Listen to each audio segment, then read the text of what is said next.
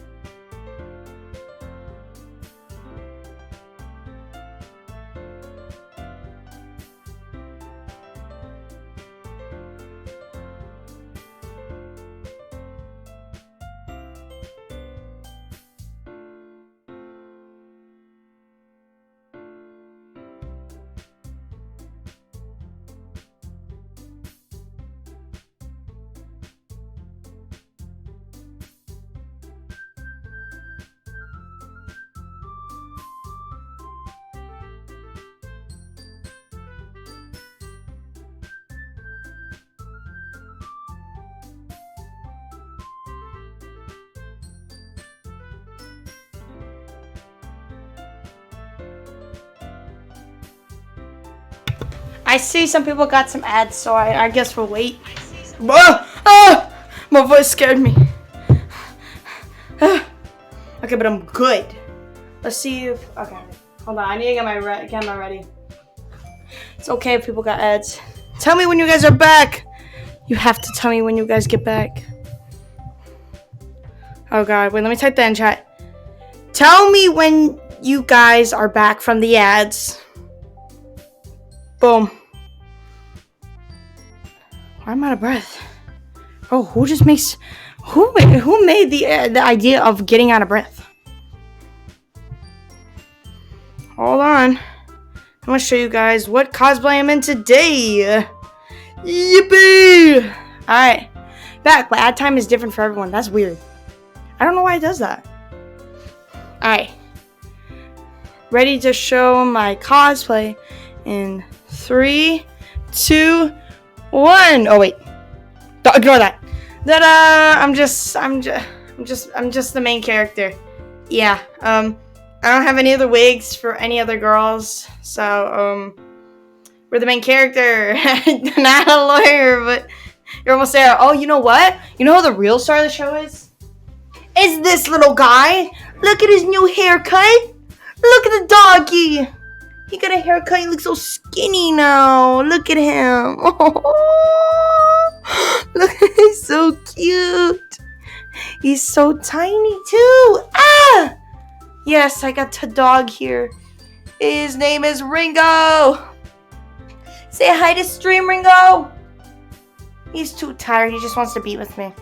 But yeah, I'm just being the main character because I realized if I just wear no wig and have my natural hair out and then put some like blue pants on with the rest of the pieces of the costume, then I literally just look like the main character. So, cosplaying is the main character for today, but I don't even have the blue pants to go with it. Because I think if it were a boy's uniform, since the skirts are blue, the pants would be blue. And if it's not, that'd be detrimental.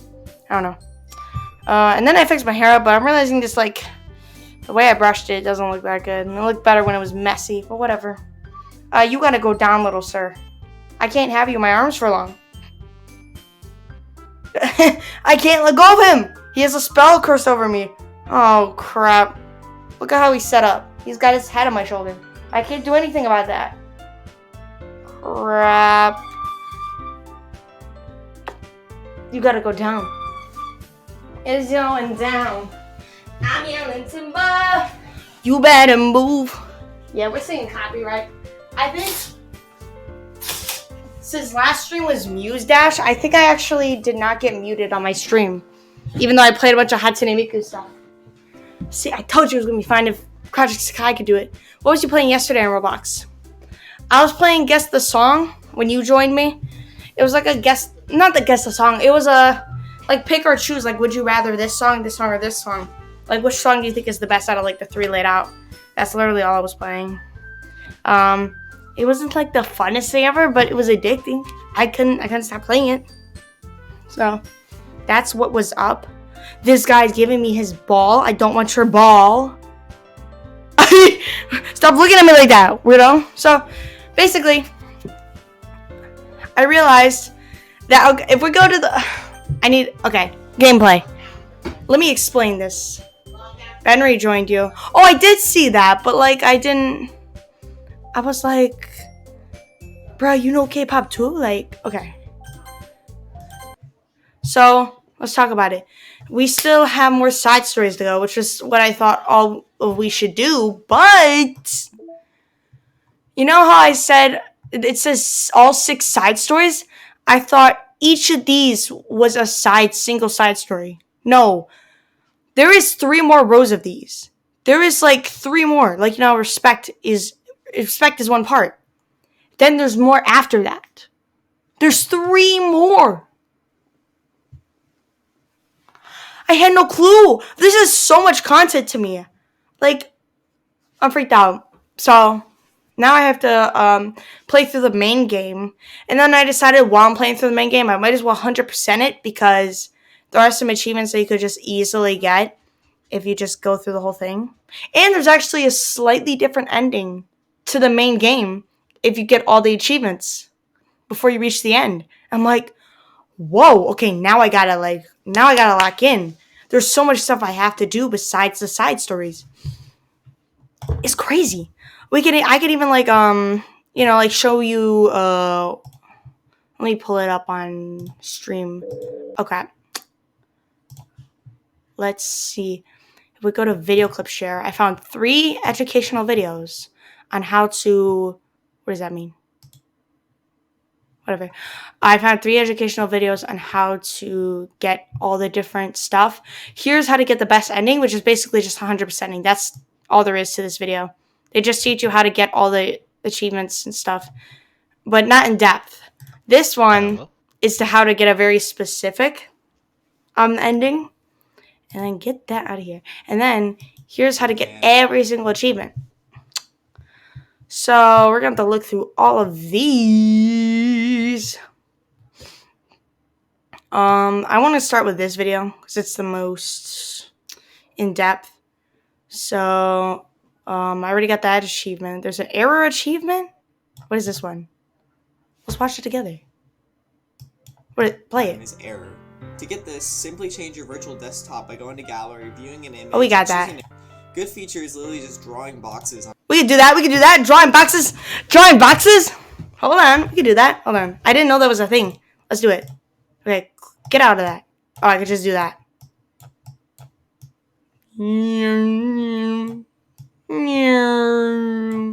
Monica, my girlfriend, my one and only Monica. Yeah. Reed Blower, thanks for the follow. I'm sorry. It's not funny. Oh, Sayori Yuri Natsuki. Sayori Yuri Natsuki. The DDLC developer commentary? No, I have not. I don't think I have. Monica! Why am I not getting an achievement for this? I haven't seen anything pop up. May I post a YouTube playlist? A link to it in the chat? Sure. I don't mind. Oh, yeah. Oh, crap. And then there was Freddie, there's a bunch of videos you sent in chat that one day, and I just didn't get to watch them. It's fine. It's not fine. It's really not okay. Did I already get an achievement for this? What's the achievement called? Good feature? Let me look. Maybe I already got it before. Yeah, I already got error. Wait, I got a perfect Monica poem? I already got that. I thought I didn't get that before. Wait. What is it called? Is the achievement called Good Features? Poop. 6 hidden achievements. I'm going to look at the hidden achievements. Oh. No, I'm looking. Good features. Draw boxes on the desktop. That's what I'm doing. Good features. Yeah. I mean, I'm doing it.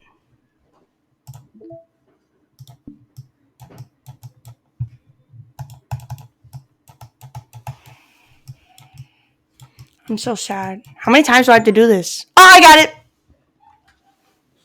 Yeah. Okay. And then what's the next one?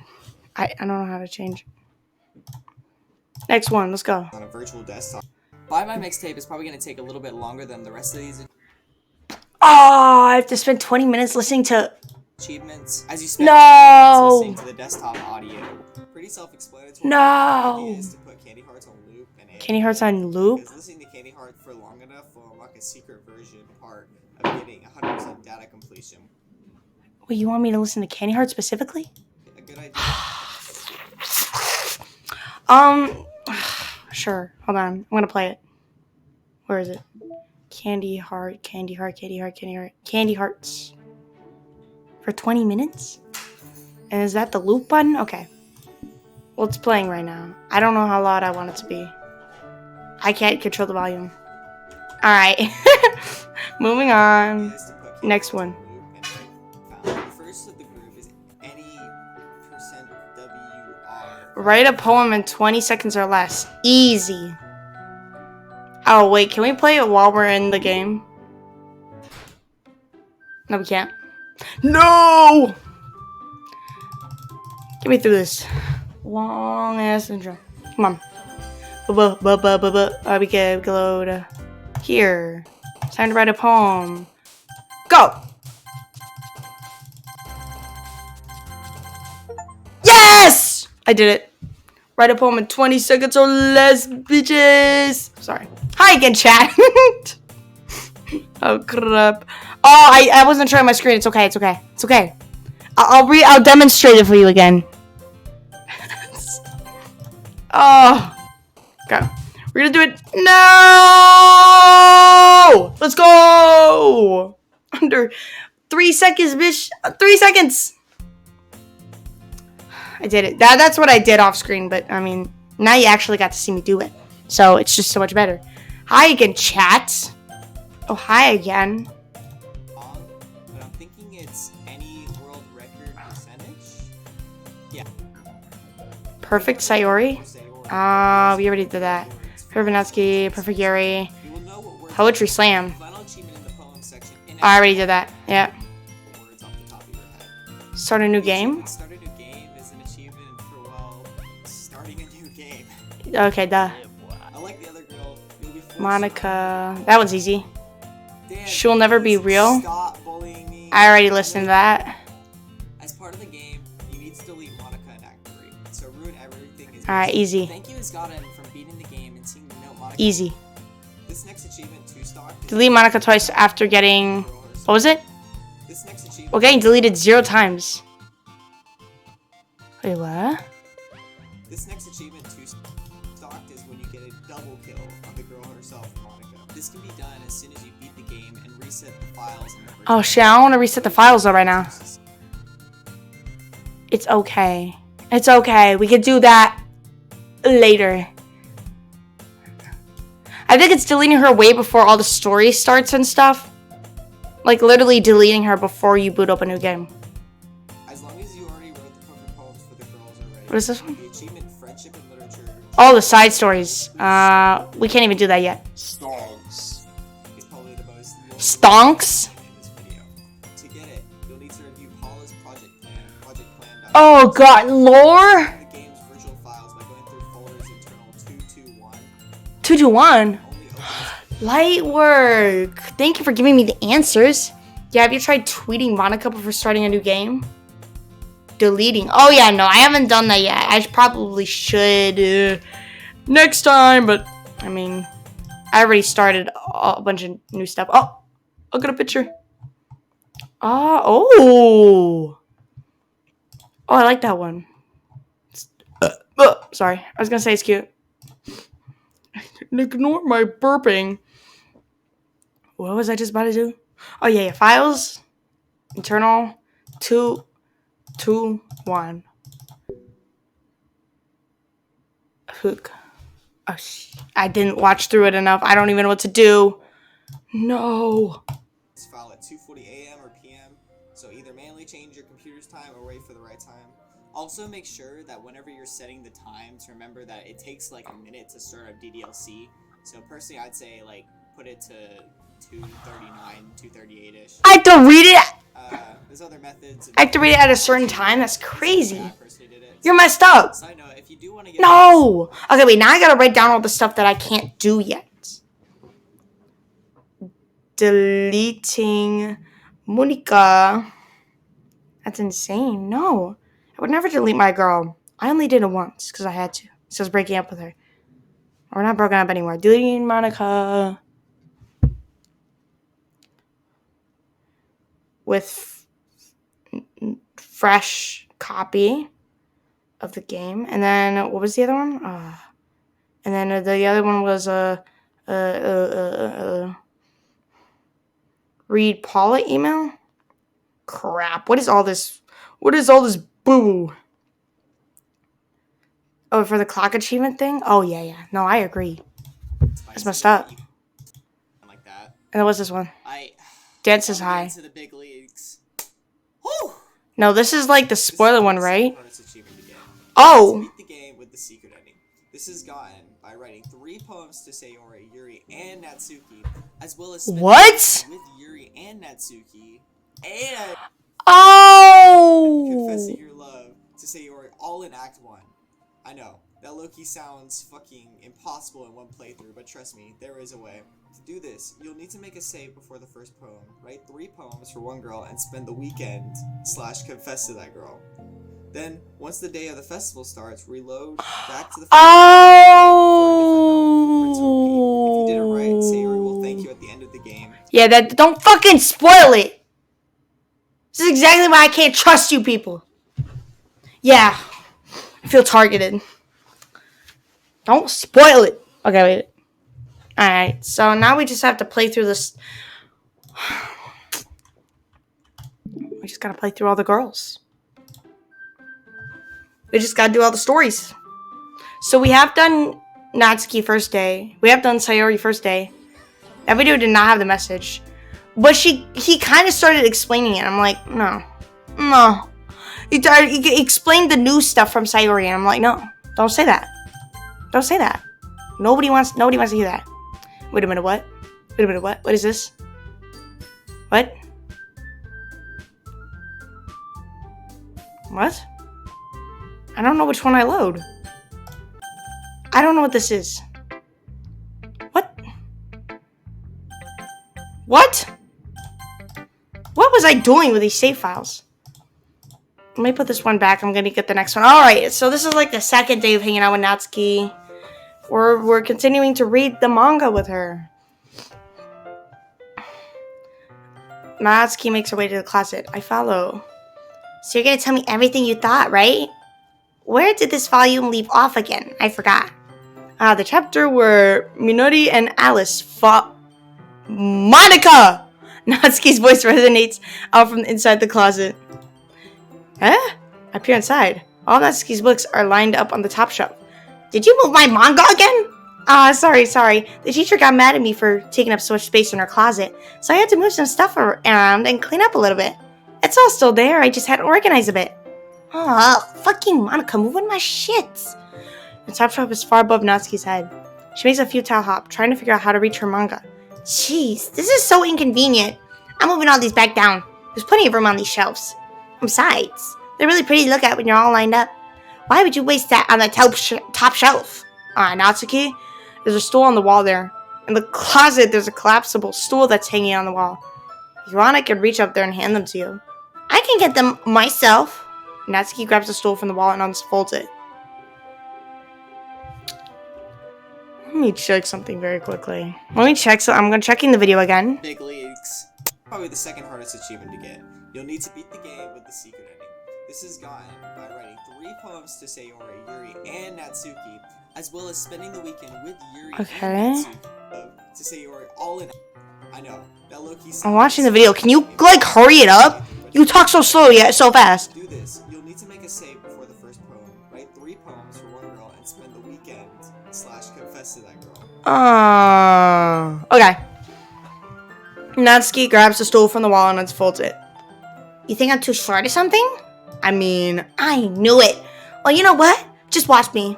Natsuki hops onto the stool with it. Ends up being a little wobbly because of its collapsible design. Oh, I wonder what's gonna happen. Careful. I know what I'm doing. Standing on the stool. What is happening? Natsuki's fingertips reach the top shelf. The stool would be enough for me to easily grab the books, but Natsuki's being stubborn as usual. Natsuki uses her fingers to scoot one of the smaller boxes to the edge of the shelf. See? Gah! The box suddenly tips. Natsuki barely catches it before it falls to the floor. The stool wobbles. What? Losing balance, Natsuki hops off the stool. Thankfully, she was able to stay on her feet. She holds the box triumphantly. There! Having almost fell, Natsuki's a bit shaken up. Jeez, no need to prove yourself to me. There's no way you'll be able to get the bigger boxes like that. I can reach them, so I said I can do it! I don't want your help, okay? I'm gonna get a chair, so just hang on. Natsuki forces her way past me out of the closet. Let's see. The classroom chairs have the desks attached, so they're too inconvenient to fit into the closet. The player's chat, yes. Aha! Natsuki trots over to the teacher's desk, which has a computer chair behind it. Oh, you don't stand on rolly chairs. She rolls it on its wheels back over to the closet. This is why you don't stand on wheelie chairs. Look. Because then you can fall. Look at what I'm doing right now. I could fall from this. Okay, I'm gonna stop that. You know what would have been really funny is if I fell for the content? But I'm not doing that. I'm not. My voice is already healing from sickness. I'm not trying to heal broken bones. Dumb ways to die, exactly. Isn't that one of the deaths in that freaking song? Let me just close this, just in case.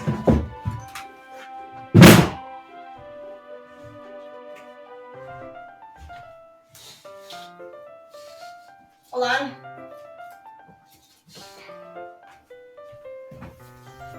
Alright, I'm back. She rolls it on its wheels back over to the closet. It's a little dangerous since the chair swivels and rolls. But I've already learned my lesson, so I keep my mouth shut. Natsuki climbs into the chair and slowly balances onto her feet. So she refuses my help. I take a seat with my back against the side of the doorway and simply watch. You're not gonna hold the chair for her? Aha, there we go. See, I can easily do it now. Natsuki grabs a stack of manga and bends down to put it on the shelf below. What? The chair swivels. Natsuki catches herself on the shelf. What are you doing? Can you at least hold a chair steady instead of sitting and doing nothing? Who was it who told me not to help? Yeah, I got you. I hold the chair while Natsuki reaches back up. I can almost see up her skirt.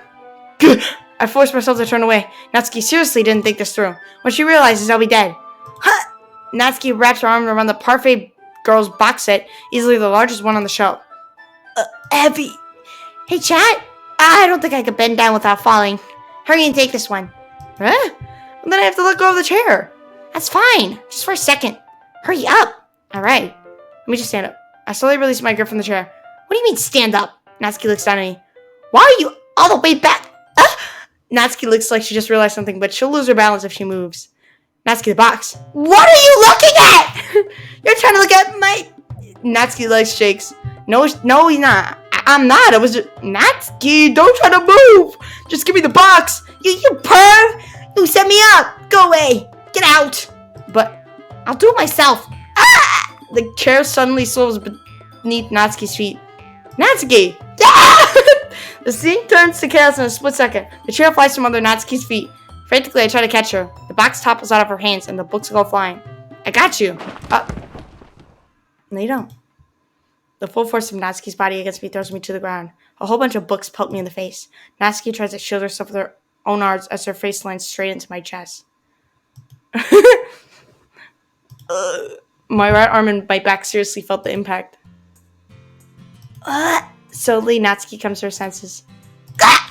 She presses her arm straight into me to prop herself up. Natsuki seems to realize that it's not the floor I was beating for. Grass! A fist pounces into my chest. Natsuki then hoists herself to her feet.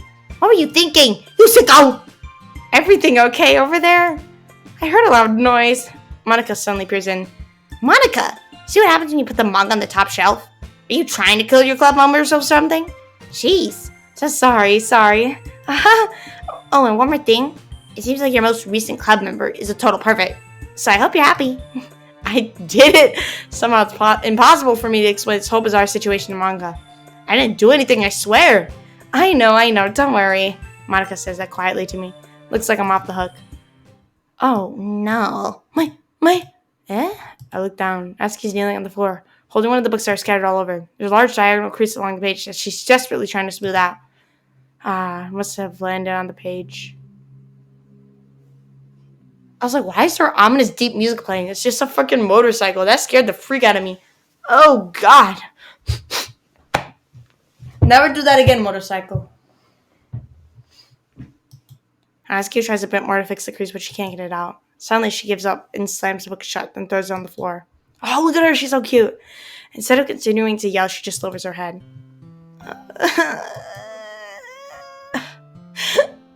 Natsuki, are you? No!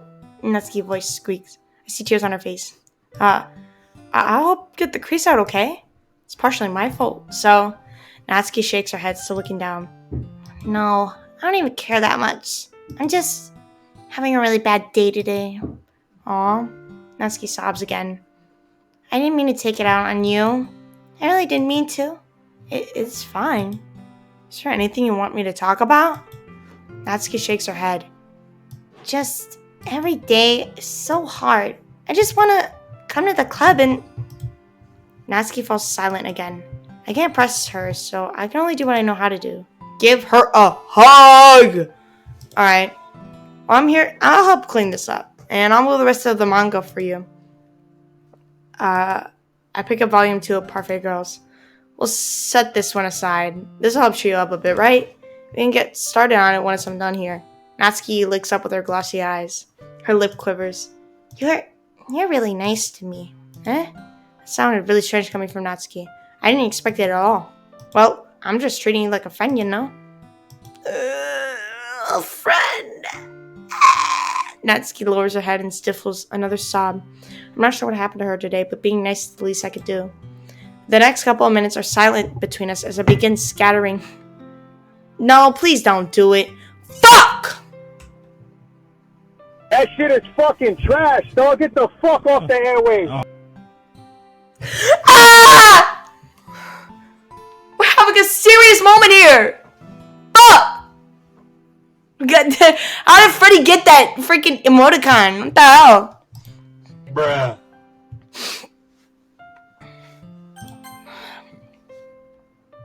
The next couple minutes are silent between us as I begin gathering the scattered books. I slip them somewhere. After a little bit, Natsuki starts helping. It isn't long before we're done, and I hoist the box onto the shelf where Natsuki wants to put it. Fuck you!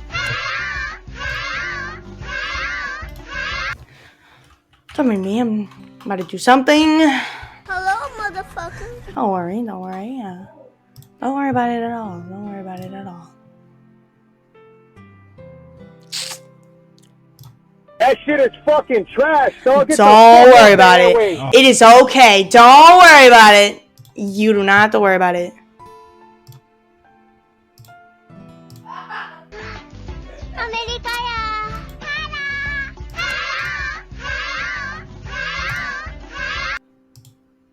You do not have to worry about it. Don't worry about it, sweetheart.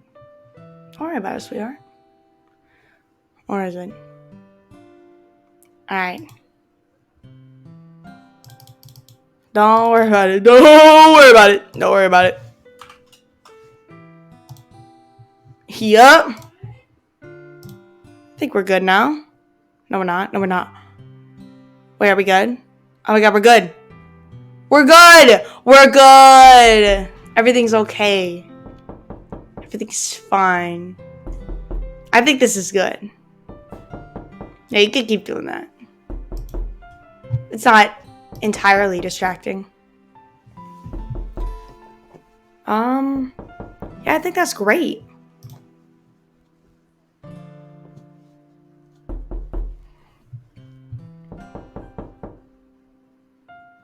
Alright, back to the game. It isn't long before we're done and I hoist the box onto the shelf where Natsuki wants to put it. Then I get on the stool and quickly finish removing the rest of her books from the top shelf. Alright, that should do it. Dog? I hop off the stool. Natsuki averts her gaze. Thanks. It's nothing. Natsuki's holding the volume set aside in her hand. Alright, I'm ready. Good. Even if you weren't, I'd make you anyway. You're taking responsibility from what you said. The thing about cheering me up? If you insist. We sit in the same spot as last time and I open the second volume. Natsuki's mood quickly improves, laughing and pointing things out to me. She's surprisingly sharp, making note of a lot of subtle, repeated jokes and background elements. In the end, I'm pretty impressed by how everything ties together in this manga. I guess Natsuki has good taste after all. After some time, Monica gets our attention as usual, and it's time to share poems again. Guess I'll be holding on to this for now. Yep, even you sound more enthusiastic this time. I'm starting to get into it, you know? Told ya. Yeah. I return to my seat and slip the book into my bag. And it's poem time. Where the fuck is... Where's Monica? Telling us it's poem time.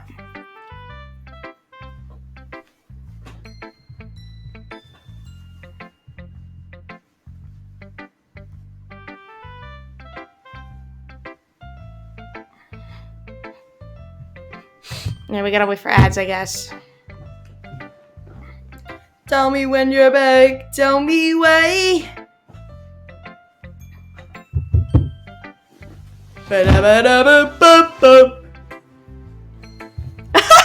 No, I meant to say tell me when they're back. Tell me. I meant to say tell me when you're back.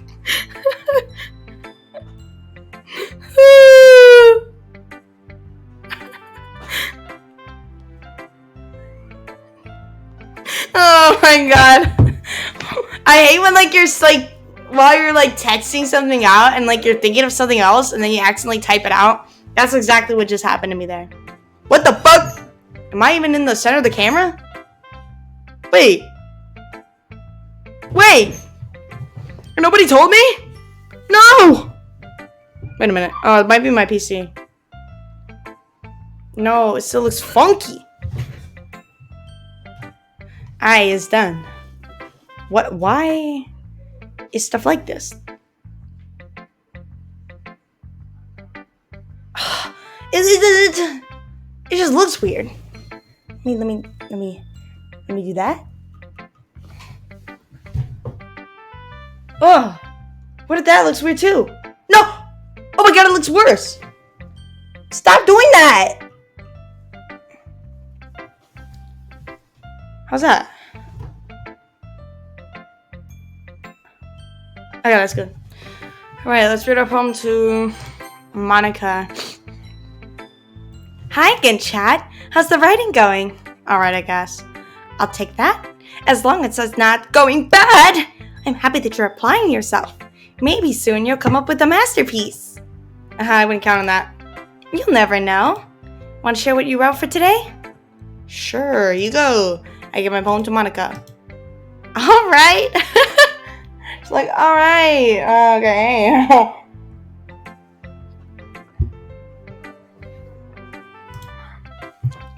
It's pretty good. You've been spending some time with Natsuki, haven't you? You must like her writing style. Oh yeah. I think it's a neat way to tell a story. I don't disagree. Natsuki's poems may be cute, but they're also meaningful. I could see why you'd be into the style. I guess that means you're not as much of a fan as Yuri's poems then? I wouldn't say that. I kind of like everyone's poems. That's true, but I'm sure you like some more than others, then right? Fuck! What are these extra words coming out of my mouth? Like Yuri's use of complex words and symbolism, or Sayori's way of expressing happiness or sadness in a more direct way. You must have some kind of preference, don't you? Not that it's a contest or anything. I was just curious, that's all. But anyway, you want to read my poem now? I like the way this one turned out, so I hope you do too. Alright, let's take a look. Yeah. We already read that. It's even more abstract than your last one. Oh yeah, we already read that. It's like magic. Ow! Here's Monica's writing tip of the day. Sometimes you'll find yourself facing a difficult decision. That's just about saving your game. Wait, is this tip even about writing? What am I even talking about? That's my advice for today. Thanks for listening. Alright, show it to Natsuki. Natsuki reads my poem. She keeps glancing at me, then back at the poem. But now she must have read it more than once. Is it that bad? No, it's not. It's good. It's really good, okay? There, I said it. This wasn't supposed to happen at all. Why can't you just be bad at this? My poems are supposed to impress you, not the other way around. You're trying to impress me? Obviously, you think I'd let you enjoy Yuri's writing more than mine? Whoa. Give me a break. Well, in that case, what's the problem with me trying to impress you? I'll tell you. Natsuki's face freezes like she just realized something. You're trying to impress me? Oh! Natsuki vigorously scans her eyes over my poem one more time. Then the poem slips out of her hand and flutters to the floor. I have to use the bathroom. Oh my god! Red-faced Natsuki quickly walks out of the room. Hey, chat. This is just giving deja vu to Yuri in Act 2. What the hell? Did you do something to Natsuki? I just saw her rush out like that. You didn't do anything terrible, did you? No. I just told her that. My voice gets caught in my throat. There's no way I could tell Monica that I'm trying to impress Natsuki. Monica sees the poem lying on the floor and swiftly picks it up. She skims over it for a second, her smile not fading from her face. I see. At first I just thought you liked her writing style. But you wrote this for Natsuki, didn't you? No! What are you talking about? What do you mean? I don't know what you could possibly mean by that. What are you talking about? No. You're just seeing things. I think that's what you're just seeing things. And that's okay. It's okay to admit. Everybody's seeing things. They don't know what's going on. I mean, not really. In fact, didn't she like your poem a lot the other day too? I'm surprised you know her taste so well already. Are you sure you're not cheating, chat? What the fuck? I would never cheat on you, babe. No, never. What are you talking about? Cheating? What do you mean by that? Never mind, I'm just kidding. Oh, she thinks I'm cheating in the game. No, Monica, if you go into the game files, it clearly says all the words that impress her. Actually, I guess that is cheating. Alright. Monica, you win this time. Believe me alone. I didn't understand Monica's joke at all. Anyway, how do you think Natsuki feels about you? Oh, you don't need to answer that. It was just something for you to think about. Hey! Natsuki comes up and snatches the poem out of Monica's hand. Neither of us have noticed her re-enter the classroom. Did you read this, Monica? Of course, I liked it. Ugh. You should really stop reading things that aren't for you, you know? Oh, so you're admitting it is for you. You have a bad habit of doing that. Huh? But chat wrote this poem, and we're supposed to share with everyone, right? Natsuki freezes. She apparently forgot my poem is technically for everyone to read. Okay, well, I think chat is done sharing this poem with everyone. It's not like anyone would want to read this anyway. In fact, I'm just gonna hold on to this. If you insist. What? Why are you looking at me like that? Like what? Never mind. Natsuki, I'll give you the poem, and that's still not very fair to Sayori and Yuri. They both haven't gotten to read it yet. So what? Well, I guess Chad is right, Natsuki. It's not fair if you don't let everyone finish reading it. Okay, fine. Just take it. Holy shit, I'm so embarrassed. Fine. Natsuki returns my poem. Sound like she's gonna like it, though. Anyway, read my poem now. And no, I won't let you keep it. This is my only copy.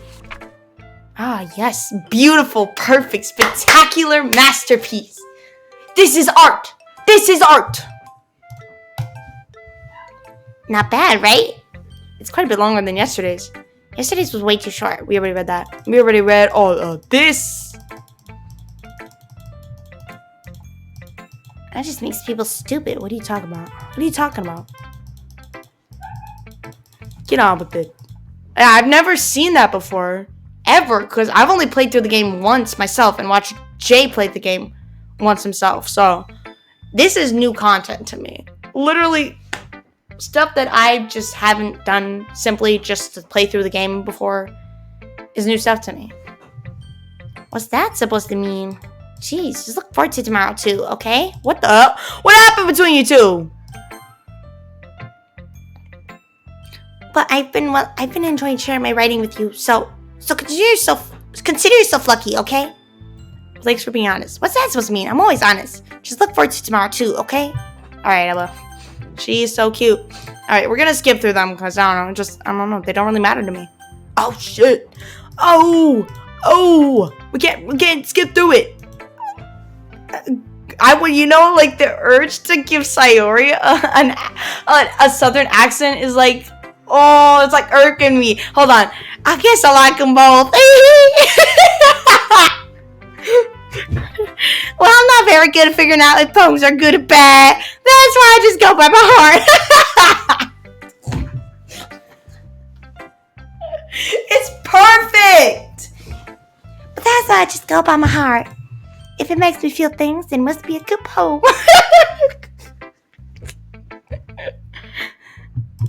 Oh my god. I don't even know what kind of writing you like in the first place. Yeah, me neither. Why don't you at least try to give it some thought? Oh, you want to write something for me? That's so sweet. Yeah, right. Eh? Well, I don't really know what you mean, but I'll try to keep it in mind. Anyways, let's see. I guess I like happy poems. Oh, we've already read this. That's okay. I did skip through a lot of new text that we didn't see before. Yuri, you have anything new to say? No, I don't think she does. She thinks I'm mad at her. Okay, I know you have, like, some very, like, anxious thinking. And, yeah, it's just like me. But also, no, I'm not mad at you. And you need to accept that. I hate you, but I'm not mad at you.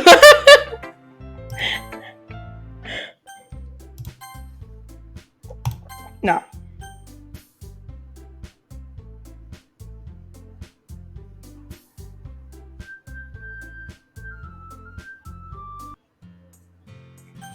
It's okay. Whoa! Oh shit, I forgot about this! So let's just say that one day Natsuki asks to I come with you. What would you do? Well, I would welcome with Natsuki. Why does the thought of that make my heart pound? It makes me go Doki Doki.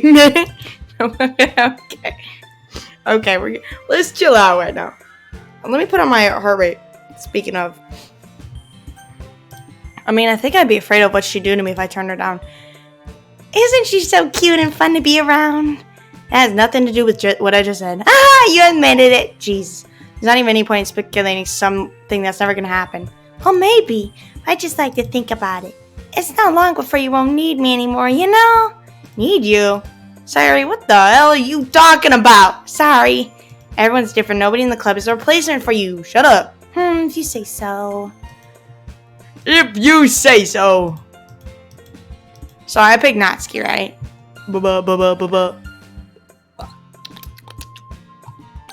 Alright. Alright. We are saving here. Just in case we mess up.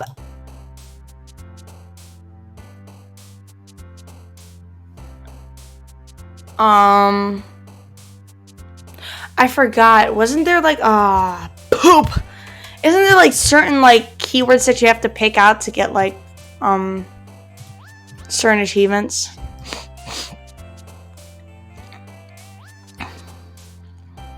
Hold on, I'm watching a video.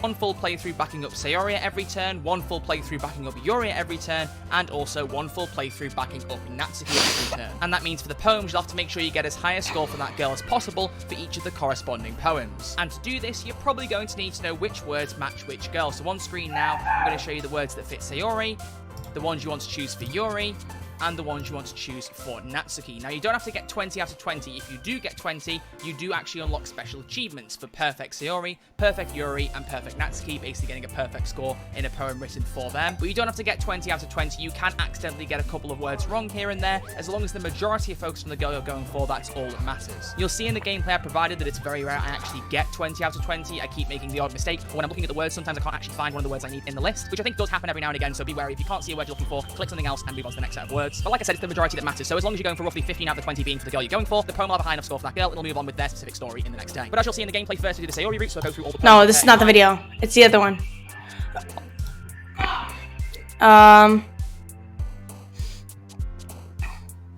It was like here. Write a perfect poem for Sayori. Oh god. I swear to god, I feel like everybody's talking so slowly all the time. Reload the save and try again. Her preferred words tend to be metaphors for one thing, her emotions. Any emotional tie is her word. Here are the exact words for anyone who doesn't want to take risks. Writing a poem for Natsuki and Yuri are basically the exact same thing, except obviously, like, they're gonna have different words. Natsuki's words tend to be a cute, simple style word that have little to no other meaning than what is said. On a quick note, while writing her poem, pick the word kawaii and Doki Doki if it shows up. That right there will also help you to get 100% data completion later on, so just go ahead and Oh yeah, kawaii, that's what I wanted to see. right here. But then Yuri also has a word that's, like, gets a special thing too, right? Word that most people think, what the fuck does this even mean? Same thing with Natsuki, we're going to need to click the word horror for 100% completion, so you might as well just click it now. Here are Horror. anyone who needs it. Fuck! I gotta remember to click horror. I I don't think there's any special Sayori words I have to click. What if I just click it now? There you go. And then if I find Kawaii, I'll make sure to click it. But I know for sure I clicked the Doki Doki one and I already got an achievement for it. No Kawaii. No Kawaii.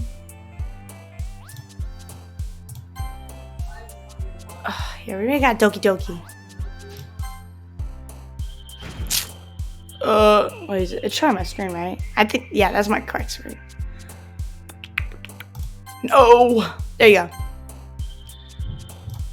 But I've probably already done it before already. Where is it? Yeah. And then cute, and then rainbow. Oh! And then we get the buh. And then we get the buh. And then we get the buh. And then girl. Get the buh. Buh. Hold on. Candy. There you go. Definitely got Natsuki today. Oh man, I'm the last one here again. Wah. Girl, what is wrong with you? Chat, I'm so sorry you have to deal with nasty little Sayori. Oh. Uh-oh. I messed up. Hey, you. I look up to see Natsuki next to me. Are you just gonna sit there and keep staring at nothing? There isn't that much time, so... sorry, I didn't mean to make you worry or anything. It's not like I'm worried, I was just... Natsuki glances down at her side. She's holding a volume of manga in her hand. That's right. Something just came up for a minute, but we could get started now. I won't make you wait any longer. Jeez. Now you're making me feel like a jerk. If something's bothering you, then you could just tell me to leave you alone, and I will. I mean, assuming you didn't feel like talking about it or anything. She practically mumbles that last part. Now, I'm probably making it seem like a bigger deal than it is. I just been thinking about Sayori, that's all. Sayori? Thinking about her? Yeah, she seems pretty down today. She didn't want to admit it to me. You guys, girls, you do not have to fight over me. You do not have to fight over me. I love you both. So I can't help but wonder if something happened to her. Oh, Natsuki exhales. Well, first of all, you should really work on their phrasing. But anyway, you're her best friend, right? Yeah, I guess so. Oh, didn't we read this? Yeah. I think you should trust her a little more. If she needed you, then you would be the first person she'd go to, right? Well, I guess that's true. I mean, some people just have those days. You can't always avoid it. If anything, she probably doesn't want you to worry about her because it's not important. Yeah, that's kind of what she said to me. Maybe it's not right for me to go against her wishes. Exactly. If she needs you to worry about her, then it'd be a lot more obvious. Yeah. I should have thought of it that way from the start. Natsuki fiddles with the book she's holding in her hand. She really means a lot to you, doesn't she? Don't get the wrong idea or anything. We've just been friends for a long time. It's normal to be worried about your friends. I mean, you were worried about me, so... I was not! Jeez, if you're fine, let's hurry and get started already. Yeah. You were worried about me. That's it. It really is. They don't have, like, a very specific third date scenario for her. What? I wonder what she was talking about with Sayori. So, wait, so is Sayori back? Poop. I don't know if she is. Let's see. Oh, she's so excited. You're certainly enthusiastic today. Of course. You know I like your writing. I'm just surprised. It seemed like you had a lot of trouble admitting that before. Well, of course. I just had to put you in your place a little bit. It's not like I was shy or anything stupid like that. Or jealous. I really wasn't jealous. Just because you happen to be a good writer. That's such a dumb thing to get jealous about. Natsuki. What? You're not very confident about your writing, are you?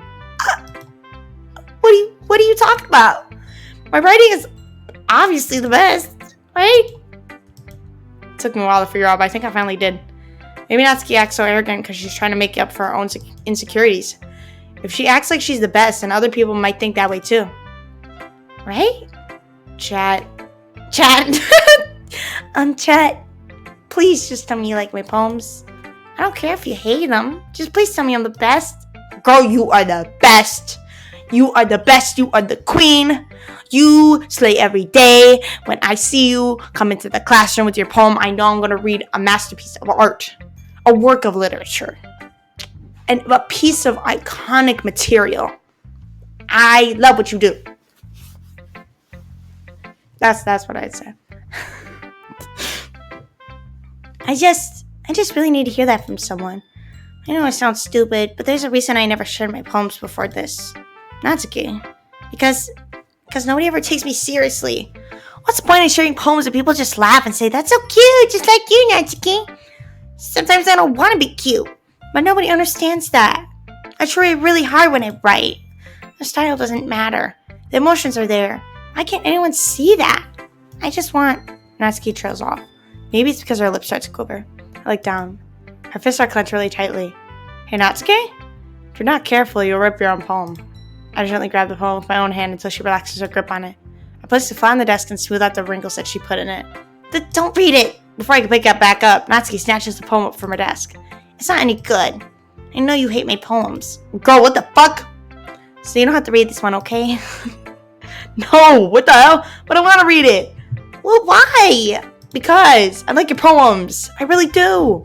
Why would I judge you for your style? It's not like my own style is anything crazy. I mean, it's true that the first time I read one of your poems, I didn't look too much into it. But I know you better now.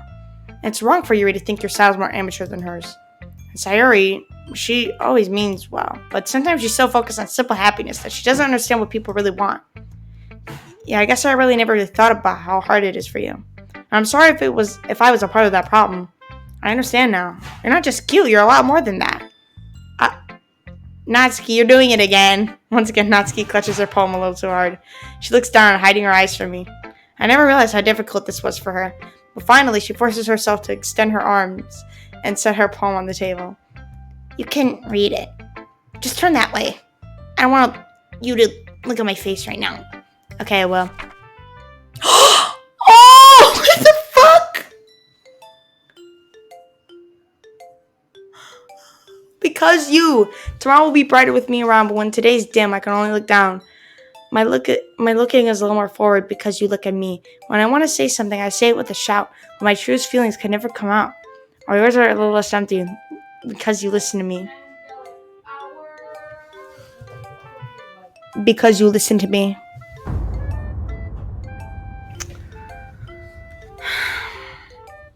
And something is above me. I reach for the stars. When I feel small, I don't get very far. My standing is a little bit taller because you sit with me. I believe in myself with all my heart, but what do I do when it's torn all apart? My faith is a little bit stronger because you trusted me.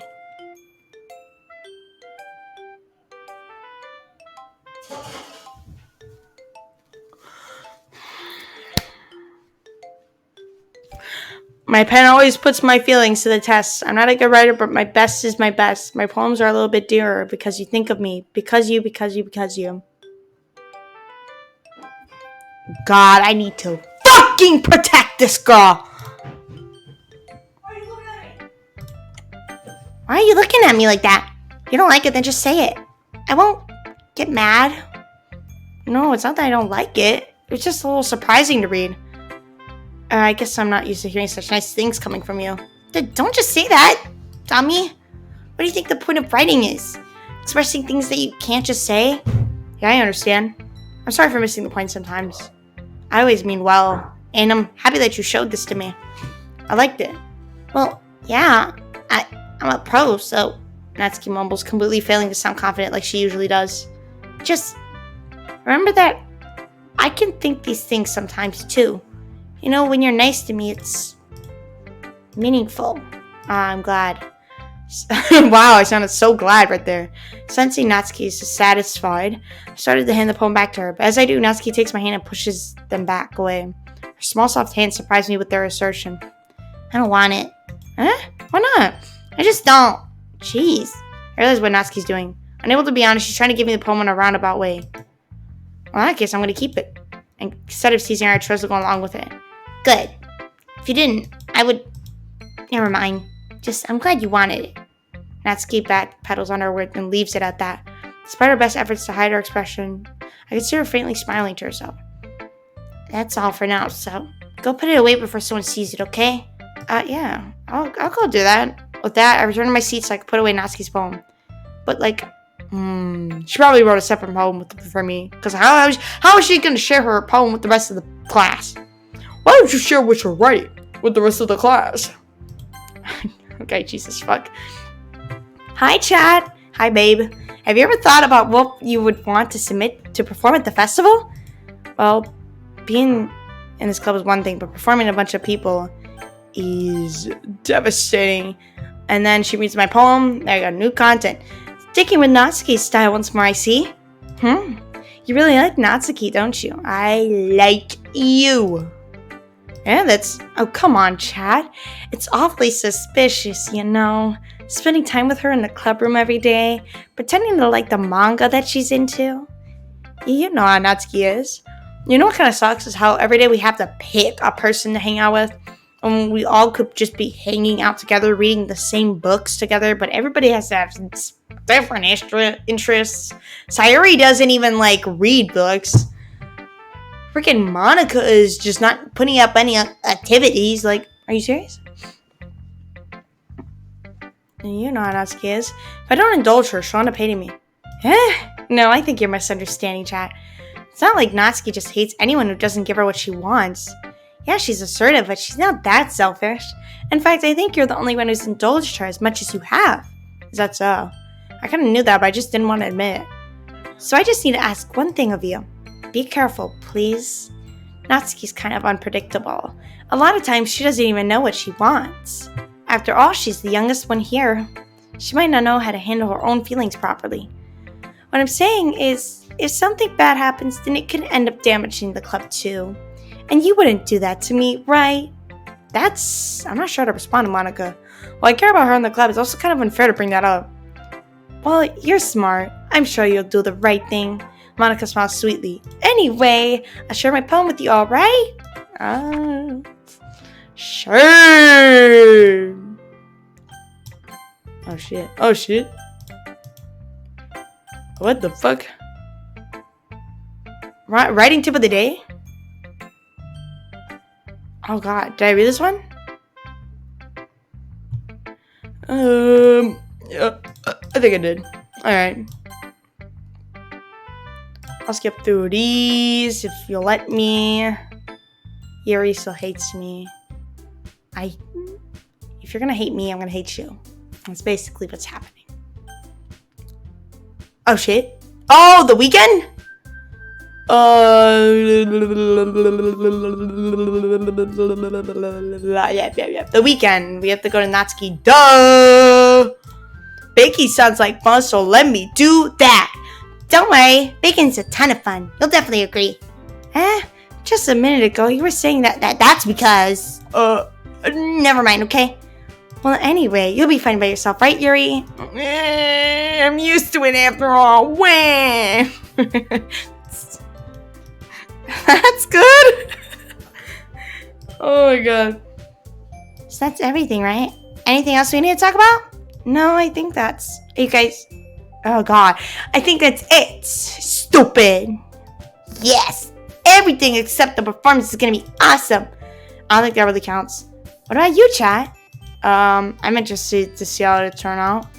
Let's go. She's sulking. Let's skip through that. You need to stop being dumb and give yourself a little more credit. Frickin' bitch. Wait. Oh yeah. She's just comforting her. You didn't really mean that, did you? Not really, but...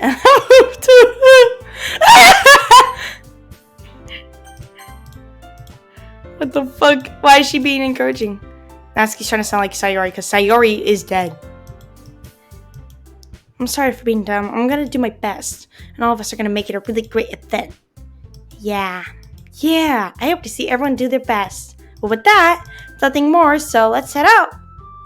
Okay, but I'm staying here a bit longer. I barely got to do any reading today, so fair enough. There's nothing wrong with that. Everyone packs up their things. I start to follow Monica and Yuri out the door as they chat between each other. Where are you going? What? We still need to figure out our plans for this weekend. You literally would have gotten home and realized you didn't even have a way to contact me. Oh, that's true. I have no idea how that slipped my mind. Jeez, good thing I stopped you. I'm giving you my number, okay?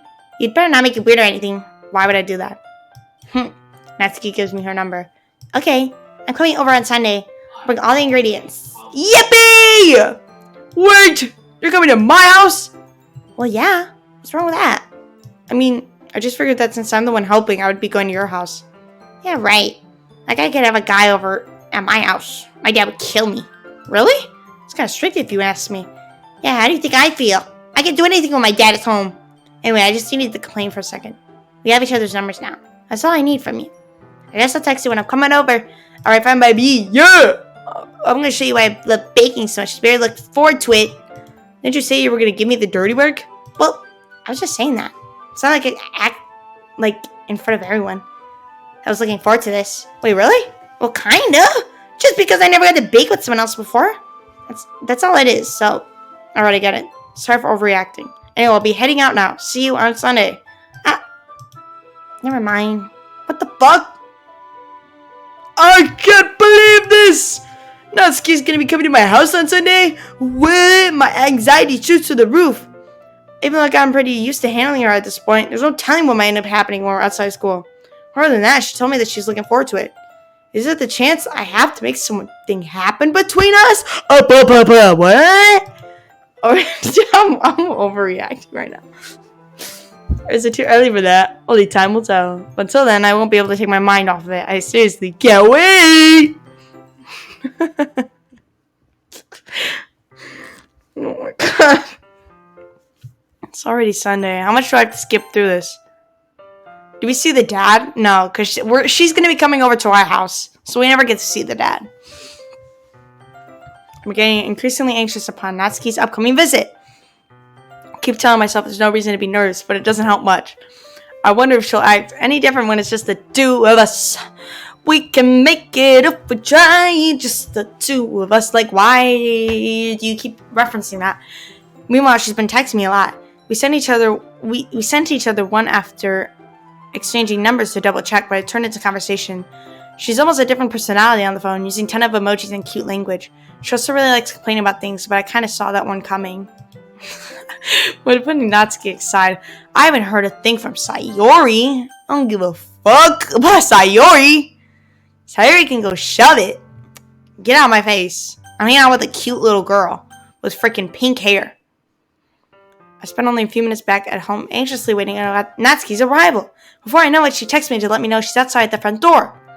Without delay, I opened the front door to let her in. Oh, look at her! Oh, sup? Hey, I don't know what I'm expecting, but seeing Natsuki in something other than her school uniform totally threw me off. Seeing her in such cute clothes makes the uniform seem totally unfitting in comparison. Jeez, don't make it feel so awkward already. It's gonna be a long afternoon, so don't be weird just because you're not used to seeing me outside school. Anyway, I'm coming in. Yes! Kitchen! Baking! I see you brought a lot of stuff. Natsuki's carrying a large bag that's probably full of baking supplies. Well, I didn't want to come all this way to find out that your kitchen isn't equipped for the job. You brought everything I asked you to, right? Yeah, I did. Yesterday, Natsuki asked me to buy a bunch of ingredients if I didn't already have them at home. Good. Glad I could count on you to do your part. Well, do I live alone? Because, like, how am I able to hang out with these girls without my parents intervening or whatever? Of course. Surprised to hear Natsuki suddenly say that rather than something snarky like she usually does.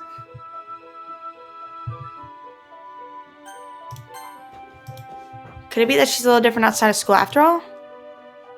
Anyway, let's go to the kitchen. What? You're not even going to offer to take this heavy bag from me? Where's your hospitality, chat? Come on. Since when did I need to be a gentleman? I grab the bag Natsuki holds out to me. This is ridiculously heavy. I carried it all the way here. Are you impressed? I see now. Yeah, I'm impressed, Natsuki. Seems like I always underestimate you. It's because I'm so small, isn't it? You jerk. Natsuki hits a fist into my chest. Hey, your size has nothing to do with it. Do you really hate being small that much? It's not like I hate it. I mean, sometimes I like proving people wrong when they only think I'm worth my size.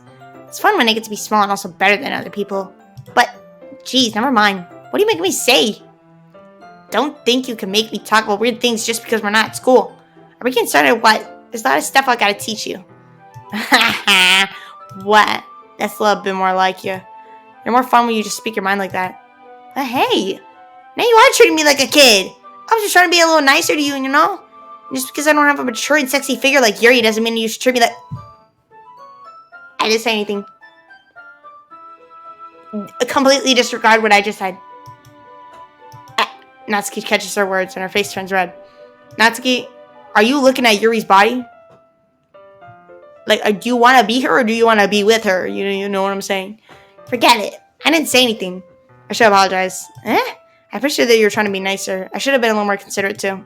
But also, if that's what you're thinking, then you should know that there are tons of guys who are into body types like yours. Hey, yo! Hey, yo, what the... how would you know that anyway? Just trust me on this one. I know guys because I am a guy and hang with guys. Gross. Hey, was that to me? Who else? Man, let's just get this started already. Aha! You get all sour when a girl calls you gross. I finally find your weakness, chat. Natsuki smiles deviously. Please spare me. Natsuki decides to dish out more insults like that. There's no way I'm not fighting back. But she's satisfied enough for now, finally starting to pull things out of her bag so we can get started. Before long, the whole kitchen is a mess. Spoons, dirty bowls, flowers, spilled fluid, and plastic bags are strewn around every countertop. The mixer isn't big enough to make all the batter at once, so we had to do it several times. Meanwhile, Natsuki's babysitting all my movements to make sure I don't mess up her precious baking. Chat, where did you put the food coloring? The batter's going in the oven soon, so I need to fill the trays. I think it's still in the back next to the table. What are you using it for? To color the batter, of course. I'm making each tray a different color. That way, even if the flavors aren't different, everyone can still pick their favorite. Oh, that's a cute idea. Are we doing anything like that with the icing? You wanna? You're asking me? I don't really have a preference, so come on. You're not putting any heart into this at all. You only trying to have fun? I'm having fun. I'm not really sure what Natsuki's trying to get out of me. Meanwhile, I see her separate the batter into smaller bowls and put a few drops of food coloring into each. That does look pretty cool. See? It's not like baking's just about following instructions. The presentation is when you get to be creative and have the most fun. It's a million times more worth it in the end if just looking at it makes everyone's eyes lighten up. Like the ones you made on my first day, huh? I recall Natsuki proudly presenting her cat-shaped cupcakes and Sayori and Monika's delighted expressions. I wonder if I can make Natsuki proud like that too. Yeah, maybe I will use the food coloring then. Sounds like you're starting to understand. Just make sure you completely mix the icing before you mess with the food coloring. Yeah, it's getting there. You're using the electric mixer for the batter, so I got stuck with a whisk and a huge bowl for the icing. The icing's still all lumpy. Are you even trying? Well, yeah. It'll just take a little longer. Jeez, I'll be here all night if you do it like that. Here, look. Natsuki grabs a whisk from me and uses her other hand to tilt the bowl back. You really need to beat the crap out of it. After a few seconds, the consistency of the icing has already improved. See? I emphasize. Natsuki sticks a finger in the icing and pops it in her mouth. I reluctantly start to do the same. Hey! Natsuki suddenly grabs my wrist. I don't want your gross fingers in my icing. Your icing? Are you forgetting who did all the work? I start to fight back, trying to inch my finger towards the bowl. Don't make me beat the crap out of you next. I'd like to see you try. I push harder just enough for my finger to reach the icing. I triumphantly scoop some with my finger just as Natsuki tugs with all her might. The force of Natsuki pulling me causes me to stumble, making her stumble and turn. Gross! You got on my face! Whose fault is that? There's a big glob of icing on Natsuki's cheek. She tries to reach it with her tongue, but it's too far away. Jeez, you know what? Take this. Natsuki instead wipes it off her finger before shoving her finger towards my own face. You wish. I'm faster. I grab her wrist with my hand before it reaches my face. Natsuki tries to use her other hand to fight back, but I grab that one as well. Aww. Stop! Natsuki apologized for calling me gross. Fine. I'm sorry for calling you gross. You know I don't mean it. It's just fun seeing you react to it. You do that to me all the time, you know? Saying dumb things just to get a reaction out of me. You really shouldn't tease girls like that. Is that so? In that case, I probably shouldn't do this either. I take Natsuki's fingers and put it in my mouth, licking off the icing.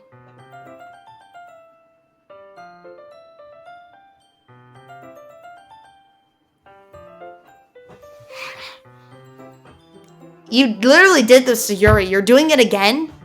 What is wrong with our freaking main character licking fingers?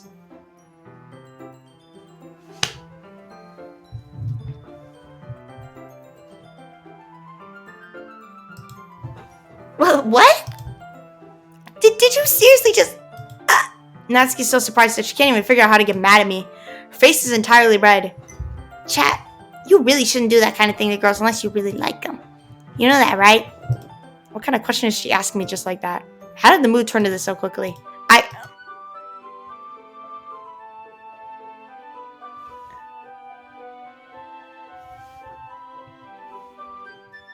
I just heard a weird noise come from the... What? Did anybody else hear that? I don't know. I heard a low... Okay, that might have just been my mouth. I don't know. Alright, Natsuki gazes at me in silence. I notice her shallow breaths. Why am I starting to feel dizzy? Huh? Out of nowhere, the fire alarm starts going off. Natsuki rushes over to the oven. Is something burning? I thought you didn't put the cupcakes in yet. No wonder. You left a dirty tray in here, dummy! How could you make a mistake like that? You should have checked before turning the oven on. Don't blame me for your mistakes. Jeez. Natsuki uses an oven mitt to grab the blackened tray out of the oven. She sits on top of the stove. And in another moment, the fire alarm stops. Anyway, I'm putting them in the oven now. Yeah. Tension from the moment before still lingers over our heads, but the moment has already been lost. I watch as Natsuki slides the cupcake trays into the oven. Then I reluctantly pick up the whisk and continue with the icing like nothing ever happened. Ah, that smells so good! The cupcakes are ready to be pulled out of the oven. As soon as Natsuki opens the door, a blast of sweet-smelling warm air fills the room. Look at how cute they all look! She proudly shows off the different colored cupcakes in each of the trays. They look even better once we add the icing. Not like you need to tell me that. I brought decorating stuff, so I hope we could get creative. Here, scoop the icing into these bags. Natsuki hands me some plastic bags. I have these nozzles that make them look nice and fluffy. This one can even make flowers. We probably won't be using it this time, though. What's this one for? I pick up one of the nozzles that has a much thinner tip than the others. That one's really thin, so you can use it to make stripes or other patterns. We can also use the right stuff on a cake, like happy birthday or whatever. Oh, I see. That gives me an idea, actually. Eh? Well, it's a literature event, right? We can make a more literature theme by writing a different word on each of the cupcakes. It would be fun to see people choose their cupcake based on a word they like. I was kind of expecting you to say something really stupid. That's actually a really cute idea, so... maybe I'm getting it from you. What's that supposed to mean? I'm not cute! Come on. We're not at school, nobody's judging. You can't dress and act like this and expect me not to think you're cute. Well... Natsuki's voice chills off. Same with you. What? Did you say something? No, nothing. Let's just do the icing. Natsuki picks up the paste and fastens a nozzle onto each of the bags. There's a lot to do, so we shouldn't be wasting time. Here, I'll show you how to do it. Without giving me a chance to think about it before Natsuki quickly moves on. There's absolutely nothing to like about the main character, by the way.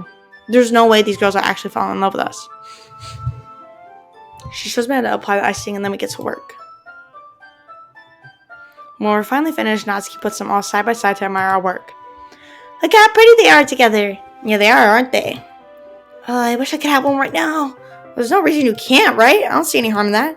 Well, yeah, but my dad's making dinner tonight, so I really need to save my appetite. Sayori is the exact opposite in that regard. If she was here, we'd probably be down 10 cupcakes already, and she would still eat dinner. Come on, that's just unhealthy. Besides, when my dad cooks, I need to eat as much of it as I can. Well, anyway, I was hoping that we would have time for manga. I need to be home for dinner. Already? That's a shame. It's your fault for working so slowly. You should have thought about that. It's not like you always have this chance.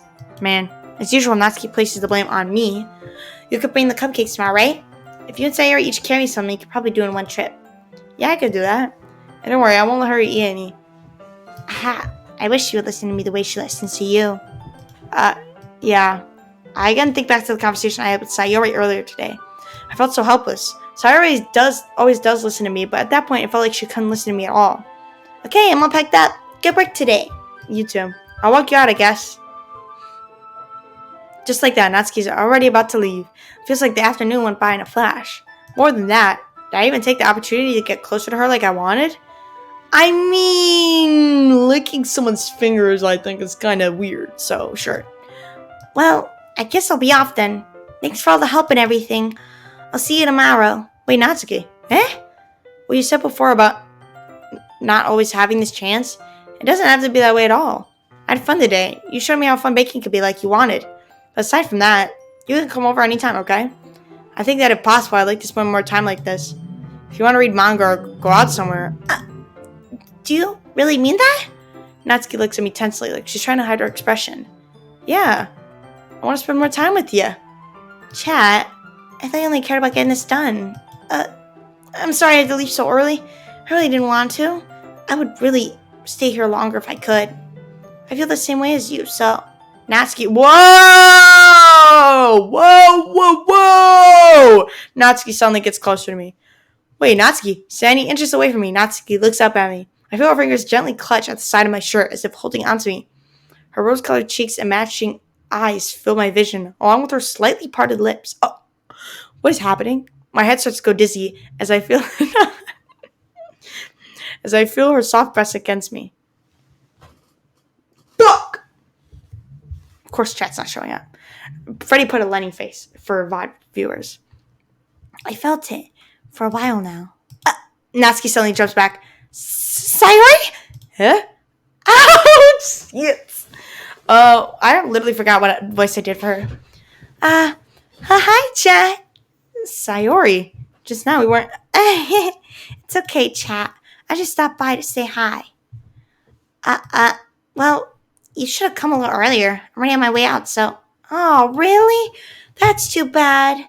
Yeah, well, I'll still see you at the festival tomorrow, so that's fine. Just don't eat any cupcakes before then. Anyway, later. Clearly flustered, Natsuki hurries up, and Sayori waves goodbye. Sayori... Why are you cockblocking? I'm kidding. Does this matter? Should I do this? I think I'm gonna have to do that to be safe. And then, for like Sayori's path, when we're impressing Sayori, we're obviously gonna have to pick that. I'm gonna just go with that. You'll always be my dearest friend. What you need most of for things like to be like they've always been. We did. I love you. Monaco told me the truth, actually. Since my chat isn't working. Oh, wait, is it working? Oh my god, it is. Okay. It's just not working how I want it to. Hold on. Let me... Literally, why does auto remove message, like, just not stay on? There you go. It should be disappearing by now.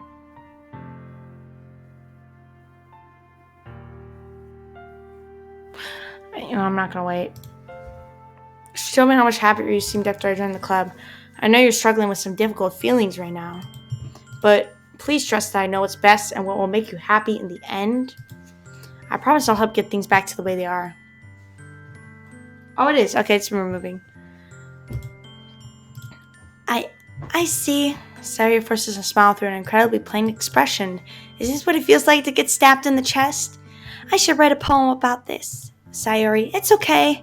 This is just my punishment, remember? For being so selfish. So please don't worry about these stupid feelings.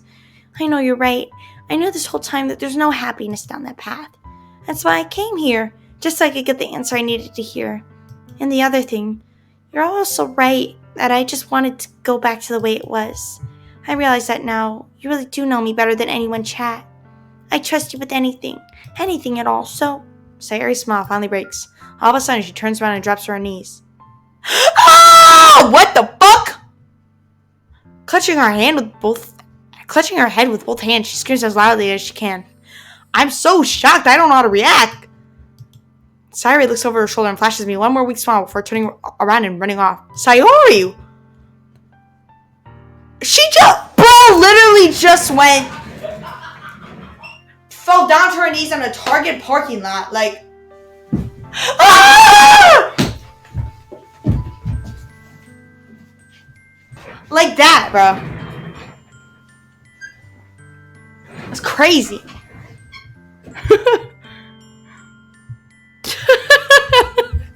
I'm watching it back. That's what. Oh my god. I'm left helplessly standing in front of my house.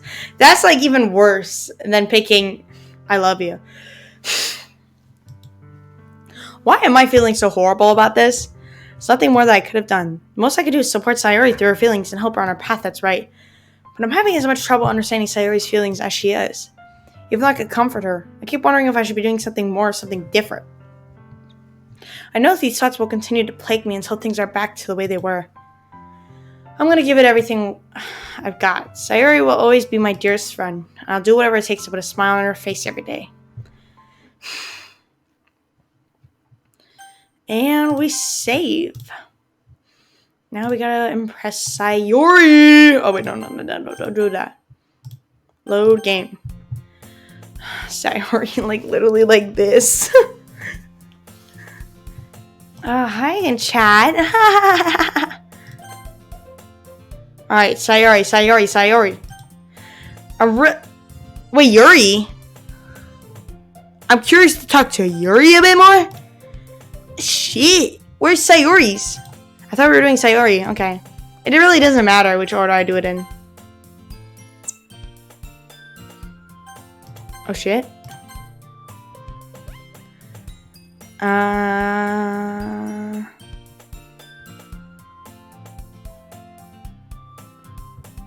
So I think it might be Sayori's for this one. But we already read this conversation. Oh yeah, no. We already did the Sayori first day scenario too. Sayori, what do you think of my poem? She's my good friend after all. Oh my goodness! This is so good, chat! Eh? I love it! I had no idea you were such a good writer! Sayori, you must be seriously overreacting. I'm not a good writer at all. I honestly have no idea what I'm doing. Well, maybe that's why, because I have no idea what I like either. Aha! Jeez, Sir Yuri's opinion has to be a little more constructive than this. Maybe even Natsuki's. Are you sure you don't like it just because I wrote it? Eh? Well, I'm sure that's part of it. I think I understand you better than a lot of other people, you know? So when I read your poem, it's not just a poem, it's a chat poem. And that makes it feel extra special. Like I can feel your feelings in it.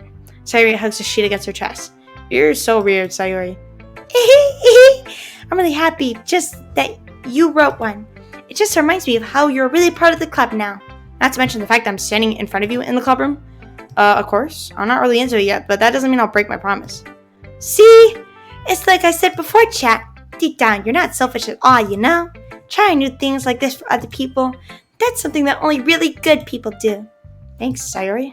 I'm not sure if Sayori sees the full picture of my motive here. Then again, I can't deny that she's part of the reason I joined. It's freaking mucus in my nose. Knowing how much this means to her and all. Yeah, and I'm gonna make sure you have lots of fun a year, okay? That will be my way of thanking you. Alright, I'm gonna hold you to that then. Yay! Now you read my poem too, right? Don't worry, I'm really bad at this. We'll see about that. Oh, sunshine. I want breakfast.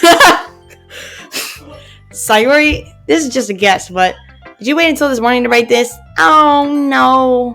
Why would you think that? Okay, Monica, what'd you think? What'd you think of my poem? Hi, Chad. Have a good time so far? Ah, yeah. Good. Glad to hear it. By the way, since you're new and everything, if you ever have any suggestions for the club, like new activities or things we could do better, I'm always listening. Don't be afraid to bring things up, okay? Alright, I'll keep that in mind. Of course I'll be afraid to bring things up. I'm much better off just going with the flow until I'm more settled in. Anyway, want to share your poem with me? Oh, fine. Whatever. I have to. Don't worry, chat. We're all a little embarrassed today, you know? But it's that sort of barrier we'll all learn to get past soon. Yeah, that's true. I and Monica, my poem. I like this one. It makes me think of something Sayori would like. Is that so? You and Sayori are really good friends, right? I wouldn't be surprised if you had those sort of things in common. Well, we may be good friends, but Sayori and I are actually really different. Well, that may be the case. Well, maybe there are also some similarities that you wouldn't expect. The way she talks about you, it sounds like the two of you really care about each other's well-being. Even if you show it in different ways, it ends up being more similar than you think. So I think that's the kind of vibe I get when reading your poem. You sure you're not reading too much into it? Aha, I could be. Oh gosh, I'm sounding like Yuri. But in any case, Sayori's writing has a kind of gentle feeling to it. I could tell she likes exploring with emotions like happiness and sadness. Who knew that someone so happy would enjoy sad things too? Yeah, that's totally unexpected. Well, to each their own. And you shouldn't be afraid to experiment a little bit either. I'm sure I'll end up trying different things a lot. It could take a while before I feel comfortable doing this. That's okay. I'd love to see you try new things. That's the best way to find a kind of style that suits you. Everyone else may be a little bit biased towards their own kinds of styles, but I'll always help you find what suits you the most. So don't force yourself to write the way everyone else wants you to write.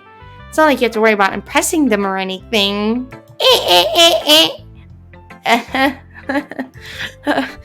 Anyway, do you want to read my poem now?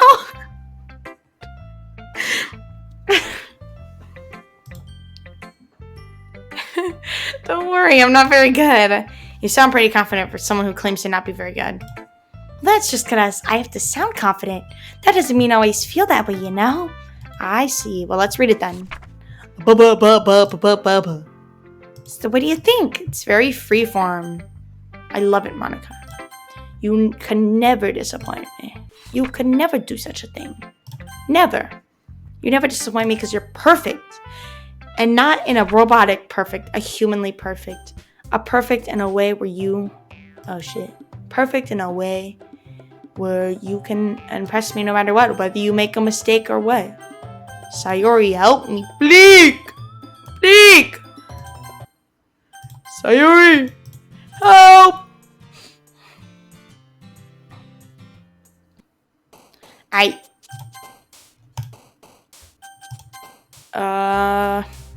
Shit. Now I gotta pick more Sayori. I forgot. It's so hard to, like, pick what she's into. Okay, wait. Alone? Yeah, that's definitely her. I kind of remember some of the stuff that she used to put. Oh, shit. Oh, fuck. Fuck! Oh, wait. Horrors for Yuri. She's awesome, I think. Joy. Clouds. No! Sayori likes weather. Oh, shit. Tears. Sunset. Fireworks.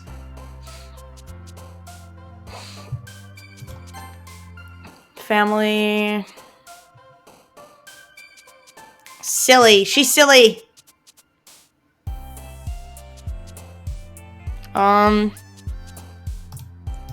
She's sweet.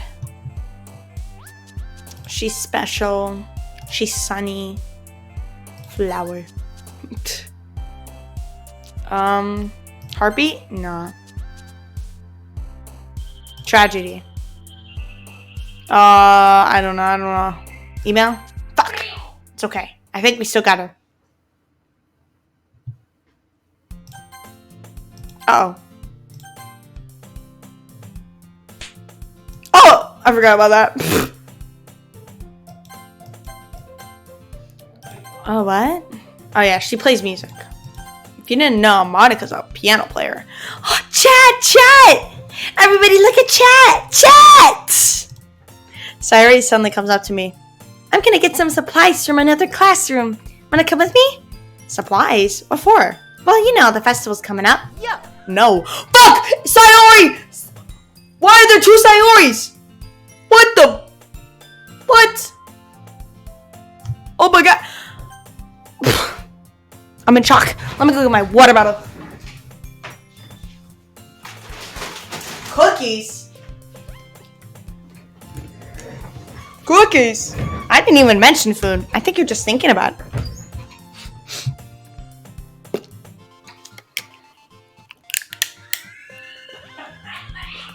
Well, you know how the festival's coming up. Me and Monica were gonna make some posters and stuff. So I need to go find some crayons, markers, and glue sticks. I see. Sure, I'll go with you. Yay! Okay, Monica, we'll be back soon.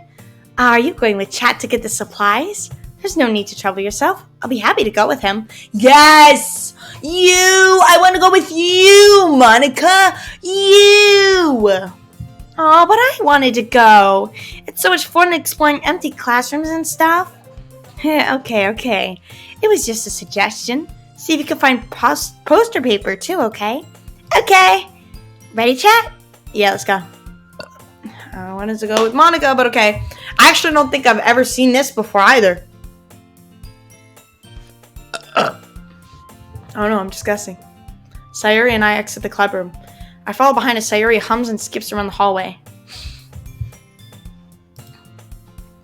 Honestly, it feels like I'm taking a kid to a mall or something. Sayori finds pleasure in the simplest things sometimes. Hey Sayori, what exactly are we doing for the festival anyway? I'm not sure how you would make an event out of literature. Me and Monica have it all planned out. Don't you worry. Is that so? Yep. We're gonna do a poetry performance. A performance? Of what kind? Well, everyone's gonna take turns on stage and recite their favorite poems. That sounds kinda dull. Chat! You're not thinking about it the right way at all. It's not about reading poems, it's about performing them. Like you said, the lines out of the poems, like, between my feet, the last remaining flower beckons to me. I twist the stem, freeing it from its clinging roots, caressing the final joyous moments between my fingers. But to what ends have I summoned this joy? For now, when I look in every direction, the once prosperous field before me is but a barren wasteland. Like that! Sayori, how do I put this? I'm sure it's just me, but it's possible for me to take you seriously when you talk like that. You meanie. I'm working super hard on this, you know. I know. I just meant that it's pretty unordinary contrast to your cute self. Don't say that, it's embarrassing. But I guess that means I'm doing a good job. Yeah, I guess so. I'm so excited. The festival's gonna be so much fun. Sayori spins herself around the hallway again. Hey Chad, this classroom over here is empty. Let's begin the mission. A mission, eh? It's been a long time since I spent time with Sayori like this. But in the end, she hasn't changed one bit. She's nothing but a ball of sunshine drawing happy vibes from the world around her. It's a pretty nostalgic feeling for me. As years went by, I began to hole myself up in my room more and more. Just going and adventuring with Sayori brings around a special sort of feeling I forgot I had in me. The two of us enter the classroom. Sayori's head straight to the closet and I follow. Let's see what we have in here. Crayons! Sayori pulls a box full of crayons off the shelf. They're the best brand too! Oh, they're kind of dirty though. Sayori starts pulling various crayons out of the box, reading the colors names. Alright, that one's down. Don't get distracted, we still need to find... Wait, I'm looking for my favorite color! Fine. Now at least move aside so I can look for the poster paper. I dropped that one by accident. Sayori bends over and smacks her forehead right into the shelf. She falls to the floor and the crayons spill all over her lap. Ow! Nice hallway there? Saifo, what are you doing here? What are you doing here, Saifo?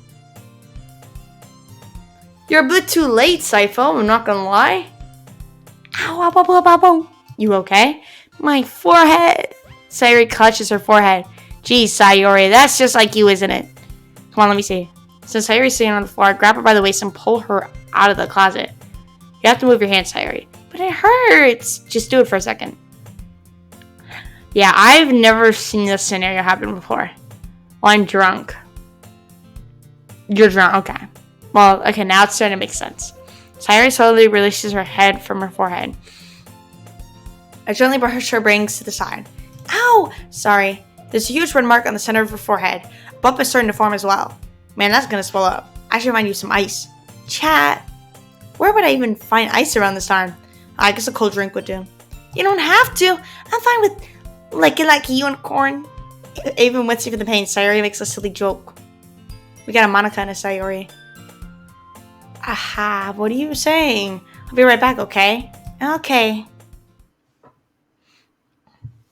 What game is this? Fuck! Saifo, you don't know what Doki Literature Club is? Dude. You've got to watch someone play the game. Like, example, me. I have a whole collection of me playing the game of VODs on my Twitch channel. Go to my videos section and then go to the collection section and you'll find DDLC there. No, Freddy, don't spoil it. Fuck, Freddy. No. If someone has never heard of this game, it's best to like literally not say anything about it. You just let them go into it. I pat Sayori on the shoulder and run out into the hallway. I locate the nearest vending machine. What should I get? Doesn't really matter since it'll be used as an ice pack rather than to drink. I know Sayori likes apple juice, so I purchased that one. No, she's just gonna gobble it down. Like, she's not gonna use it as an ice pack. In just a moment, I'm already turning to the classroom where I left Sayori. I actually, I had a Sayori moment the other day. I was trying to open my door, to, like, leave my room. And then instead, I was trying to, like, peek out because I wasn't trying to fully open it. I wanted to peek out to see like if the dogs were like camping by my door. And as I was doing, I just hit my freaking face, and I hit my eyebrow. And like it just like there's a bump on my eyebrow now, and it hurts. I'm gonna completely ignore what you just said. In just a moment, I'm already returning to the classroom where I left Sayori. She has one palm on her forehead and is using the other hand to clumsily scoop crayons back into the box. At least they were already in the wrong spots before I spill them. Sayori, here. I hand Sayori the bottle of apple juice. Ah, it's nice and cold. Sayori opens the cap and starts drinking from it. Sorry, what are you doing? It's for your forehead, idiot. Ah, sorry, I forgot. How hard did you hit your head? Sayori places the bottle against the bump on her head. It stinks. Just to bear with it, it'll feel better soon. Looks like you cleaned up most of the crayons, so that's good. Hey, Chad. This kind of reminds you of growing up, doesn't it? What do you mean? You know how we used to play outside all the time? I would always try to keep up with you. You were kind of oblivious in some ways. Like, I usually fell behind or had trouble climbing on the things you did. But sometimes when I tried to do things I couldn't, I would get myself hurt. I'd fall and scrape myself or get a bump. And I would start crying really hard. Haha. And you would brush over as quickly as you could. You would try really hard to get me to stop crying. It was almost like you blamed yourself and were afraid of getting in trouble if someone found out. Even though it really wasn't your fault at all, you know? Did I really do that? Yeah, you don't remember? Come to think of it, maybe I do remember a bit. I guess I was always so focused on my games I didn't pay enough attention to you. So in a way, it was my fault. Kind of like this time, too. If I wasn't rushing you out of the closet, you probably wouldn't have hit your head. Chat, I don't think you realize it, but you're always thinking about other people. Even after all these years. You rush to help me even though I'm just being clumsy. You're really a sweetheart. Don't call me that. And I really don't do this all the time. I guess when it comes to you, it just feels natural. Before I even know it, I'm treating you like that. I guess that's what happens when you've been friends for so long. Really? Maybe you're right. Okay. Chat, I'm so glad that nothing changed between us. Do you think it'll be like this forever? Forever? If I'm honest to myself, there's no telling when we'll each end up for college or after that. So it wouldn't be fair to make any promises. But, well, I hope so. It's been this long already, right? I can't imagine you ever changing, so my hopes are up. I'm so happy. Sayori has a whimsical expression in her eyes. We remain silent for a moment. She's so silly and clumsy on the outside that when I see her deep in thought like this, it makes me not want to disturb her. I guess we should go back. I don't want to worry Monica, you know? Good luck with that. She's going to see your forehead either way. And if I hide it under my bangs. Sayori hops to her feet.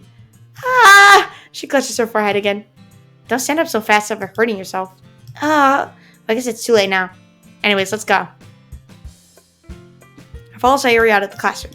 Sayori plays with her bangs to try to hide the bunk without much success. In a moment, we make it back to the club room. Ah, you're back. Good timing. I was about to start with sharing our poems. And it's Sayori, your forehead? She's fine, don't worry about it. I was playing with the crayons to spike my forehead into the shelf. Well, anyway, weren't you able to find everything you needed? I have it right. Sayori frantically glances around herself. I forgot all the stuff! Calm down, Sayori. I have it all right here. I found the poster paper, too. Sounds like you ended up doing all the work, chat. Well, Sayori, I failed to come up with an excuse for Sayori. I made it an adventure. Yeah, that. Okay. In any case, good work. I'll start on the posters tonight. Me too. Okay, everyone. Are you ready to share your poems? Guess I should grab mine. After making sure the crayon box is closed tightly, I return to my seat. Monica, what do you think about my poem? Hi again, Chad. How's the writing going? Alright. I'll take that. As long as it's not going bad. I'm happy that you're applying to yourself. Maybe soon you'll come up with a masterpiece, yeah? I know. Give me get this freaking poem. Alright, it's pretty good. It makes me think of Sayori, like the other one that she wrote. You two are like the dynamic duo. That's kind of exaggerating it. Yeah, probably. But you do spend a lot of time with her, even in this club, don't you? And again, I don't blame you for being a little shy. I'm not shy, it's just... I'm just teasing. I know it takes a little bit of time to make friends with everyone, but Yuri and Natsuki are super interesting people, so don't be afraid to give them their share of time. And you could talk to me every now and then, too. I'm not, like, unapproachable or anything, am I? No, it's nothing like that. I'm just still getting used to being here, that's all. Yeah, I'm sorry if I was putting pressure on you or something. I really didn't mean it like that. No, don't worry. I get what you're saying. Well, alright. But anyway, you want to read my poem? I hope you like what I've done for you. This is the same stuff. Alright, Sayori, what do you think about my poem? Chat, I really love your poems. I can't believe you've been hiding these from me. Yeah, I'm not hiding anything. But your poems are so good. Yesterday and this one's too. You can't tell me you haven't done this before. I mean, you're really the one who feels that way, so. No way. Not even Natsuki? I guess Natsuki's the least likely to admit how much she likes something. I don't think it's that. What do you mean? Well, I guess I'll be honest about it. It's a lot easier to write poems when I'm thinking about you. Ooh. That's crazy. Whoa. Stop thinking weird things, idiot. I just meant that you're a really expressive person, I guess. How am I supposed to write poems about my own stupid life? But you somehow made everything in your life an adventure. Even the little things. Like cooking. Let's not talk about that. So yeah, I guess what I'm saying is I can feel more feelings through you than I can through myself. We have that kind of weird connection. It's your fault for getting in my business all the time. The objective of the game is it's just a visual novel. Pick your girl you like and then go out with her and pick her, you know? It's your fault for getting in my business all the time. I don't know if I understand. You never understand when I'm trying to explain things to you, do you, Sayori? I pat Sayori's head. Hey, I'm not a kid, you know. Are you sure about that? Maybe. Sayori sits fiddling with her pencil between her hands. Hey, chat, will you give me your poem? I kind of want to keep it. Why? Because, well, it's the first time you've written something for me. Sorry, you completely misunderstood. I didn't write this for you. Are you even listening anymore? Well, whatever. Why do you have a Doki Doki uniform? Because I am dressed as the main character. That's what I'm dressed as. Well, whatever. I'll give it to you when we go home. Really? I broke my pencil! Sayori hastily bends down to pick up the piece. Shoot. No, you're not. Yes, I am. Yes, I am. Yes, I am. Being inattentive, she bumps right into me. So sorry. It's fine, it's fine. I'll get it for you. I bend down and pick up the broken pencil. Sayori clutches the desk but sighs her to support herself, knees shaking. I am a little clumsy today. I wonder why. Aha! Let's sit down, Sayori. Yeah. I grab Sayori's arm and help her sit at a desk. Anyways, I still haven't read your poem. Oh, sorry, I forgot about that. But it's not as good as yours. Jeez, don't worry. I'm sure I'll like it. Bottles? Did I read this one? Wait. I can't tell if I recognize this one.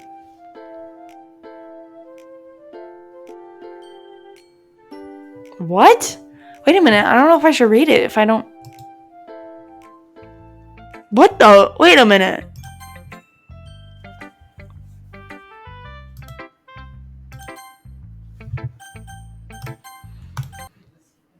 Let's see. Pictures? Yep.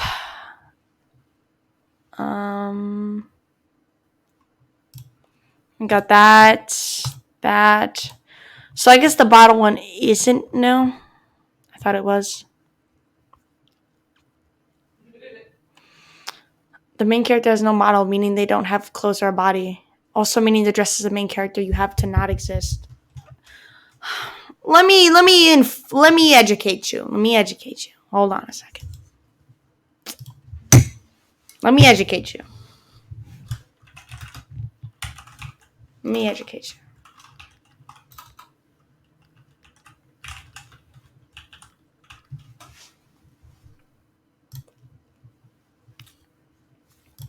Let me pull up the photo.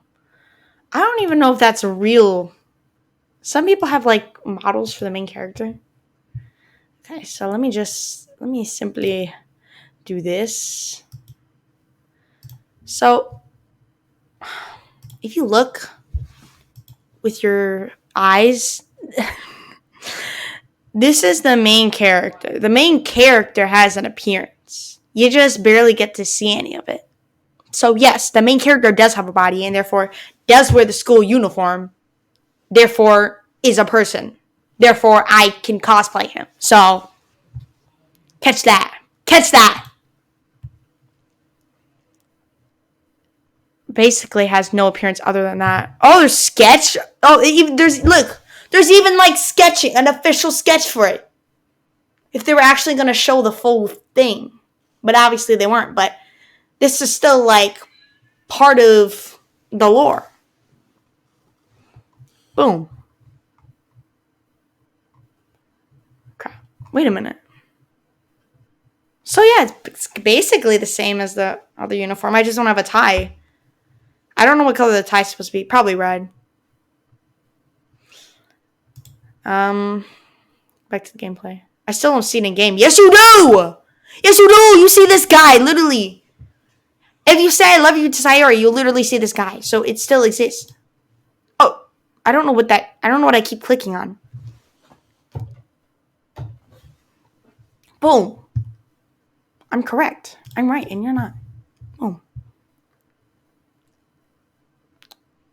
In game? Yes! Yes, you do! It's literally in the game. Hold on. Boom. Boom! I don't know why I didn't show this before. He's literally right here. Show the dude then, yeah. That's what I'm cosplaying as. The uniform you're wearing. Yes. Yes!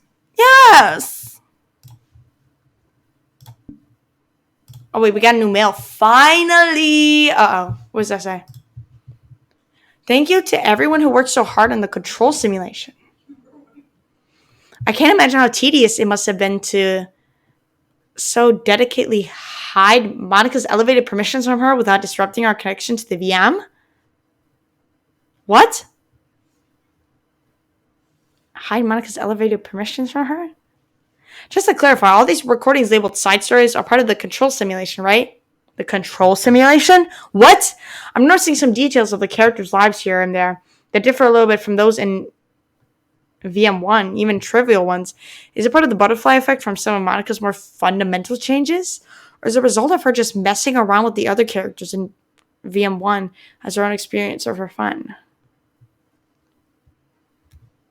So if keeping track, we have like 5 different universes in total, with 3 or 4 of them created and then destroyed by Monika, of course. It's funny because I keep wanting to speculate on which one's the real universe, but in reality, they all are as real as ours is anyway. What the fuck? Alright, so, what's happening here is that the people working for the company that built this operating system, or I guess the game, know that Monika, like, is sentient, and that she's, like, somehow making the side stories too. I'm so confused. Like, how do they know that? There we go. See, now we got, a new side story. Balance. We have to still continue playing the game. I'm not cosplaying it. I am cosplaying as him. He literally wears this uniform.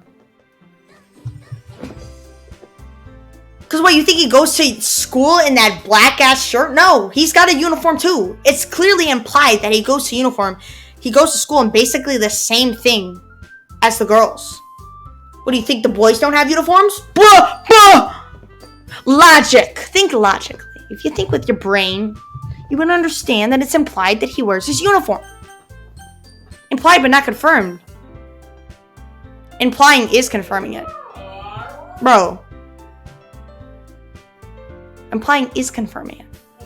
Implying is confirming it. It's literally confirmed. I don't. I started a new game on accident. I'm just messing with you. Don't mess with me. Don't mess with me. No, it's not. Leave me alone. It is. Don't mess with me. Holy crap. What are we saying holy crap for? Sayori, did you really write this? Oh, yeah. Okay, we did read that poem before. Alright, skip through these. Skip through these. Oh, shit. Oh, God. We haven't seen this, where Sayori's kind of like... No, Natsuki's like, oh, it's not good, but it's not bad. Oh, it's not good, but it's not bad.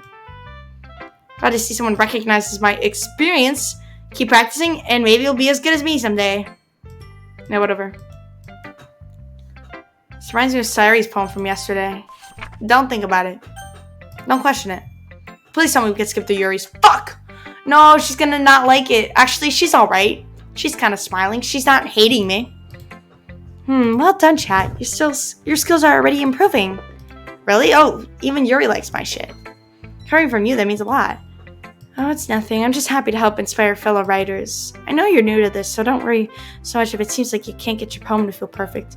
You don't need to be afraid to be a little more daring. Metaphors can go a long way. Don't feel like you need to work your brain like turning a bunch of gears. Try letting your mind wander through your feelings. What, so you think everything I think is me turning a bunch of freaking gears? How dare you? I'm writing down the things you've seen here. That's one way to truly enable your reader to see into your mind. It's a very intimate exercise. I see. That's certainly an interesting technique. Thanks for sharing. I have one example of that if you'd like to read. Of course, babe. What? Hello? The raccoon. No. No. This has gotta be new. I don't remember reading this. Although, I remember, a poem about a raccoon, but I don't think I remember reading it. I don't think I read this on stream before.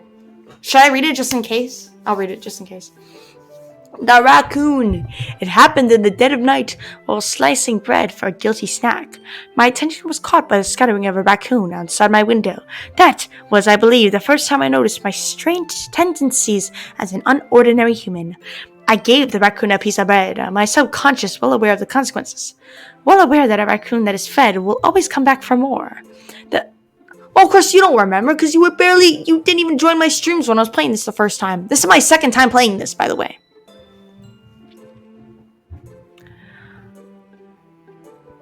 Wait, I gave the raccoon a piece of bread, my subconscious well aware of the consequences. Well aware that a raccoon that is fed with will always come back for more. The enticing beauty of my cutting knife was the symptom. The bread, my hungry curiosity, the raccoon an urge. The moon increments its phase and reflects that much more lighting off of my cutting knife, the very same light that glistens in the eyes of my raccoon friend. I slice the bread, fresh and soft. The raccoon becomes excited. Or perhaps I'm merely projecting my emotions onto the newly satisfied animal. Oh shit. Did Freddy leave or something? So I know Saipo's in chat. Oh, poop. The raccoon has taken to following me. I don't even know if I read this, but you could say that we've gotten quite used to each other. The raccoon becomes hungry more and more frequently, so my bread is always handy. Every time I brandish my cutting knife, the raccoon shows me his excitement, a rush of blood, classic Pavlovian conditioning. I slice the bread and I feel myself again. We are 4 here. Oh, well now it says 4. Freddy, are you here? Freddy! Put a little emote in chat if you are here. I'm wondering when I should close my window, because it's starting to get dark outside. I don't know. Girl, that was amazing. A raccoon. I love raccoons. I was a lot more daring with this one than yesterday's. By the way, how's everyone doing?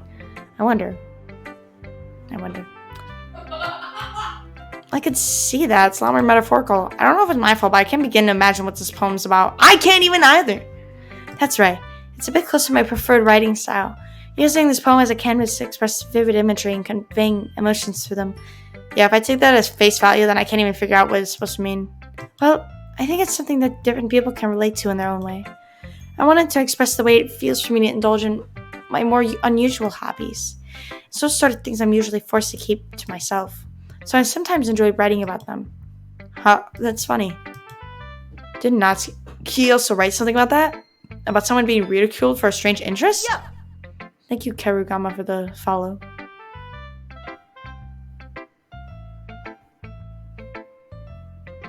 Oh, it's look at skies. It's Balloon Boy. It's Balloon Boy. About someone being ridiculed for a strange interest. She did? Yeah. She was talking about how it doesn't matter what you're into as long as you're not hurting anybody. She's right. I mean, does she really feel that way? Yeah. Sounds like you two have that in common. That's interesting. To me, she seemed like the kind of person who would make fun of my hobbies. I suppose that's my fault for judging, isn't it? Oh, please don't tell her I said that. Don't worry, I don't have any reason to. Okay. Well, thank you for sharing with me. Have you already beaten the game? Yeah, I mean, yes, but don't say any major spoilers because we still got, like, new people in here. I've basically beaten the whole game. I'm just trying to 100% it now. A fake Fanufin? Okay, sure, I guess I am. After all, if I hadn't learned to embrace my own weirdness, I would probably hate myself. I might be ranting a bit now, but I'm glad that you're a good listener. Okay, whatever, that was fine to read that. Do you not know what FNAF is? I know damn well you're not asking me that. I know damn well you're not asking me that, out of all people. Okay, this is the festival stuff, right?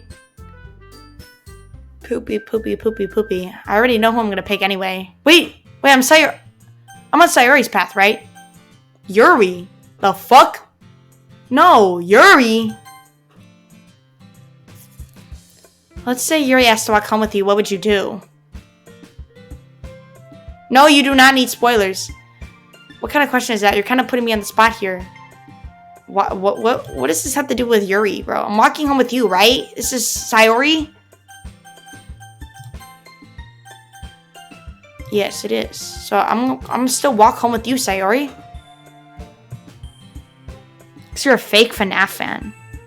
Bro, I've probably been a fan of FNAF more than you have. More than you've been alive, bro. Spoiler alert, that girl in front of you is named Sayori. Shit! Don't fucking say that! No! Stop! You call Dee Dee Balloon Boy. Yeah, and I don't care. I don't know the specific names for the characters. I don't care. Dee Dee? The fuck? I don't care. I don't give a fuck! You really think I did you for Yuri? But she's so beautiful and smart. Jeez, I already see her in the club every day. Besides, Yuri seemed to really like going home together. I wouldn't just ruin that for you. You're so silly, chat. You think about me too much sometimes.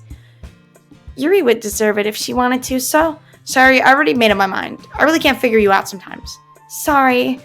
Besides, what's the point of speculating something that's never gonna happen? The conversation trails off. It's kind of like a weird thing for Sayori to care so much about. I want to respect her and keep her happy too. Then again, the festival's only a few days away. Who knows what will happen in that time? How dare you not know every character's name? Yeah, how dare I? Let me save this, and then we're still going for Sayori. Oh, no shit. That's not what I meant. That's not what I meant. Oh god, everything's going horrible. No, fuck. Is there adventure? Because that'd probably be Sayori's word. There you go. We're getting somewhere. Marriage. I bet that's Sayori. Weird ass. Clouds. No, because I actually think that's Natsuki for some reason. It's just that I was a little crazy after Monica. Will Sayori become the villain, or is this a mod? Crazy. I was crazy once. They locked me in a room, a rubber room, a room full of rats, rubber rats. Crazy. I was crazy once. They locked me. Fuck! What the hell? Crazy. I was crazy once. They locked me in a room, a rubber room, a room full of rats, rubber rats. Crazy. There you go. See? That's exactly what I said. Crazy. I was crazy once. They locked me in a room, a rubber room, a room full of rats, rubber rats. Crazy. I was crazy once. They locked me in a room, a rubber room, with rats full of rubber rats that make me crazy, crazy. I was crazy once. They locked me in a room, a rubber room with rats. I don't know. Fantasy? Fuck! I keep forgetting I have to pick Sayori. Shoots. Yes. Romance. Yes. Hold on. Lazy. Come on. Yes. Friends, yes. On the way, yeah. Oh, yeah, chocolate. Oh, shit, no. We do, the anger. Oh, shit, no. We do passion. Yes. I agree with that. Yes. I agree with that. Yes. And then we do the weight drops. Oh, no. That's not correct. Yes, this is alone. We do, yes. We do, heart. Yes. And anxiety. Yes. No. Tragedy. Yes. Okay, we got Sayori.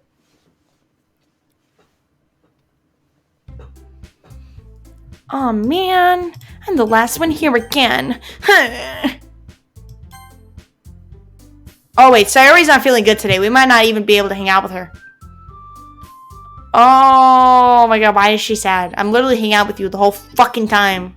You're greedy. I literally have been hanging out with you 24/7. Monica, don't say anything weird to her.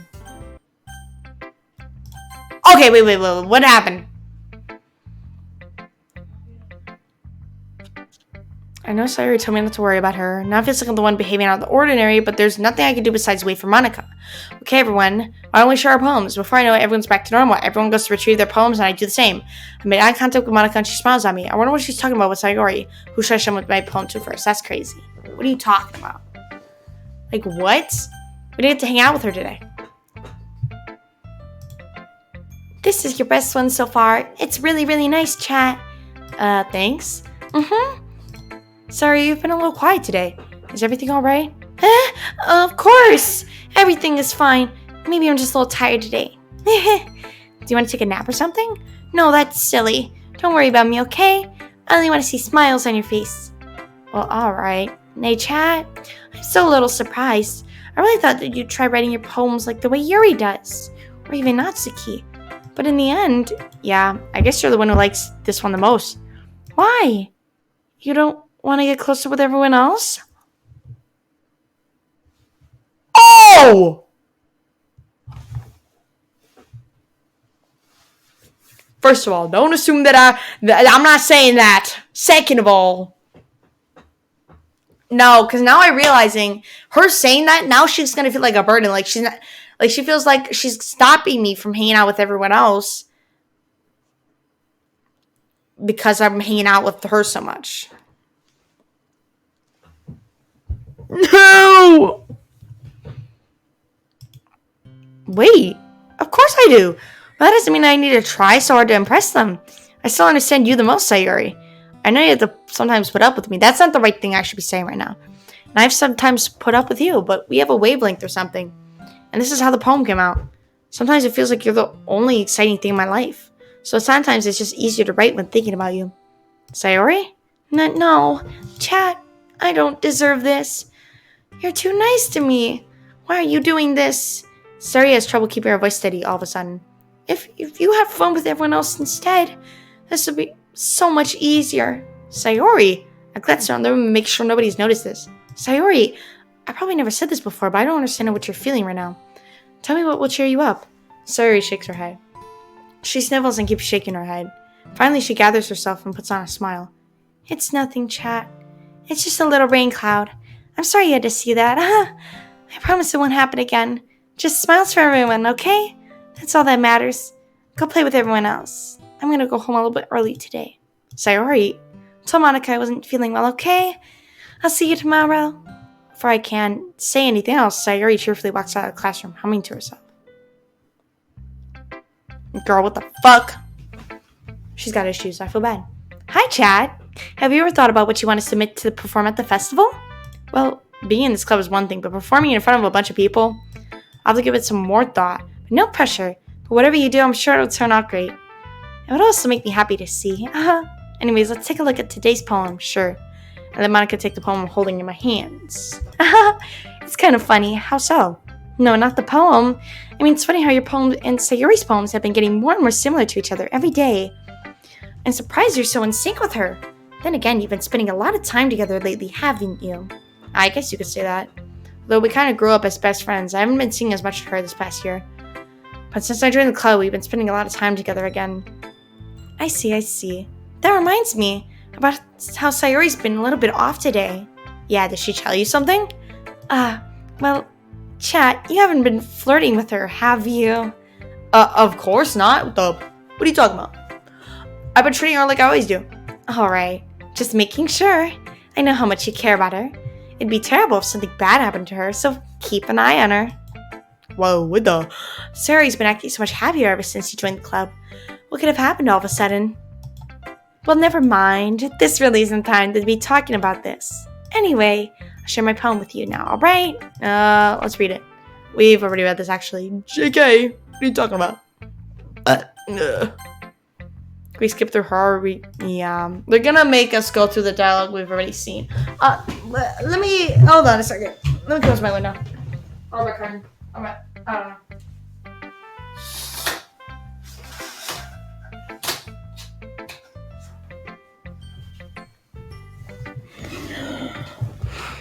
Oh, who's still in chat? Oh, Freddy! Freddy still has to be in chat. I hope. I don't know, just not chatting. I hope. Because I don't want to play without Freddy, because Freddy's been through the series the whole time. Oh, let me stretch back. Let me stretch.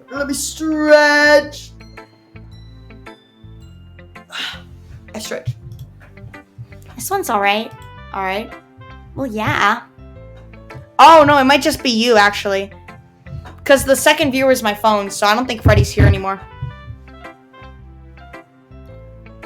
Well, yeah. About as good as yesterday's anyway.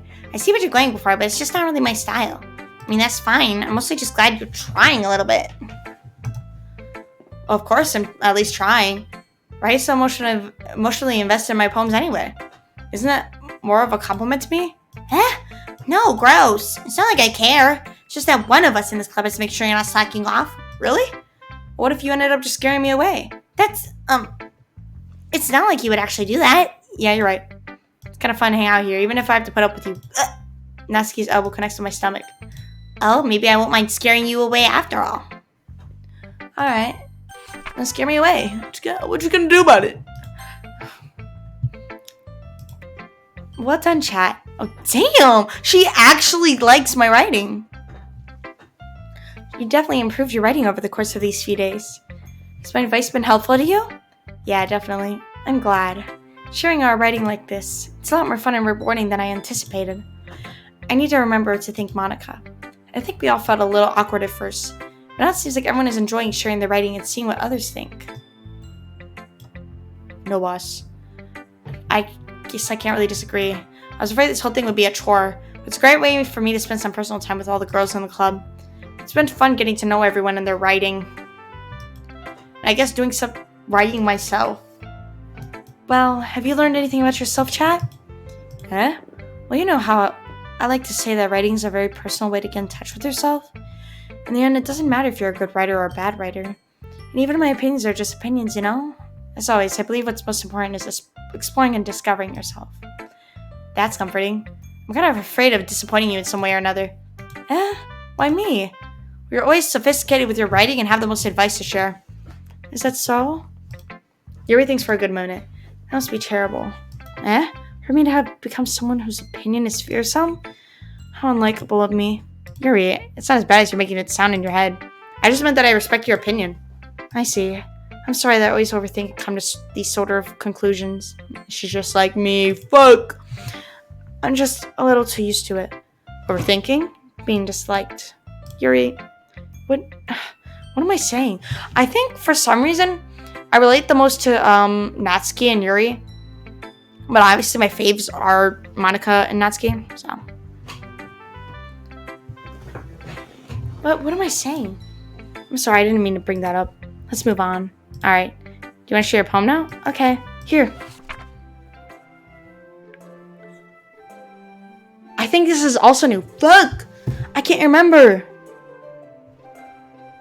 Beach, a marvel million of years in the making, where the womb of Earth chaotically meets the surface under a clear blue light, an expanse of bliss, but beneath gray rolling clouds, an endless enigma. The easiest world to get lost in is one where everything can be found. One can only build a sandcastle where the sand is wet. Where the sand is wet, the tide comes. Will gently lick all at your foundations until you give in? Or will a sudden wave send you crashing down in the blink of an eye? Either way, the outcome is the same. Fuck, there's more. Sorry. But yeah, we still build sandcastles. I stand where the foam wraps around my ankles, where my toes squish into the stand. The salty air is therapeutic. The breeze is gentle, yet powerful. I sink my toes into the ultimate boundary line, tempted by the foaming tendrils. Turning back, and I abandoned my piece to erode at the shore. Drift forward, and I return to Earth for more. I'm aware that the beach is kind of an inane thing to write about, but I did my best to take a metaphorical approach to it. I think I'm noticing that Yuri's like acting a bit different when I write a poem to Sayori rather than Natsuki, because obviously she's not gonna like the Natsuki ones, and obviously she's gonna like the ones where like I write for her. But like with Sayori, it feels like she's giving me different poems. Like they feel different. Like I haven't read them before. Like she's trying to change herself for me. I don't know. Yeah, Natsuki already told me about it. She did? She didn't say anything weird, did she? She just wanted us to write about the same topic again. I suppose to better compare the differences in our writing style or thought processes. Anyways, it was her idea.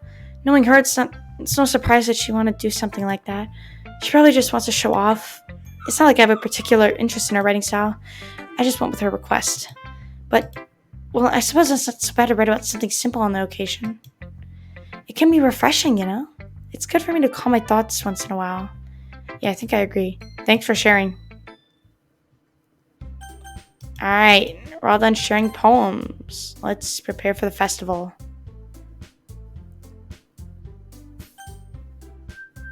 Well, Sayori, of course. I want to help Sayori, but Monica said blah, blah, blah, blah, blah. Sayori's already helping Monica. So, let me look back at the video for reference to be careful, because I'm still not really sure. The final achievement in the poem section in Act 1 is Doki Doki Poetry Slam. Write a perfect poem for Sayori by using her preferred words for all 20 choices. You will know what words are hers if she jumps, but if another girl jumps, you have to reload the save and try again. Her preferred words tend to be metaphors for one thing, her emotions. Any emotional tie is her word. Here are the exact words for anyone who doesn't want to take risks. Writing a poem for Natsuki and Yuri are basically the exact same thing, except obviously, like, they're gonna have different words. Natsuki's words tend to be a cute, simple style word that have little to no other meaning with the secret. I'm watching a video right now, by the way. By writing 3 poems to Sayori, Yuri, and should I change my view? As well as spending the weekend with Yuri and Natsuki, and confessing your love to Sayori all in Act 1. I know, that low-key sounds fucking impossible in one playthrough, but trust me, there is a way. To do this, you'll need to make a save before the first poem, write 3 poems for one girl, and spend the weekend / confess to that girl. Shit. Then, once the day of the festival starts, reload back to the first poem and write for a different girl. Rinse and repeat. If you did it right, Sayori will thank you at the end of the game. Oh god, okay. Crap. So I guess I do have to pick one of the two. It doesn't really matter. Alright, skip through it. I'll pick one of you. Yuri. Yeah, I already hung out with her before. There's no choice making for now, but we still have to make choices to impress Sayori. And then we've already hung out with Yuri before, like in my first playthrough.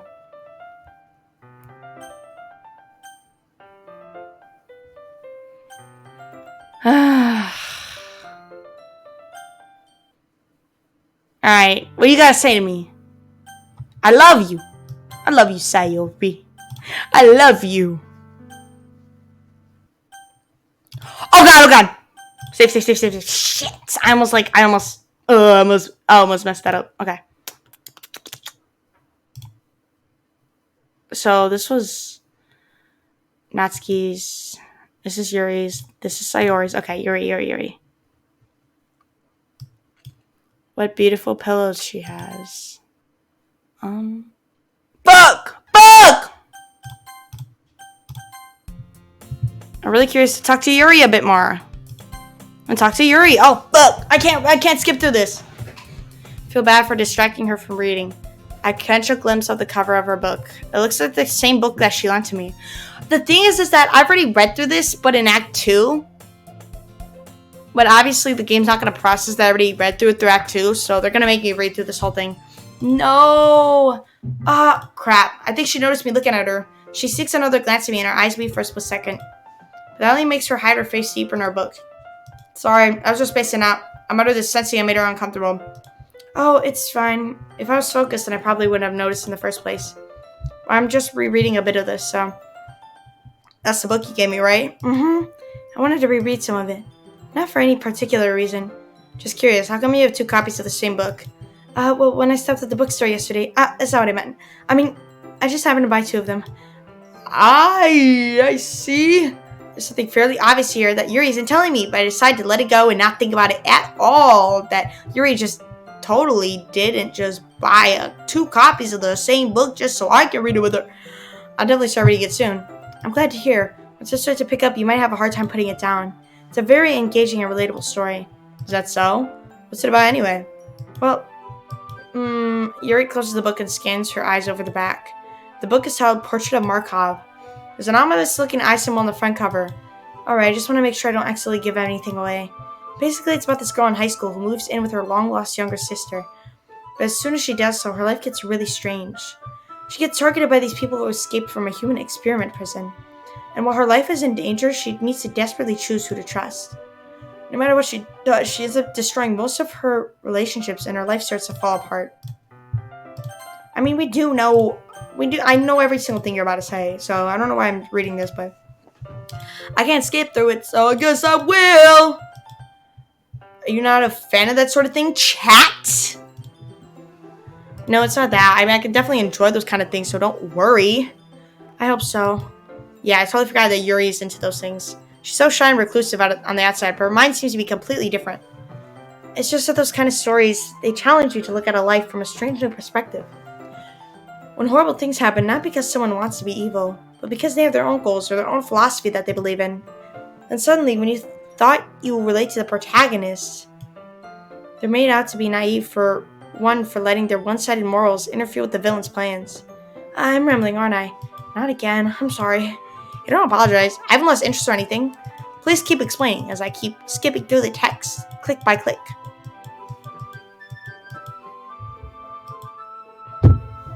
It's a literature club, after all.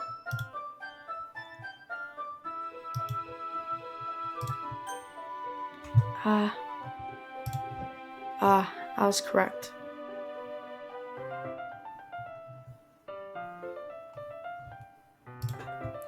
That's true. In fact, I might as well get started reading it, right? You don't have to. What are you saying? Just a moment ago, you said you were looking forward to it. Let me just get the book. I quickly retrieved the book that I put into my bag. Take her dinner? What? It's fine if I sit here? Oh my god. Oh my god, do we really have to read through all this? I mean, I guess we do. I'm sorry. It's not that I don't want you to. It's just something that I'm not used to, that is reading in company with someone. Okay.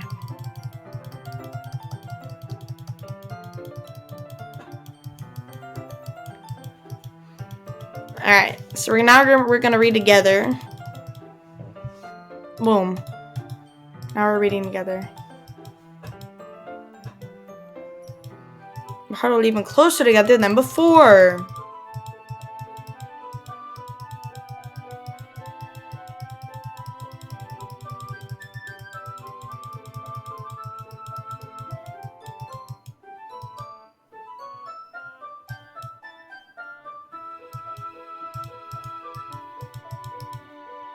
Alright, Yuri remains silent for a moment. But chat, that's probably a terrible thing to have in common with her. Oh, it's so embarrassing that you think that. Wait, I didn't mean it in a bad way. So I really didn't know you're self-conscious about that sort of thing. I guess someone meant that was kind of cute. What are you saying all of a sudden? Okay, everyone. I think it's about time we share poems. Yay! We might have not enough time if we wait long enough. Yuri exhales, sparing from finishing her thought. Is that alright, Yuri? You look kind of down. I'm sorry if you haven't been looking forward to this. It's fine. Yuri releases her hand from the book, causing it to close on top of my thumb.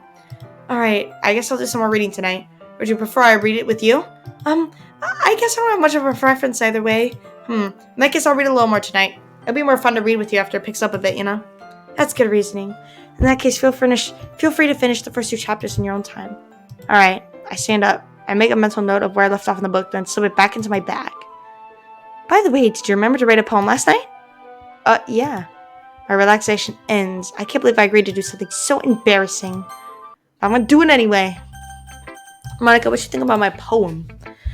So with Monica, yesterday, she seemed eager to read my poem, and I want her to know I'm putting in the effort. You know what? Am I supposed to be picking...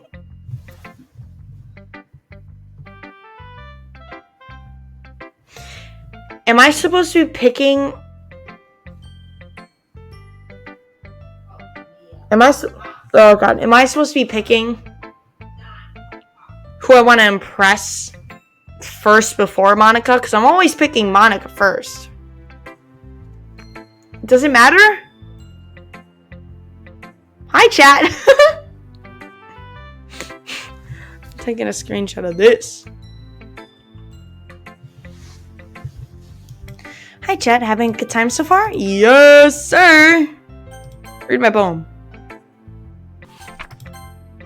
Oh, shit. She won't read my poem. She won't read my poem.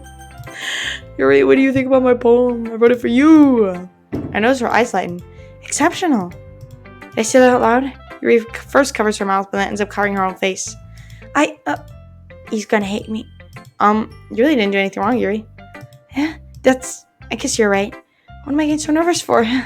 Yuri takes a deep breath. So, what kind of writing experience do you have? Your use of imagery and metaphors indicates you've written a lot of poetry before. Really?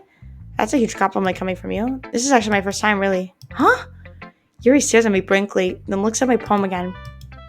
Well, I know that I just meant, Yuri trails off, unable to find an excuse. She traces her fingers along the words in the poem as if breaking it down one more thoroughly. Yeah, okay. This is the reason I was able to tell. It's just that there are specific writing habits that are usually typical of new writers. We've actually read that before, so... Well, thanks. Oh god. What if it was an important poem? No! No! Look! I'm sorry.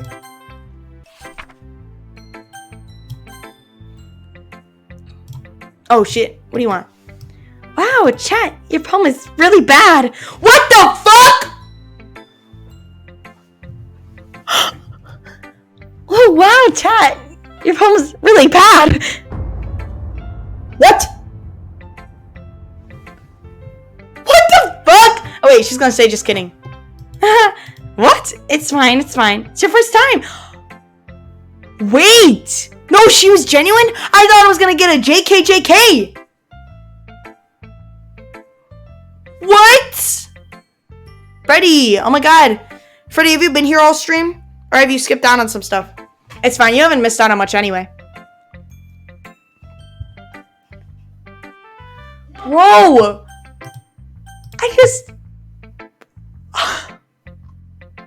Your poem is really bad? That's gotta be the boldest thing I've ever heard anybody say in this game. I'm really happy that you just wrote one. I was not expecting that from her out of all people. There's no way she's being serious. I don't know, I'm in shock. Like, no way she just said that. She was honest, blunt, upfront. Yeah, this is really bad. I just gotta be honest with you. Oh my god. Fuck, what in the hell? That was more cooler than what Natsuki said. No way! I don't know. I'm so in disbelief. It reminds me of how you're really part of the club now. Not to mention I'm standing in front of you? But that's it that's all there is to the new dialogue.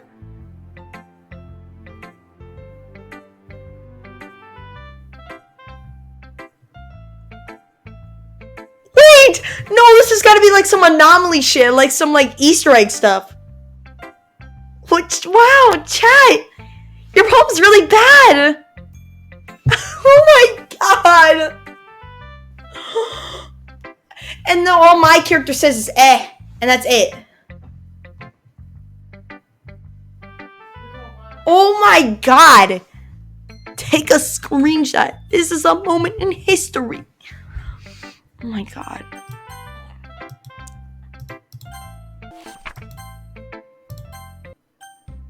What story? We're now trying to impress Yuri. So we're gonna pick her. Natsuki, you're right that I liked your poem. See? Wait, that's not an excuse for you to be so mean, though. You shouldn't pick a fight just because someone's opinion is different. That's not what happened at all. Yuri wouldn't even take my poem seriously. I understand. Yuri, you're seriously a talented writer. So secret that I was impressed. Well, that's... But here's the thing. No matter how simple or refined someone's writing style is, they're still putting their feelings into it, and it becomes something really personal. That's why Natsuki felt threatened when you said her poem was cute. I see. I didn't notice that. I'm sorry. But Natsuki, you took it way too far. Damn. You don't have to go in on her like that. Like, not too much on my little girl Natsuki. Are you kidding me? That's exactly what I did. It's her that... Natsuki, I think that's enough. You both said some things that you didn't mean. Yuri apologized. Don't you think you should too? Ugh. Natsuki clenches her fists. In the end, nobody's taking her side. She's trapped at this point, being defiant only because she can't handle the pressure. I end up even feeling bad for her. Sometimes when I'm hurt, it helps me take a walk and clear my head. Sorry, she doesn't need to. You know what? I'm gonna do that.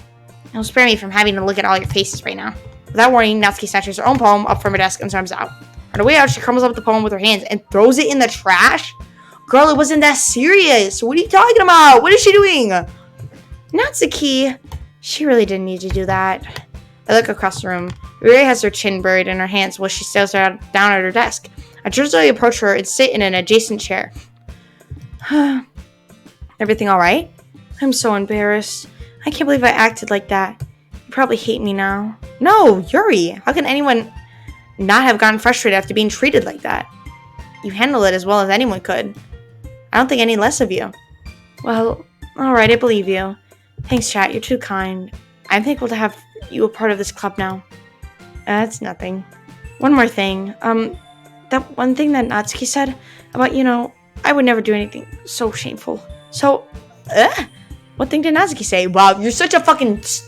oh my god. This dumbass bitch. I hate... Sorry. Well, never mind that. I'm gonna make some tea. Good idea. Make enough for more than one person, okay? Yeah. Okay, everyone. It's just about time for us to leave. How did you all feel about sharing poems? It was a lot of fun. Well, I'd say it was worth it. It was alright. Well, mostly. Chad, how about you? Yeah, I'd say the same. It was a neat thing to talk about with everyone. Awesome! In that case, we'll do the same thing tomorrow. And maybe you learned something from your friends, too. So your poems will turn out even better. I think to myself, I did learn a little bit more about the kinds of poems everyone likes. I forgot that I had to skip through this. Okay.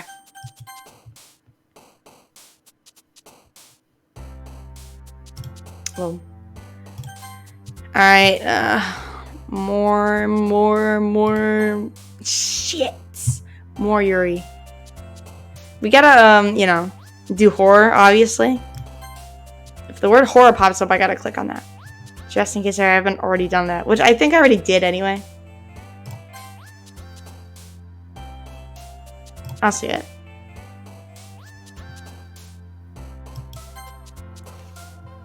Why do I feel like it's sometimes fixed and changed? Are you serious? You know damn well I'm not trying to pick you.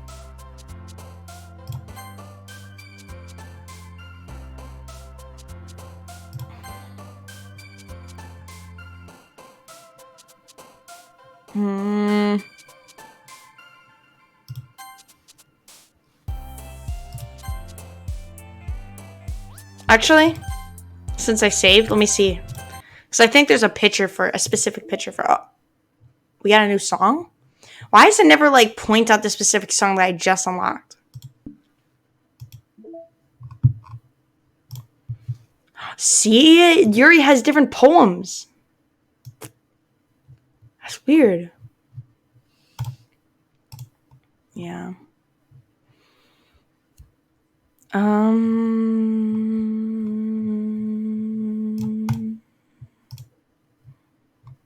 Yeah, okay. It's like the word horror. Okay, we already did that, so we don't have to worry about that. Oh, another thingy. Hold on. From Lib Musi? Character discrepancy. Having run the control simulation for a while, it's evident that a certain character is missing from any mention or appearance. This makes me speculate that Monika's meddling is less clumsy than we think. because she would have had to manufacture this character herself as a way of forcing interaction between her and the user. Could that be why the character has such limited and dissonant personality traits? Am I reading too much into this? I'll then open issue to start tracking info and observations on the anomaly of this character appearing. Wait. What character? Sayori or someone else? What the fuck? What is this lore? Now I gotta watch a video on that because I have no clue what's happening. Oh, we almost have all the 1, 2, 3, 4, 5. We almost have all 6 of them.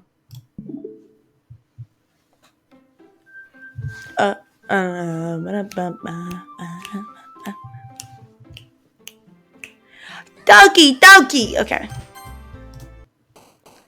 So, let's just pick a bunch of Yuri words.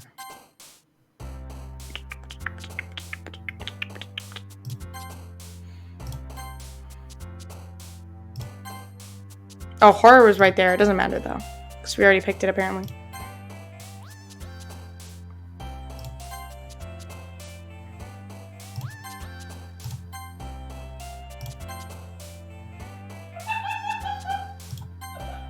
Yeah, I don't like you either. Lust.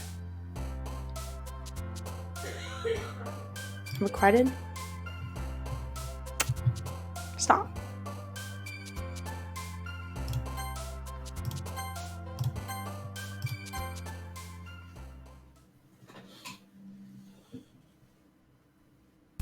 Another day passes and it's time for the club meeting already. I don't care. Get me out of here. Stop! Like, that scares me all the time. Like, why'd she do that? Hey, Yuri. Oh, shit. Starts out like that? Eh? I suddenly noticed that Yuri's reading a different book from the one we've been reading together. Sorry, I didn't mean to interrupt. Oh, no. I was kind of just waiting for you. If that's the case, why don't we go ahead and get started? Yeah, let's... Actually, I have a request. Do you mind if I make some tea first? Not at all. Thanks very much. If there's one thing that can make my reading time here any better, it's a nice cup of tea. We've also seen this during the, what is it called? Act 2. But obviously, it might just be just so slightly different just because it's Act 1.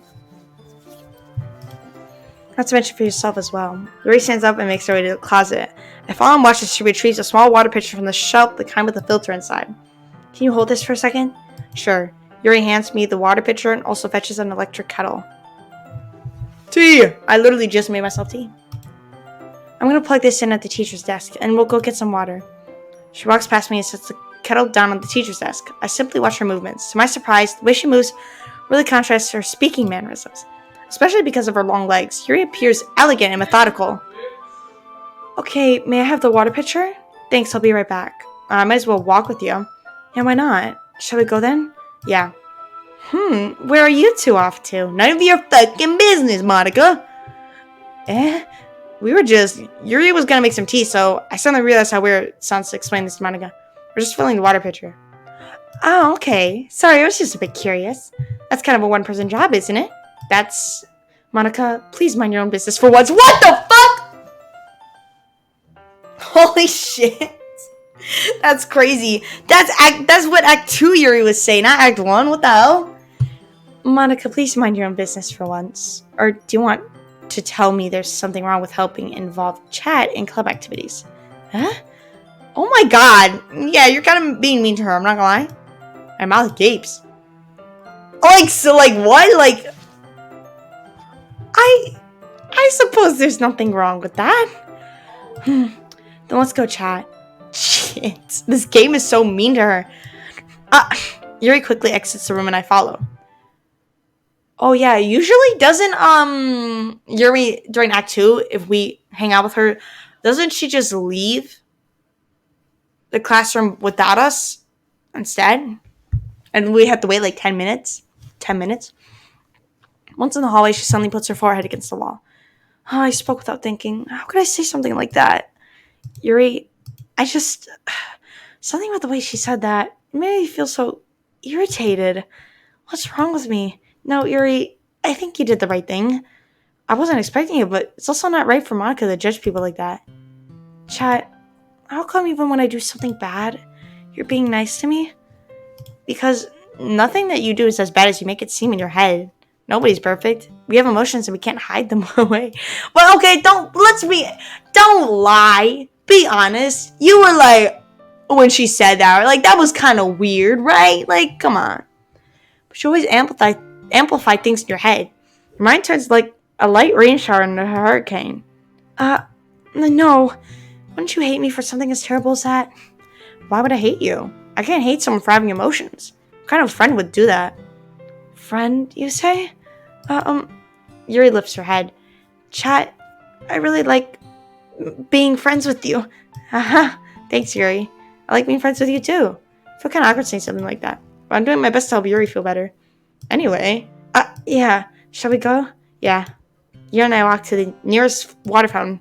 Yeah, I've never seen this, ever, because I've just never picked Yuri, to be honest. What the? My Siri activated. Don't activate. Once we fill up the water pitcher, we return to the classroom. Chat, do you like oolong tea? Hey, yeah, chat. Do any of us here like oolong tea? Sure. Anything's fine. Bro, what the frick is oolong tea? I've never tried that before. Very well. Yuri sets the temperature on the kettle to 200 degrees. Now it's time to get the teapot. You really do this properly, don't you? Of course. I shouldn't do any less than making tea for others.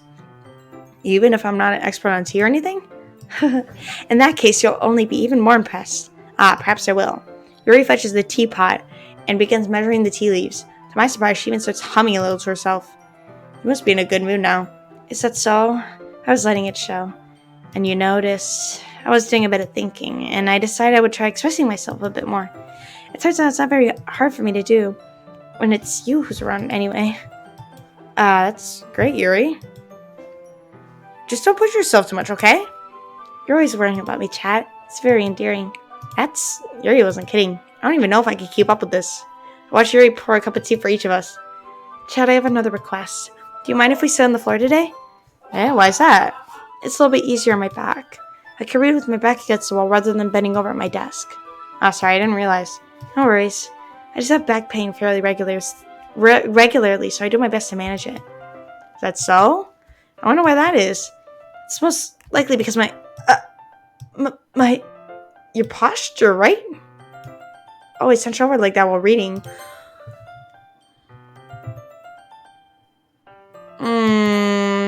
I wonder if it's just because of her boobs thing. I was thinking it was because she self-harms on her back or whatever, but it might just be because of her boobs. If it's an Act 1 thing she says. Yes, I have terrible reading posture. So that's why we should sit on the floor. Fair enough. I'll go ahead and get the book. Or retrieve the book from my bag. I have some chocolate as well. It's a bag of small chocolate candies I kept hidden from Sayori's candy radar. I take it since it'll go well with the tea. Yuri and I then sit against the wall, teacups at our sides. As if in sync, we assume the same reading position as last time, each holding one half of the book. Except this time, our bodies are even closer to each other.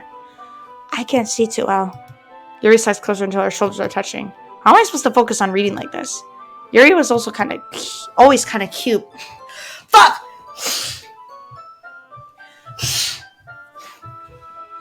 Mucus stuck in my nose!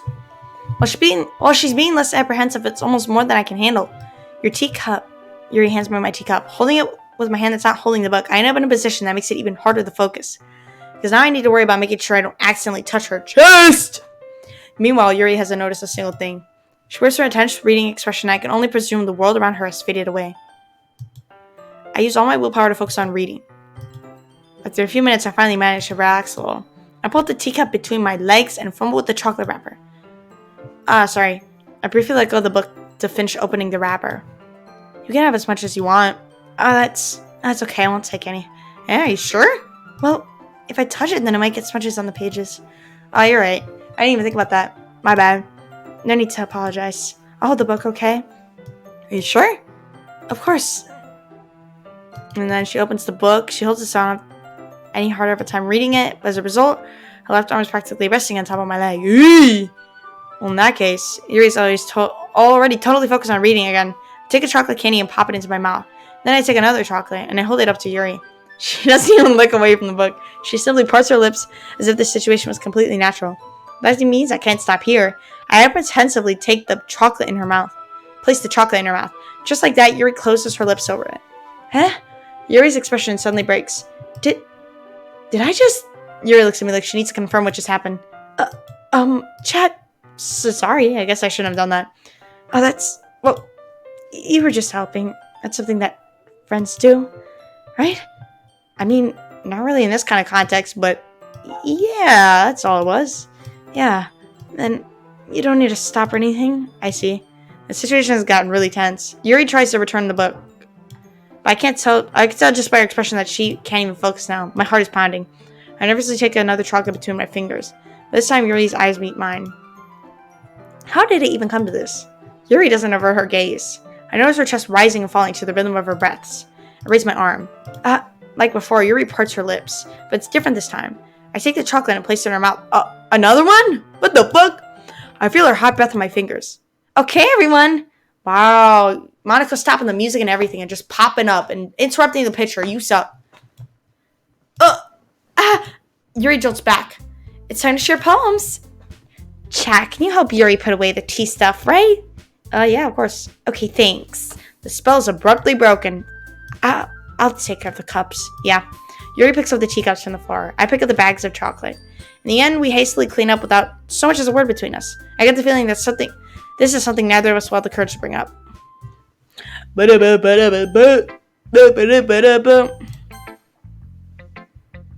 Hi again, chat. How's the writing going? I don't know. You tell me.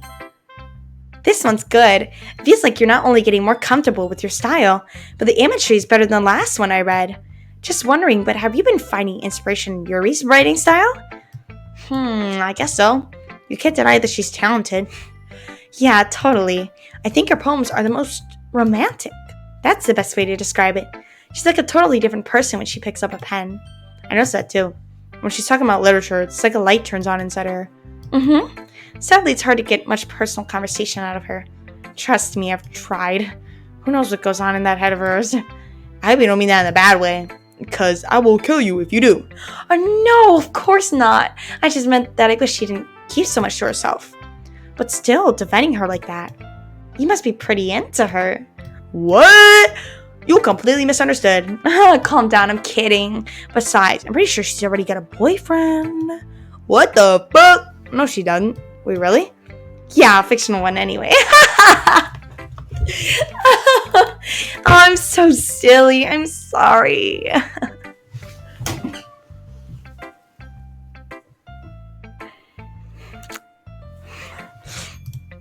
Monica kind of whispers that last part to me. It's just a hunch, but... Well, there's not really anything wrong with that. Oh, well, I know. I was just saying. But anyway, read my poem, please. And I did. A while ago.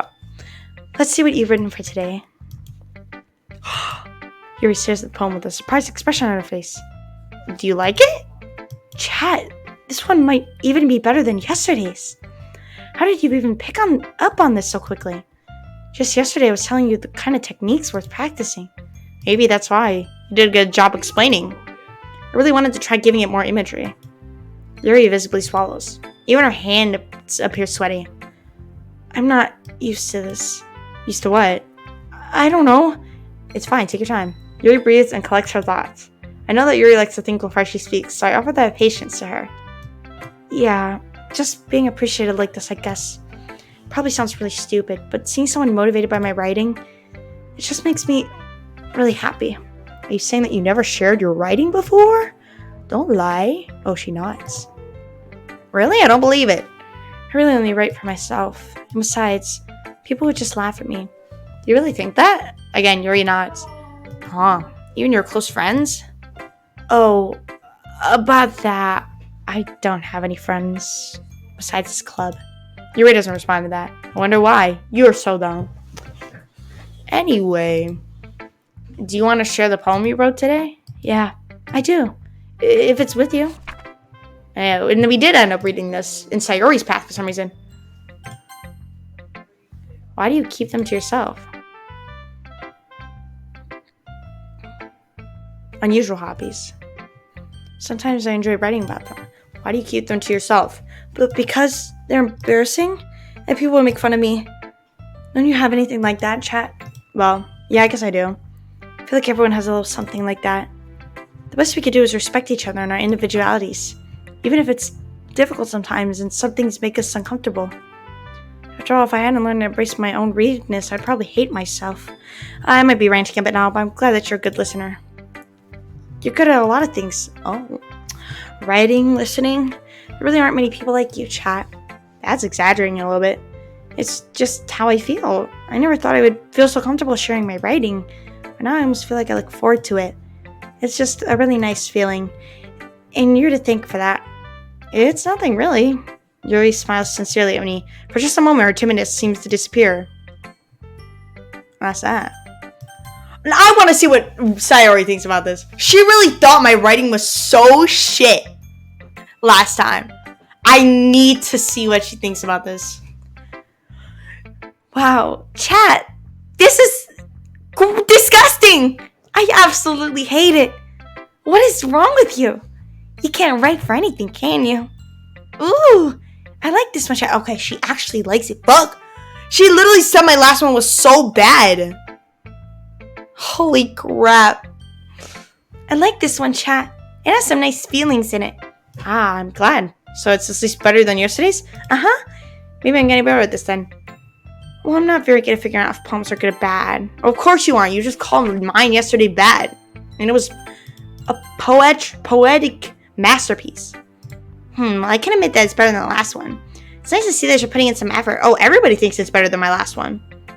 That's good, but I still don't like this at all. It's trying hard to be serious. What do you mean by this? Poems don't need to be all deep sounding to express something. It's going to just sound like you're forcing it unless you don't really suck at it. Honestly, don't bother trying to write poems like this until you're on Yuri's level. Natsuki stopped short all of a sudden. Don't tell me. What? You're not just trying to impress Yuri, are you? Well, what are you talking about? And keep your voice down. You know Yuri would love this angsty. Just because she's a talented writer doesn't mean... looks like I'm in trouble. I somehow struck a nerve. Though what I did is beyond me. I am so done with you. Natsuki shoves the poem I handed her back over to me. Take your stupid poem. If you wrote it for someone else, just don't show me. Well, this is literally a literature club sharing thing. This is what I get for letting a younger girl step into my business. Unless I was a mind reader, I was destined to be in a world full of pain from the start. At least Natsuki wasn't really the girl I was trying to impress in the first place. Oh my god, it's bad. We can't even read her poems now. It's bad. It's getting horrible.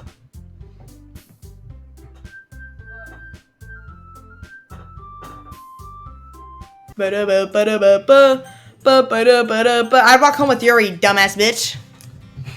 Very bad. Bro, Sayuri called my poem very bad the first day. I was in shock. And then Yuri said, Monica, this is none of your fucking business. I'm in shock at how mean some of these people can be. Walking home with Yuri, huh? Why does the thought of that make my heart pound? I mean, given how hard it is for her to socialize, I feel awful turning her down, so... Isn't she so beautiful and smart? That has nothing to do with what I just said. Aha! You admitted it! Jeez. There's not even any point in speculating something that's never gonna happen. Well, maybe. I just like to think about it. It's not long before you won't need me anymore, you know? Need you? I always need you. Shut up. It's crazy. This is fucked up. Oh shit! I just picked the wrong word. I didn't know I was gonna do that. Oh. Yeah. That.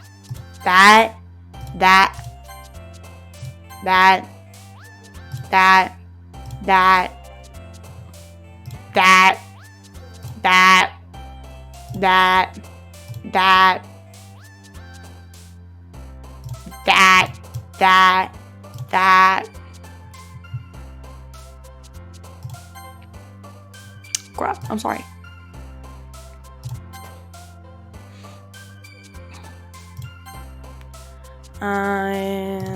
Oh shit, I'm sorry. Climax? Okay. I didn't know it'd be Sayori. Sometimes I'm just in the dark about this stuff. I'm the last one here again. Nobody cares. Boo-hoo. Why does it feel like I'm being watched? Uh-oh. I always feel like somebody's watching me. I glance around the room. Suddenly I notice Yuri peering at me from over her book. But she looks away just as quickly with a flustered look on her face. I realize that she won't get anywhere like this. I've never really seen Yuri approach anyone or start a conversation on her own accord. So I have no choice but to approach her myself. By now it's a little easier for me to do that. I stand up from my desk and sit in one next to her own. I didn't mean to bother you or anything. Relax, you didn't even do anything. But I could tell that you wanted to be alone with your thoughts. Oh, with my thoughts? How were you even to tell that I was thinking something like that? Well, it's something that I do a lot, so it wasn't hard for me to spot based on your posture and expression. Not that I was staring or anything. I didn't do anything creepy like that. In any case, I guess you were right. I'm sorry if I caused you any concern. Don't apologize. Your troubles are the only concern of those who willingly share in that concern. Of course, there are certainly those who find the most comfort in keeping them to themselves. But if you would prefer to share what's on your mind, then I would be glad to listen. It's really not that big of a deal. I was just feeling a little bit uneasy about Sayori. Sayori? Yeah, she seems a little off today, but when I asked her about it, she didn't want to admit it to me. So I can't help but wonder if something happened to her. Oh, that's quite romantic. Eh? Sorry, I didn't mean to say something stupid. It's not that, I just didn't want you to misunderstand. Sayori and I had just been friends for a long time, that's all. Ah, I see. And perhaps it's unusual for her to be dismissive to you about her feelings. Or maybe I'm just reading into it a little too much. Chat, the world is full of meaning, often hidden deep beneath plain sight. And there are many untold mysteries behind every person, no matter how well you may know them. So you think that there might be something behind it after all? I think that Sayori is a very complex person. Her mannerisms on the outside don't always match what may be going on inside her head. And she may not always know what she wants. I noticed her strange behavior today too, and I also feel some concern for her. But in your case, it looks like she's fully occupying your thoughts, wasn't she? Well, I guess that was the case. Sayori surely means a lot to you, doesn't she? I guess. But you don't need to put it that way. We're just good friends, that's all. Yuri suddenly looks deeply into my eyes. Her expression is gentle and curious, as if she was searching for something. Embarrassed, I avert my gaze. Sometimes a person's mysteries are untold even to themselves. And you as someone honest and caring may uncover feelings you weren't aware were in you. That is, I think that she would be a very fortunate person to have you feel that way about her. Yuri, what the fuck? You're giving me too much credit. I'm a pretty simple guy, so I think I'm pretty good at understanding my own feelings. I'm not nearly as sophisticated as you. That's not a compliment, is it? It is what it is. Anyway, as long as we're here, why don't we do some reading? Well, as long as you're okay with it. Yeah. Should be taking my mind off this whole thing anyway. Alright. Poems. Monica, what do you think about my poem? Hi, chat. Have you thought about what you want us to permit for the performance? Your style's gotten so refined, chat. Yuri's been teaching you a lot of things, hasn't she? Well, I guess so. Yeah, I've been noticing how much time you spend with her. I think I've heard her say more words these past couple days than she's talked in the whole year. Not sure how you did it, but that's pretty impressive. Well, she just needs some patience and a way to talk about all the things in her head, I guess. I'm still getting the hang of it myself. You're certainly putting in a lot of effort. You must really like her. It's awfully suspicious, you know? Spending time with her in the club room every day? Reading that edgy novel with her? So, I guess whenever Monica says you must really like her, to whatever girl I'm hanging out with, I'm probably doing the mission correctly. Well, I just feel bad that she has a hard time socializing. Makes me want to make sure she doesn't spend all her time alone. Besides, the novel isn't too bad either, you know? Alright. I get you. Just be careful, alright? I know that Yuri isn't used to opening herself up. So if something bad happens while she's vulnerable, then it could be really hard for her. Her books aren't a total escape from reality. They're just a bandage. You say that like I'm gonna hurt her. Sorry, I didn't really mean that. If anything, she might accidentally hurt herself. Whoa! The nerve in Act 1. What is with you people? Anyway, yeah, let's move on. I'm not talking to you anymore. Chat, your writing has only improved in these last few days. Every poem you've shown me has but nothing short of spectacular. I can really feel the emotion. I'm a little envious even. I don't think it ever came to me this naturally. Yuri, that's the wrong way to put it. This never did come naturally to me. But I've been able to improve so much thanks to you. You're really the example I was chasing after. Is that so? Yuri gently smiles to herself. His feeling. I'm so glad I got the chance to share my writing. I never thought it would feel like this. I remember you mentioning that yesterday. I can't believe that you're so good at something and you never even shared it with anyone. It's kind of a shame. Maybe, but it's not like I really had a choice. What do you mean? Well, Yuri smiles sadly. Chat, during lunchtime, I eat by myself. Did you know that? It's a great time to find a quiet spot and do some reading. In fact, I always have some books with me. You could say I really enjoy reading. Well, that's one way to put it anyway, but books are so full of amazing and inspiring people. People you want to fall in love with, or people you just know would make a really good friend. Cheerful people who always put a smile on your face, or deep thinkers and problem solvers who discover the mysteries of life. So when you look at it that way, I'm surrounded by friends every day, you know? And those friends don't laugh at me. They don't tease me for spacing out all the time. They don't make fun of my body type. And they don't hate me for acting like I know it all. People say that about you?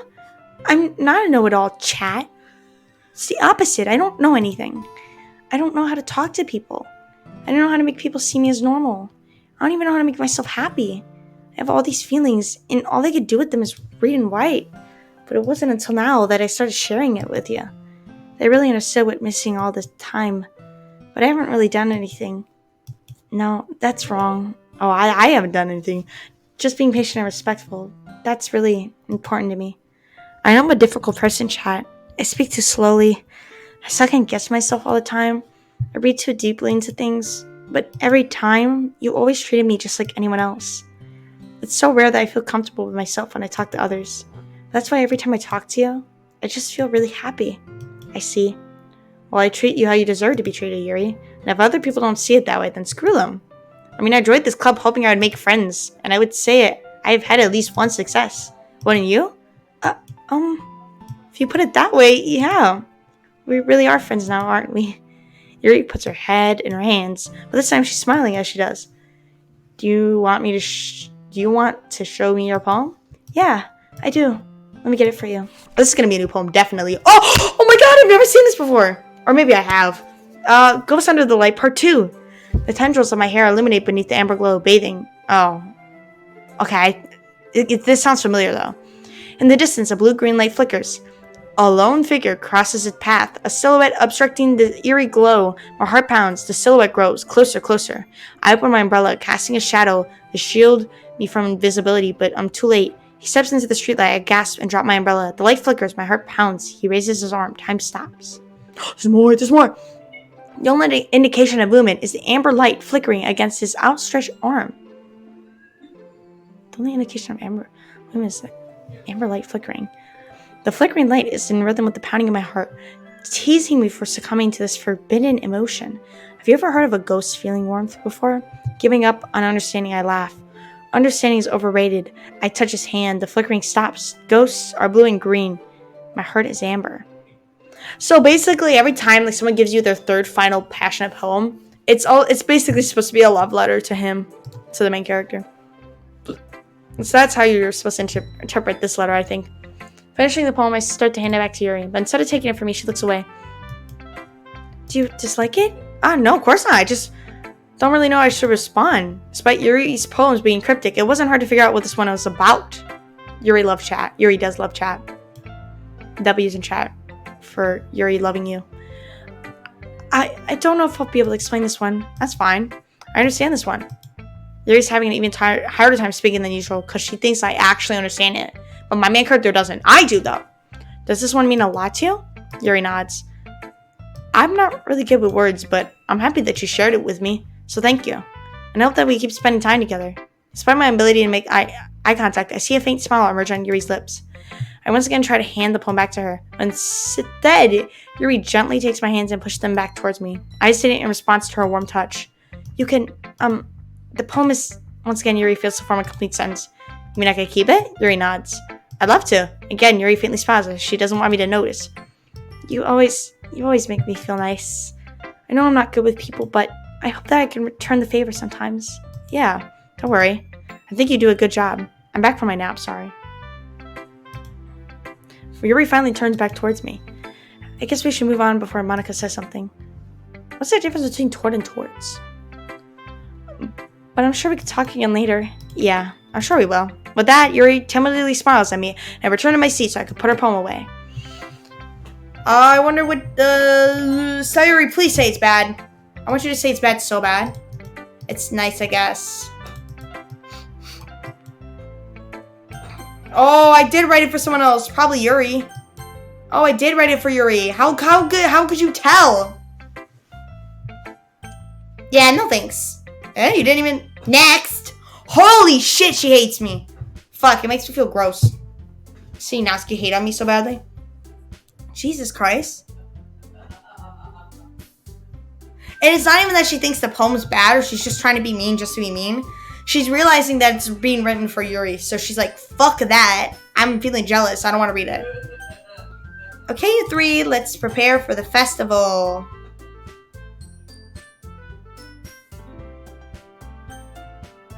Yuri. I'm hanging out with you, Yuri. Duh. And then we're going to skip through this whole weekend because I've already read all of it.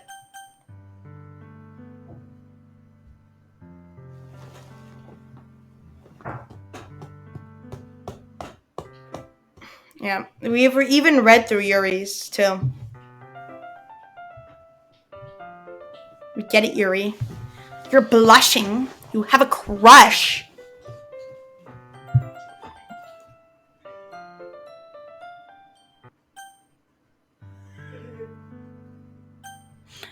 My dearest friend, Sayori, get out my face. She listened. Let's go. Alright. So now I guess we just continue the game. I don't think there's any other achievements I have to do during Act 1 at least. Wait, actually, since I saved, let me check if there's... Yes, we got our final side story. Let's see our pictures. Yuri's special poem.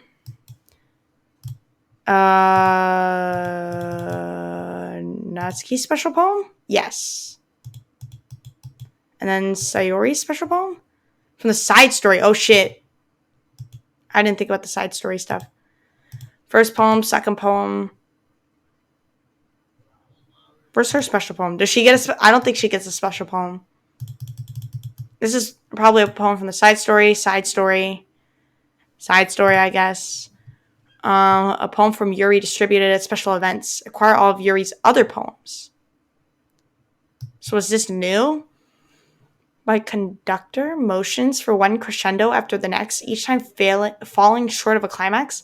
The lump in my throat is carried by Sisyphus. How many words must I choose not to say before they finally break loose? Orderlessly picking out of my mouth like a flock of schoolchildren at the start of recess. Pen cannot be erased, but even that metaphor fails comically as my floor is littered, blanketed with wasted paper. A case of my mind, full of disjointed thoughts and unfinished sentences. Perhaps all along was wrong to try forcing them out of my room, and I should instead invite you in. Girl, what the fuck are you talking about? I can make poems the wallpaper? That's crazy. And then these are probably the rest of these are probably side story stuff. So before continuing through like Act 2 of the game, I think we should do the side stories before that.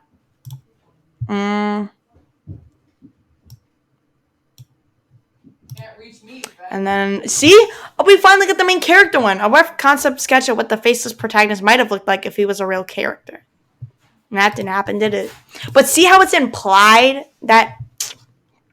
Bruh, I can't fight about it. Wait, so how do I get these four?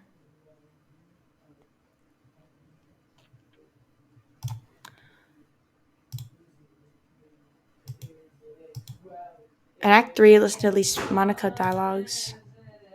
Oh, and isn't there one for, like, getting Kawaii and Doki Doki?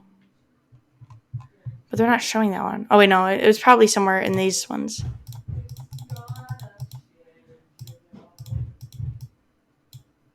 Kawaii, there you go. What about Doki Doki? I don't know where the Doki Doki one is.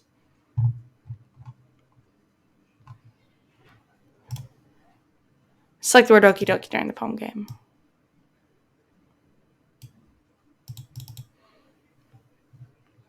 I mean, I guess I could look at a wiki of all the pictures that we could get just in case to be careful, but let's see the new lore. OMG. Okay, who's responsible for creating a Twitter account for Monica? Who did that? Who did that? I think it's hilarious, but for God's sake, don't tell Paula. It would get 404 in a microsecond. Are you just relaying her tweets manually, or did you code some kind of pass-through layer to automate it? Based on the contents of the tweet, example, not screaming for help, I assume they're coming from the control simulation. I need to watch a video on the lore. That's crazy. All this shit happening. All right, let's we got all 6 of the side stories now. Let's watch Respect at least. So I'm wondering if I should save the other 3 for another stream. So I feel like this stream is pretty long already. And we only got like a couple achievements so far. So now we can actually see how Natsuki joins. Oh, I'm so excited for this. Let me run ads. Just so this doesn't interrupt anything. How do I run ads? Oh shit, they won't let me run ads? No! I bet there's ads running right now. Oh my god.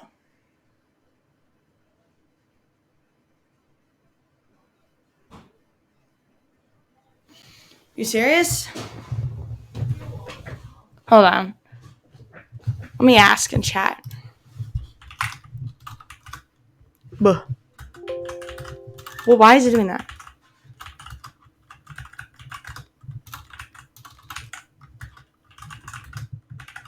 I'm gonna put that in chat.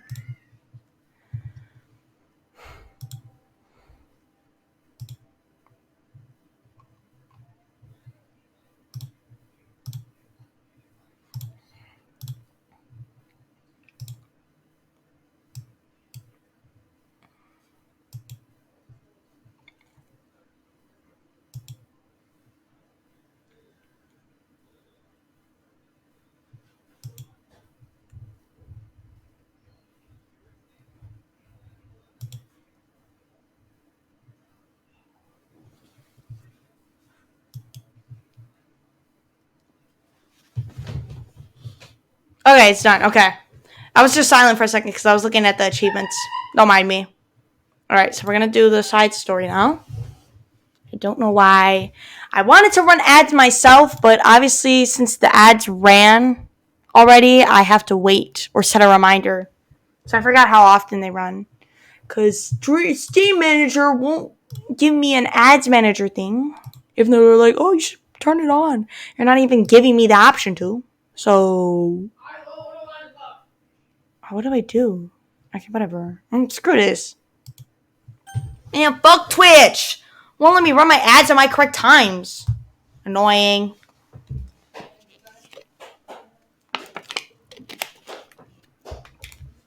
Alright, let's get into it! It's been several weeks since the club has officially started. Through their initial setbacks, the 3 club members so far, Monica, Sayuri, and Yuri, have increased their collective bond within the club. Sayuri has partaken in some of Yuri's high fantasy literature, and all 3 of them, led by Sayuri, have taken an interest in poetry. On a day like any other, the 3 find themselves suddenly interrupted by the club room door opening. On a day like any other? That's not a day like any other. If it was, you would have multiple members now. And in walks a girl none of them have seen before. Hi. You hear this music? What the...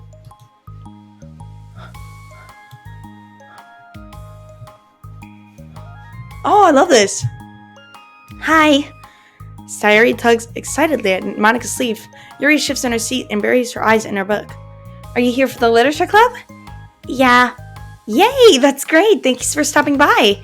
It's kind of a small club still, so it's really exciting to see new faces. Yeah, come and sit down somewhere. You could sit next to my desk. Sayuri prances over to her desk and presses her palms onto it. Oh, and Yuri can make you some tea. Yuri looks up at Sayuri in protest for having drawn attention to her. Natsuki silently glances between everyone, then sits down next to Sayuri. Monica follows by sitting nearby. The sun gathering prompts Yuri to stand up, deciding that standing in the corner and making tea doesn't sound bad after all. Okay, then how about we all introduce ourselves? Okay.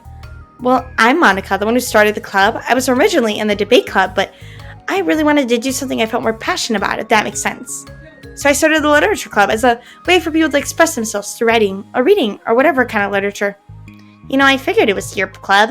You have that vibe. Haha, I have what vibe? Oh, you know, like, never mind. I'm not gonna judge people I just met like that. What? Very adult-like of you. I always judge people so hard. Oh, no, you don't, Sayori. Yes, she does. Yuri deadpan voice carry across the room. Natsuki giggles. I'm sorry, Yuri. I just like learning about everyone and making friends. Oh, and I also like poetry. Oh, yeah? Very adult-like of you. I'm an adult. The sound of Yuri's electric kettle steaming up fills the room. Oh, that's Yuri. Sayori lowers her voice. She's kind of shy, but she's really nice and super smart. She likes big fantasy books and tea, and I love her. Well, I guess that leaves me then. I'm Natsuki. I like listening to music and hanging out downtown and stuff. My favorite ice cream is strawberry. Ooh, let's get ice cream. My favorite flavor is probably cookie dough or maybe chocolate. It's cookie dough. And Monica's probably vanilla. What the heck? I take way too many online quizzes. The ice cream ones are always accurate. What's Yuri's favorite? Natsuki shrugs. Probably green tea. I'm just joking. I have no idea for Yuri. This is so cute. Still, it's pretty chill here. Do you like hang out or you actually do club stuff? Well, we do club stuff too. It just hasn't been very structured yet since we only have like 3 members. So we kind of just loosely spend our time doing the stuff we like. But I keep thinking it's about time we start with like some more structured club activities. It's been a while by now since I started the club, so yeah. Well, with that being said, what kind of literature are you into, Natsuki? Anything you'd like the club to get into? Well, I guess I'm literature. Well, I like manga. Manga? Hey, why'd you say it like that? I want to read manga in the club. Wait, hold on a second. That sounds so great after all I've been doing all this. Yuri returns to the desk with a tray of teacups, which she sets down on an empty desk. After all the deep and immersive reading I've been doing, I wouldn't mind doing something a little more simple. Manga isn't simple. If you think that, you just don't understand the nuance. I didn't mean simple like that. Well, anyway, putting manga aside, is there any other kind of literature that you'd be interested in? Well, not really. In that case, have you considered the anime club? Are you serious? I'm not gonna join the anime club. It's full of weird guys. Come on, is it that big of a deal? Manga's literature, right?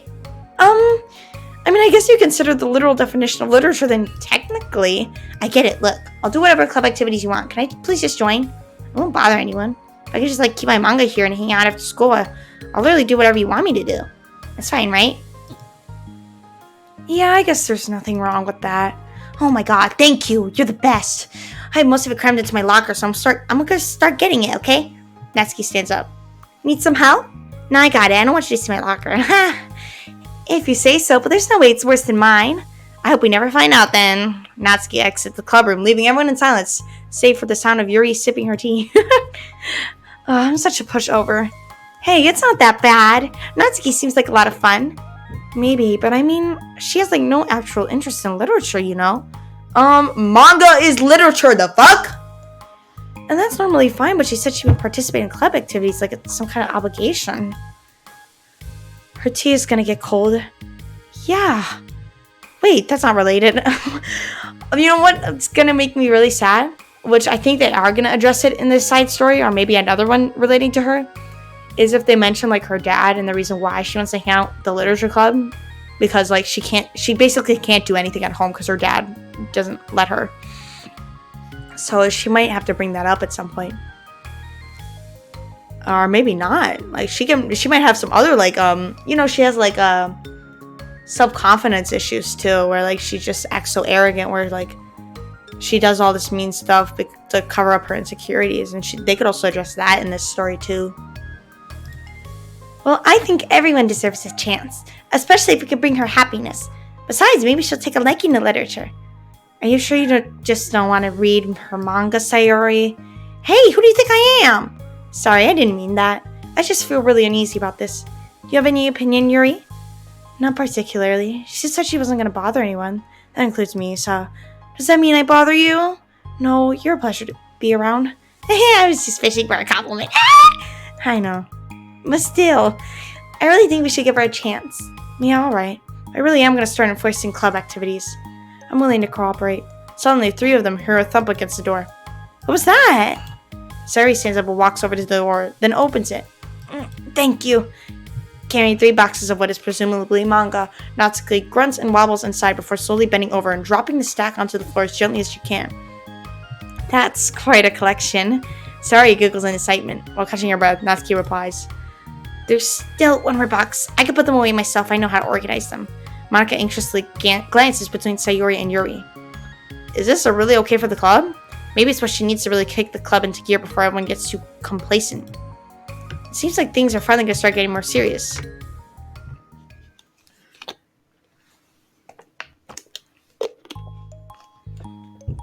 At the next club meeting, Monica's the first to arrive, but ever since Natsuki joined, she feels a lot less relaxed.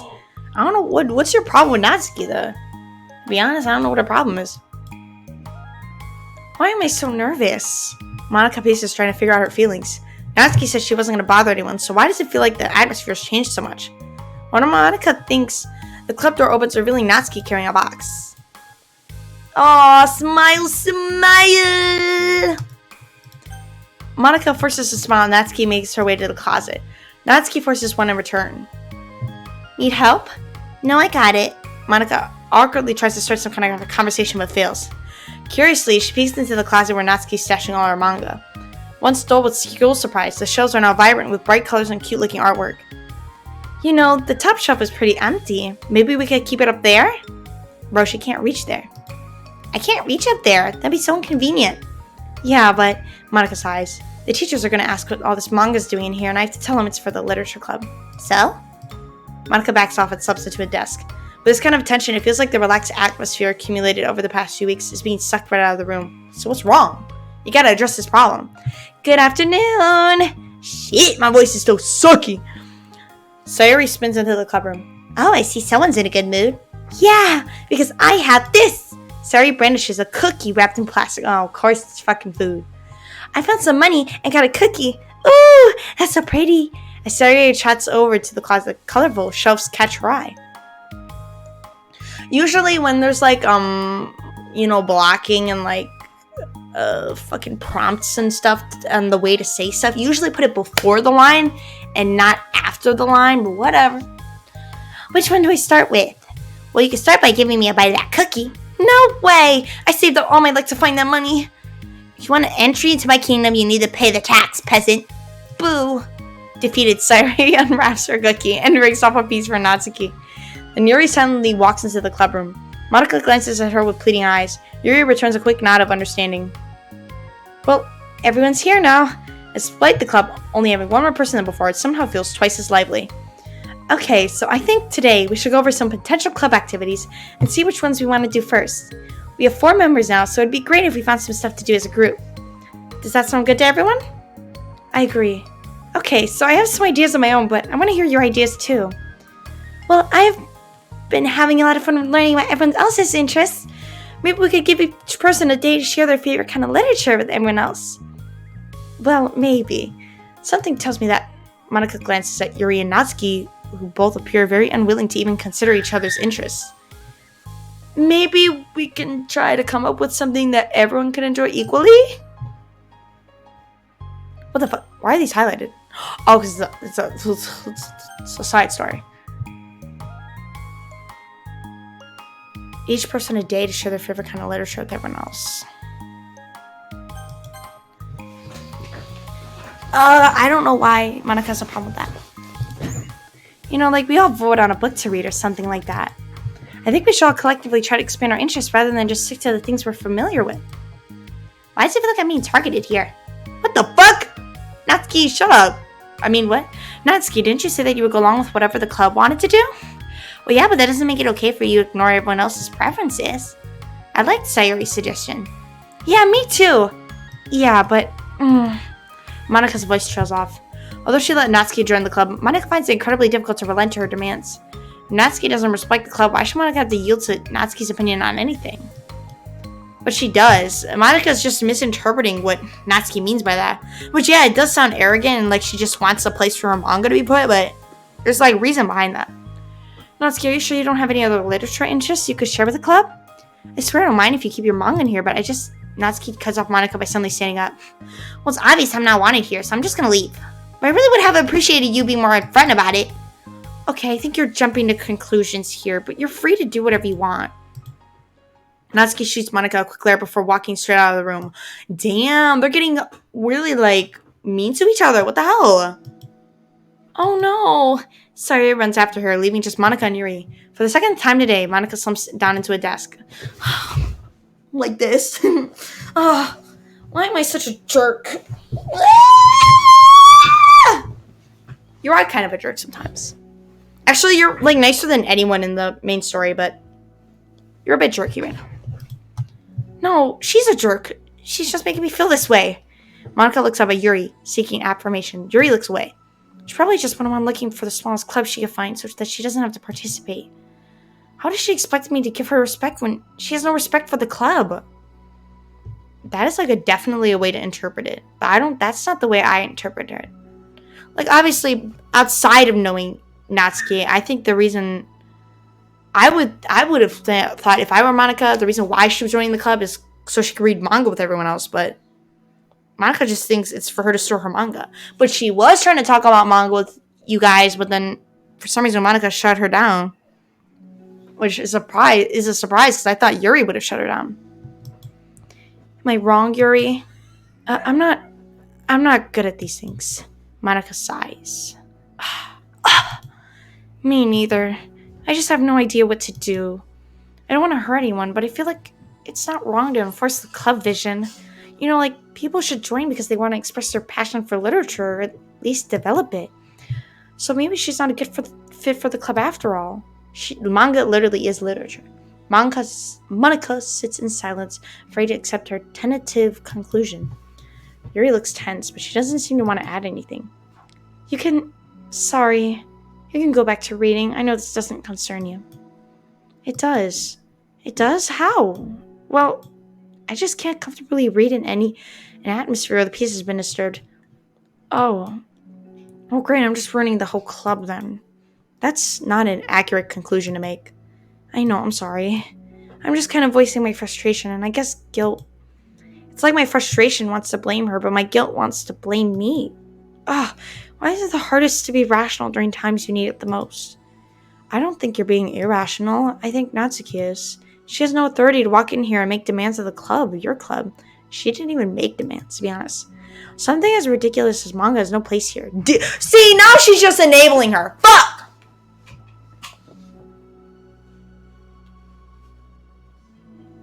Bro.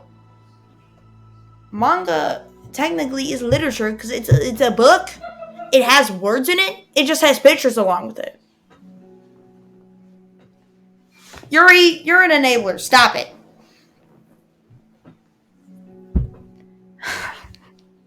Oh my god, that first sentence is just driving me crazy. No way. I thought she was actually going to be somewhat decent, but no. Oh my god. Oh my god, I literally can't. I have to read it again. Oh my god. God, it's so stupid. Something as ridiculous as manga has no place here. The fact that you're even storing it for her should make her completely indebted to you. Well, you're right, but I don't know. Isn't it kind of harsh to say things like it's ridiculous and it has no place here? Do you not feel the same way? You've been doing everything you can to avoid associating the club with it, so I assume you felt the same way about it. That's not true. Well, recalling our confrontation with Natsuki, a realization starts to set in. You may be right. I mean, if it was anything besides manga, would I really be acting like this? Maybe I've just been convincing myself that it has nothing to do with the manga. I'm really upset that I would let myself do that. With a sigh, Monica walks over to the closet. She finds herself staring at the colorful shelves. This really wasn't what I had in mind for a club about literature. There shouldn't be anything wrong with that. Monica starts defending her position once again. It's a complicated issue that Monica's failed to consider before now. Where's the line that even drawn at what's considered literature? Lost in thought, she reaches into one of the larger boxes sets and puts out a volume, inspecting it for no particular reason. The cover features 4 girls strikingly cute in exaggerated poses, all dressed in short skirts. Yeah, amused by the absurdity of the cover, Monica opens the book. So read it. Oh shit, it's finished. Which song was that? Yes, this one. That was good.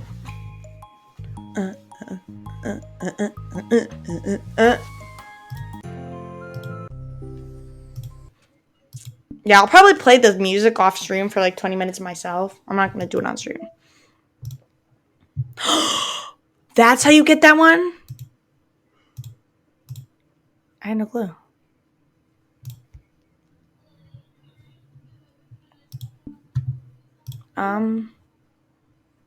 Let's have respect. Let's have respect for people's type of literature. Please, Monica.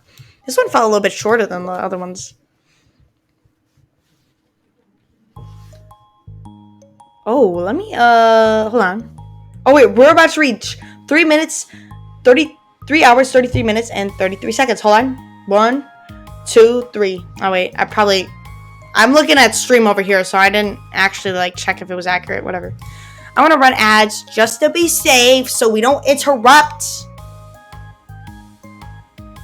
We don't interrupt the story. So, tell me how long, tell me how long the ad is so I can, like, estimate when I can come back. I'm gonna put a be right back screen, too. I might as well go to the bathroom and shit. Actually, yeah. It's so much better. Let me just be right back, run the ad, and I'll see you in 3 minutes.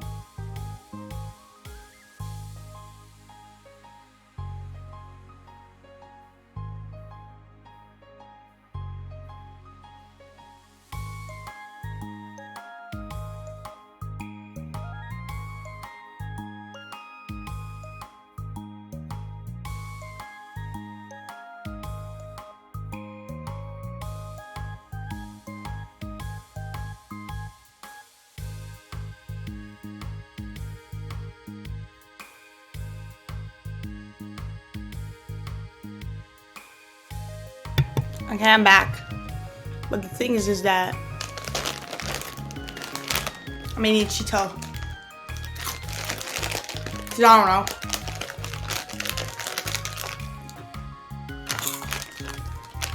Oh, ads are done. No, what happened to Freddy? Also, I'm making myself another cup of tea. I know, it's kind of getting out of hand, isn't it? Drinking the freaking throat coat every day. But it's kind of good. Sometimes I don't think the tea bag helps enough. Like, I don't think the tea bag saturates the water enough with tea flavor, but I still like it. I still like drinking it. I still feel like it's helping me somehow. So, let me go pour my tea. I'm gonna show you guys how I do it, so you learn how to be like me. Let me go show you.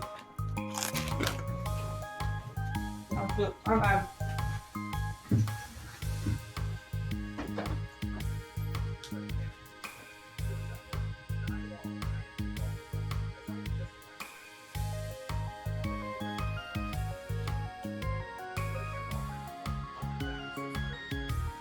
Bingo.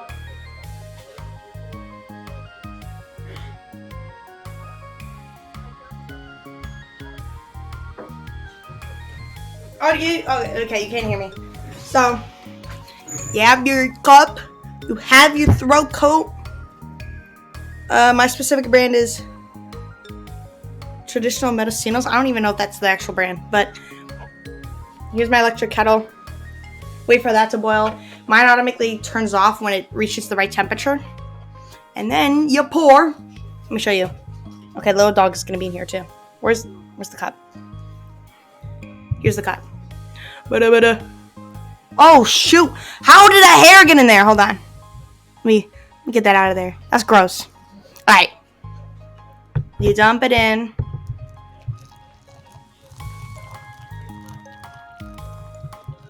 Oh shit, that shouldn't be all those steamies on my mic now.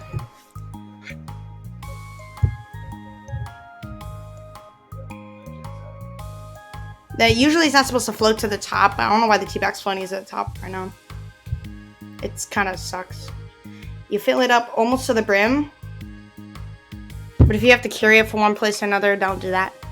It could just wait here for now. So, it's fine. Bob it up and down a little bit, so the flavor kind of spreads. And then it get on my mouse pad. I don't know if you saw that.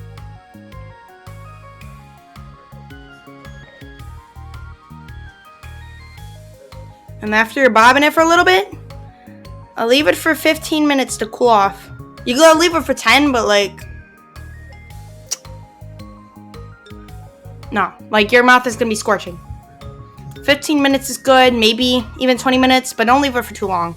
Don't leave it over 20 minutes because then you're gonna lose your warmness. Because the more you drink it, the less warmness there's gonna be also. Because it's gonna start cooling down, the less heat it has to bounce off of the rest of the liquid. I don't fucking know.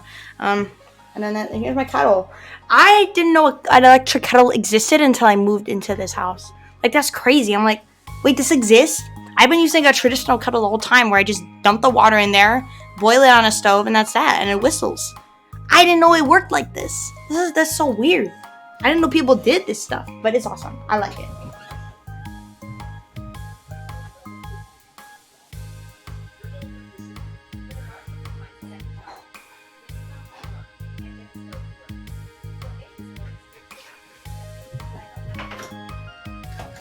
And I also like using the electric kettle for my ramen noodles.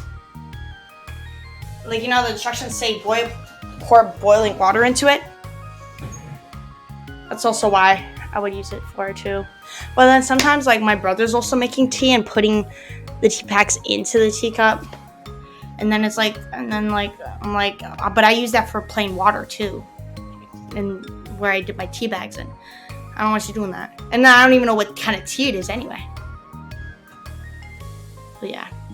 I'm I'm in love with it. I've been using that freaking tea kettle every day since I've gotten into this house. Oh, and the music's still playing, so enough about freaking tea and Cheetos. Let's go to the game. Let's figure out what the frick is going on with these bitches. I didn't say that. I didn't say that. You didn't catch me saying anything. So if someone asks, nothing happened. Nothing happened. Alright, okay. I think we're good. Showing the game. Right. I don't know when I just poured this. What time did I just pour this? Okay. I guess at 9:25 I can start drinking it. Or 9:30. Whatever. Alright, let's see what the frick is happening. Guys, stop fighting. If you guys kiss, everything will be so much better. This sucks. Why is Monica such a jerk? She should be grateful that I even joined her stupid club. It's not like she can find any members. Oh. Damn! Monica's usually really nice. She cares so much about everyone in the club being happy. Yeah, right. Well, she usually does. Maybe when she's not being busy, being so judgmental. So what if I'm into manga? Why can't just one person accept that instead of being so condescending about it? I accept it. I think it's cute. Oh, come on. That's condescending too. I'm sorry. I didn't mean it like that. I just wanted to support you. Natsuki sighs. I know. Thanks. It just really sucks. Do you want me to talk to Monica? I don't know. It's not like it's going to change her opinion of me. Like, even if you were to convince her to back off, that wouldn't suddenly make me feel like I'm actually welcome in the club. I should just find another club. Wait, you don't have to do that.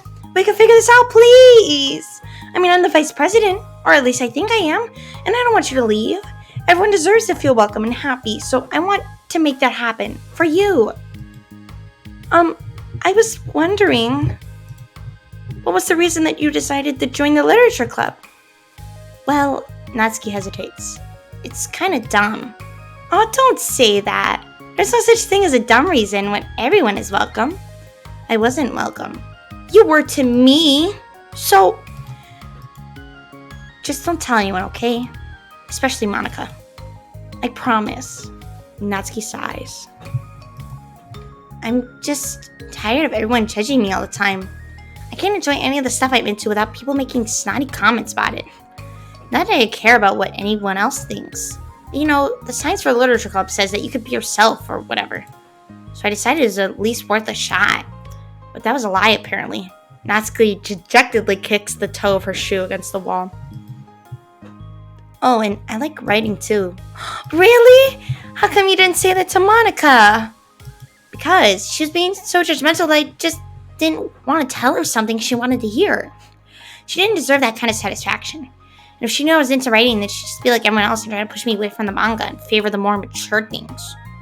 The two of them remained silent for a while.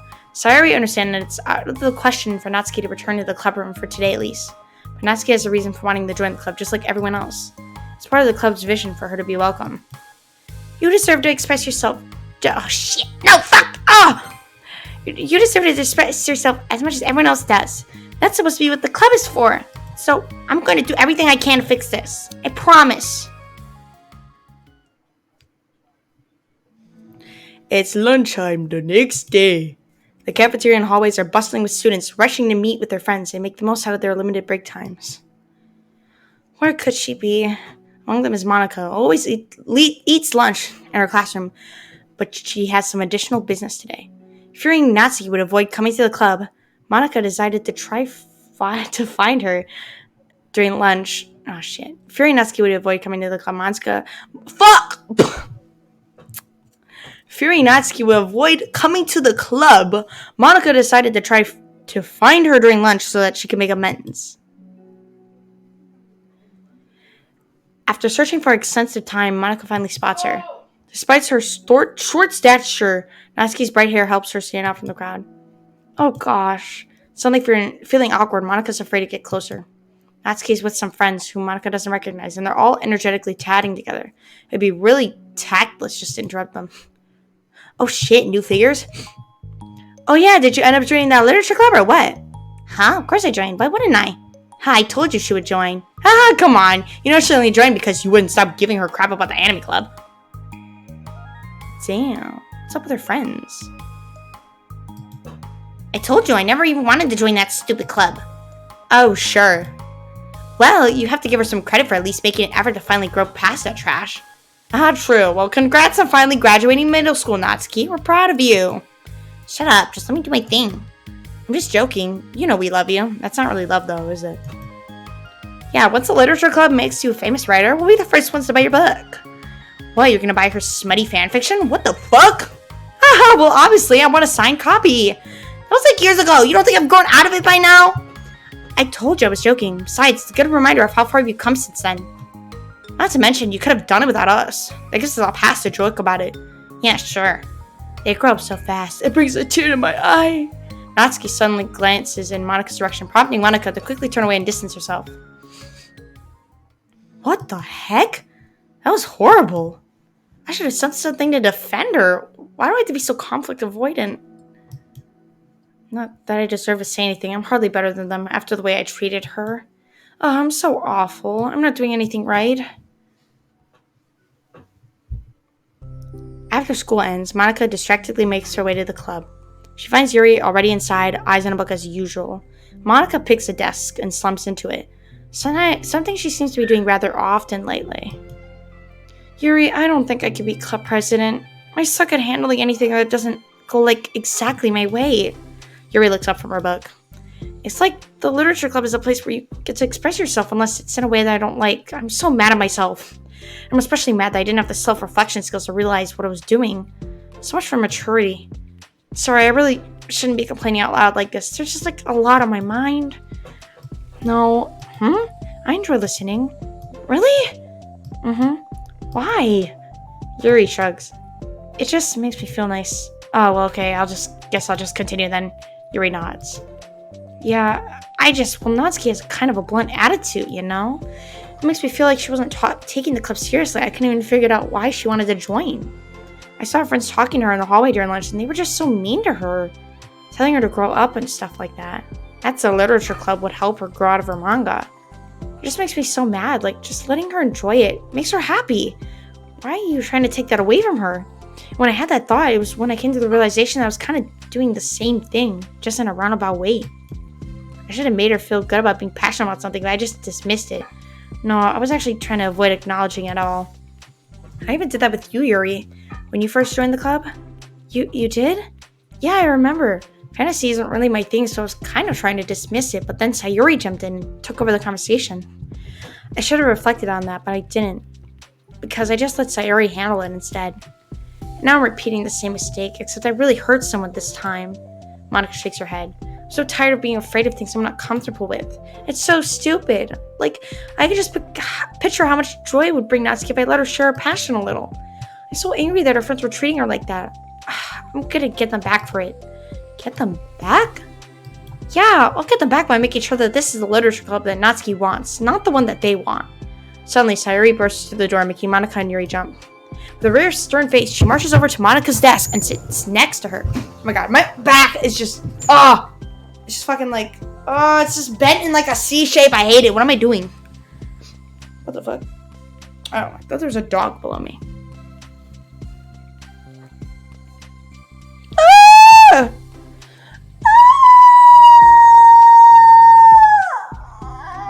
Those are my stretching noises. I'm having an intervention. I can do that because I'm vice president. Is this about Natsuki? Yes. Yeah, I know. I messed up. I'm super sorry. I was just talking to Yuri about it. Really? I was so dismissive of her passion that she felt threatened, probably just unwelcome. Literally the opposite of what the literature club is supposed to be. I really need to make it up to her. Oh. Yay, I did it! Thanks for the intervention, Sayuri. I'm glad we're on the same page. Friendship wins again. So how do you want to make it up to her? I have a plan. Sayuri, do you know if Natsuki's coming to the club meeting today? I don't think she is. I see. Monika's afraid of that. Not because of her plan, but because she's facing the consequences of the damage that she inadvertently caused. The only way to do the right thing is to face it head on. It's so easy to just duck away from conflict and wait for it to blow over. But that's not enough. To truly respect someone's feelings after you hurt them is to face them and admit your wrongdoing. Not the wrongdoing of mismanaging the club, but the wrongdoing of disrespecting Natsuki's feelings. Okay, do you think you could get her to come to the meeting tomorrow? I can do that. Okay, awesome. Yuri, you don't have to worry about anything, but thank you for being my friend. You're a good listener. Fidgeting with her hair, Yuri turns away to hide a smile. Well, I guess for today, it's going to be a pretty quiet club meeting. I'm going to step out for a bit. Is that okay? Yeah, I'm just going to read with Yuri. Hey, is this one of Natsuki's books? How come it's out here? Sayori picks up a manga that was resting on an adjacent desk. Oh, that? Natsuki probably lifted it up by accident. But I thought she hasn't been coming to the club. Actually, Monika's been... Okay, Yuri, I'm sure it's just someone else who just was using this classroom then, okay? Monika smiles at them both. And with a wave, she exits the club room. Oh, girl, she don't want to admit it. She doesn't want to admit it that she's reading her books. I really shouldn't have left that out. If Sayori catches on, she'll definitely tell Natsuki, and that will really get awkward. Now, I wonder if there's a keyboard I can borrow from the music room. Is she gonna write a song? The time for the next club meeting has already arrived. Monika and Yuri are the first to arrive. I'm so worried. Do you think Sayori's gonna be able to bring Natsuki? Yes. How do you know? Well, she's Sayori. You know, you're right. Time slowly passes by. Monika sits and stands up to pace around, then sits again. Yuri's eyes don't move from her book. Then the door finally opens. Sayori marches inside. Behind her, Natsuki shuffles inside, nervously looking around the room. We're here! Welcome back. Monika, the club president, stands up and greets them with a smile. Sayori picks a desk and takes a seat. Natsuki sits closely next to her. Oh, this is the literature club! Looking back and forth between the club members, Monika is struck with a nostalgic feeling.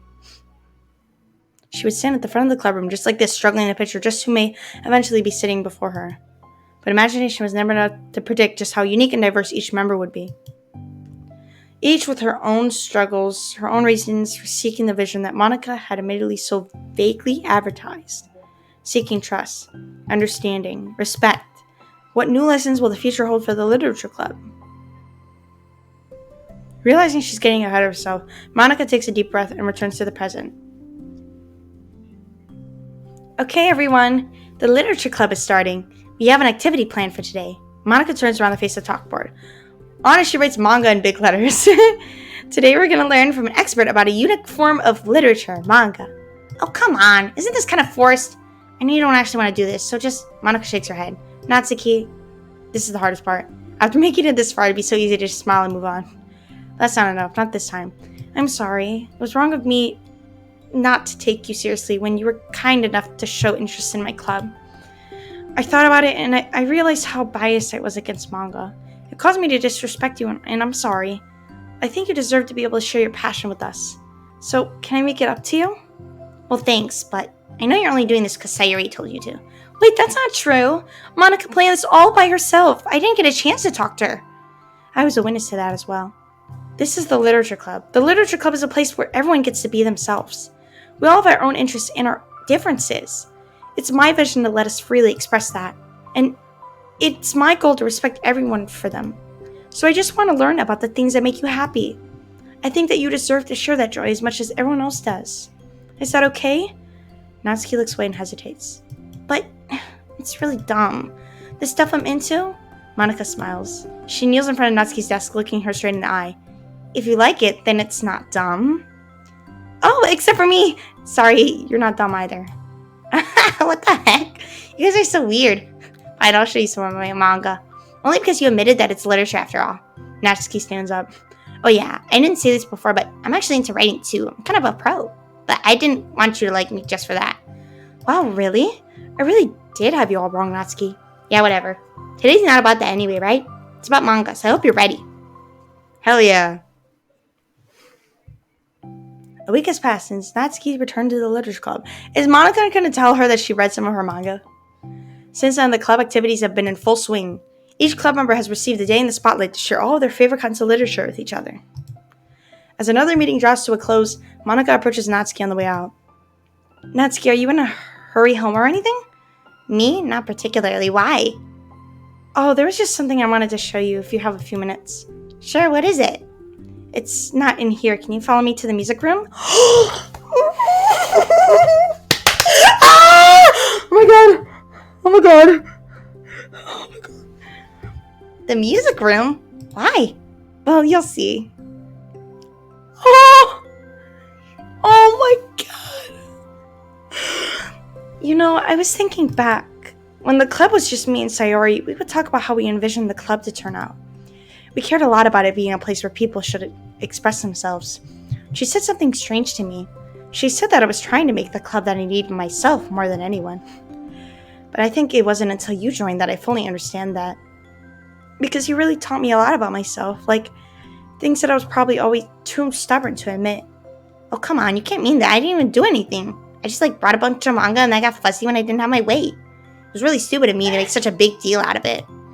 No, I honestly needed it. If you didn't express that you were hurt, I would have never realized I did something wrong. Besides, your feelings are valid. They deserve to be heard and respected. It's just really hard to feel that way sometimes.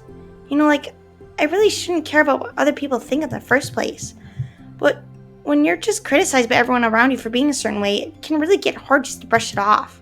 And it makes me start to feel like I'm the problem. Like I'm not doing enough to please everyone else. Am I being too entitled if I just want people to like me? Without me having to hide a bunch of stuff about myself? I don't think I am. I just wish that sometimes people would try to appreciate me more for who I actually am. As Monica listens, she recalls vividly how Natsuki's friends were treating her and how naturally they did so.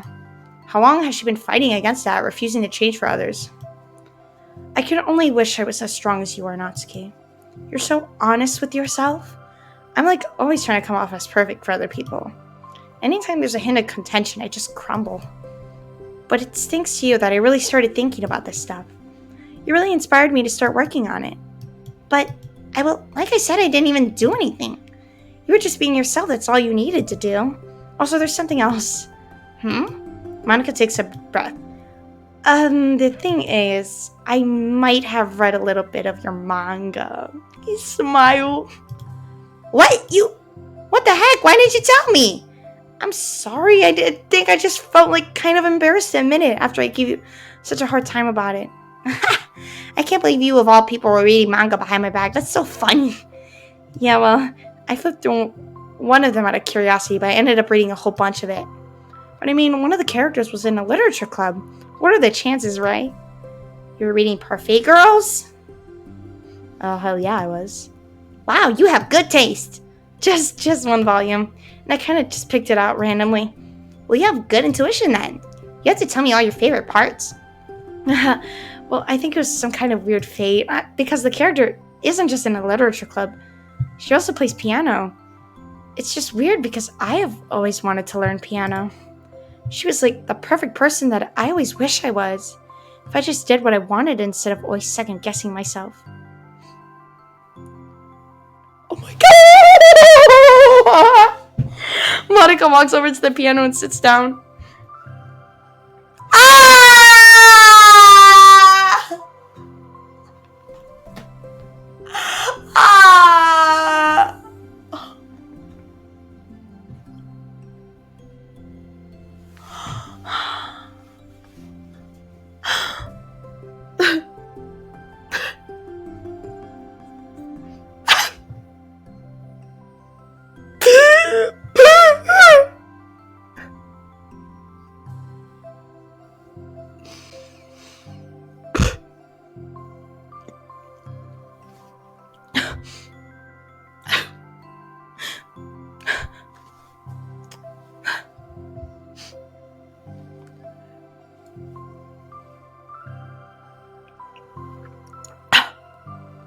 Shit's hot as fuck.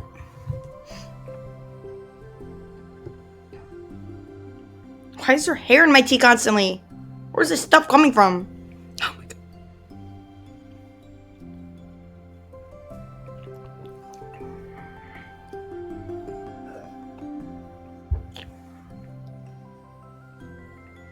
I always felt like I should only share the absolute best parts of myself. The parts that will impress people or make them like me more. But after you joined the club, I really realize how self-destructive that mentality is. We share things because we want to express ourselves. Sharing experiences allows us to share emotions. And I just felt like I wanted to show you this, because if it wasn't for you, I never would have started playing. Hey, I think the credit for that one goes to Parfait Girls, not me. No. Well, maybe it's true that Parfait Girls put the thought into my head, but it was still you who inspired me to keep practicing every day. Every day? Because, you just make me feel like... Oh, good, you make me feel good. Kiss me. Sorry. Make me feel like if I wanted to do something, I should just do it. I mean, I still haven't been practicing for very long, and I'm really not any good at it yet, at all. But I wrote a song for the club, and I worked really, really hard on it. It doesn't have any words or anything, but, well, yeah. Wait, do we get to hear it?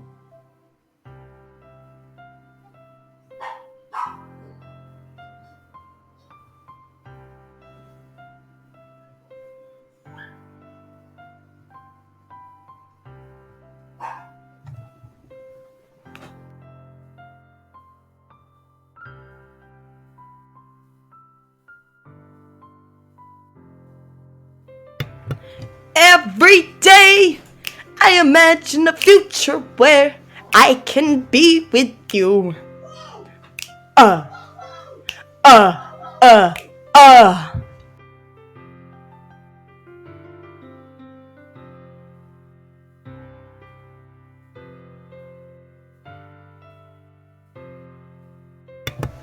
It flows down into a dark puddle.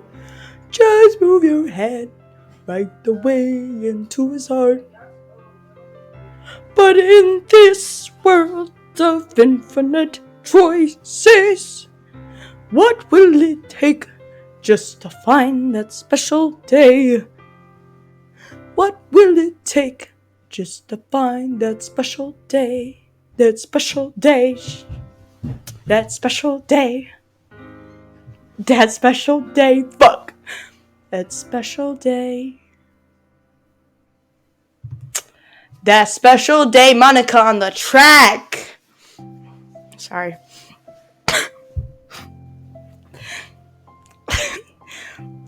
That's all. That was so good. It was? Yeah, are you kidding me? You're already a pro. Not even close. Does the song have a name? You said it was about the club, so... Yeah, it's called My Song, Your Note. I've heard that name before. Because everyone brings something so unique to the club. It's completely different from how I first imagined it, I think. But I was such a selfish perfectionist. It shouldn't be about me, it should be about everyone. And it's all of you who helped me shape the club into what it is. I would never change that. Well, I think that's really thoughtful and kind of flattering. I kind of feel like I don't deserve this much validation. I wasn't exactly very patient either when I first joined the club. It makes me feel like I should probably apologize too. I think I was just really fed up with a lot of things and I got frustrated after not getting my way in the club. So, yeah, I really didn't mean to take it out on you. I was being really immature. If you get my stubborn butt to apologize, I guess you're doing something right. It's fine, I'm past it too. I think we're already even. It's really sweet that you were thinking about it. It takes a lot more maturity to reflect on that kind of thing. Well, I wonder who I got it from. Oh, never mind. Anyway, we're even as long as you let me keep my manga in the club room. The fuck?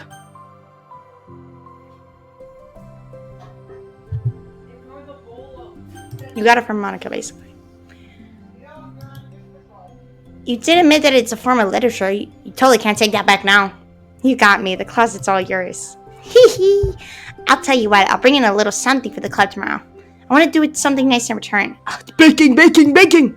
What kind of little something? Oh, you'll see. I don't think you'll be disappointed. Cupcake!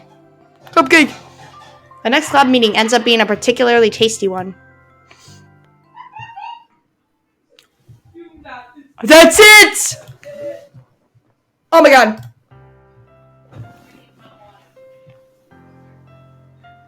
Skirt! Monica riding on the track, yeah. Every day, I imagine a future where I can be with you. Yeah. Yeah. Yeah. Sorry. I love that song. Did I add it? Okay, I added it. And then what's the other one I had to add? Candy Hearts. Alright. So I think that's it for today. Oh my god, finished the side story. Yay! That's different from that one. Finished the side story Respect 2. So yeah, we just got like 3 more side stories to finish. And then maybe someone writes there's like 3 more poems during those side stories. And of course more stills from the side stories. That's my wallpaper for sure. For sure. Oh. Yeah, I think I already know what the other background is. It's like a stairway. And then more sketches. I'm hoping I'm going to eventually get all these. Maybe, I don't see that happening. I was going to say maybe we can write a poem during one of the side stories, but I highly doubt that. They're not going to have branching paths. All right, let's see what's happening here. Paula Minor. Staying focused on our goals. To Untitled Male Group. Staying focused on our goals. As a reminder to help guide our data collection, any analysis performed should be focused on answering some of the main questions. How does granting elevated access to the VM affect a person's emotional state?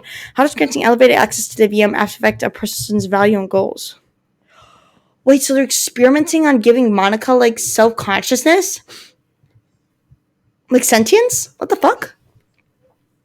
How does someone effectively navigate and experiment with their ability to change contents of their visual manga? I don't know. How is elevated access being weaponized? What actions and values most contribute to the destruction of the universe? Most importantly, how much our observations apply to our own universe? Bonus, how can we present this to upper management as an operation that benefits the company? Unrelated note, whoever changed the color schemes of the desktop to pink, can you please change it back? It's unprofessional and runs the risk of drawing eyes. Oh shit. I mean, yeah, the whole desktop is pink and shit. But why does it matter, you know? Alright. So I think that's gonna be the end of the stream, unless I could do like something, a quick achievement, like very quickly right now. I don't know. I'm gonna keep the game open just in case, but yeah, we're gonna have to do some further research to make sure I know I've gotten everything. Let me see. Video clip share. If you do actually get the good ending. Hi. The achievement. Alright. We have breakthrough. Oh my god. Sigh. The achievement that may make you want to break through your fucking skull by the end of it. Okay. Most is acquired through normal beats by progressing through the main story and side stories. However, there are some that require more specific methods to get.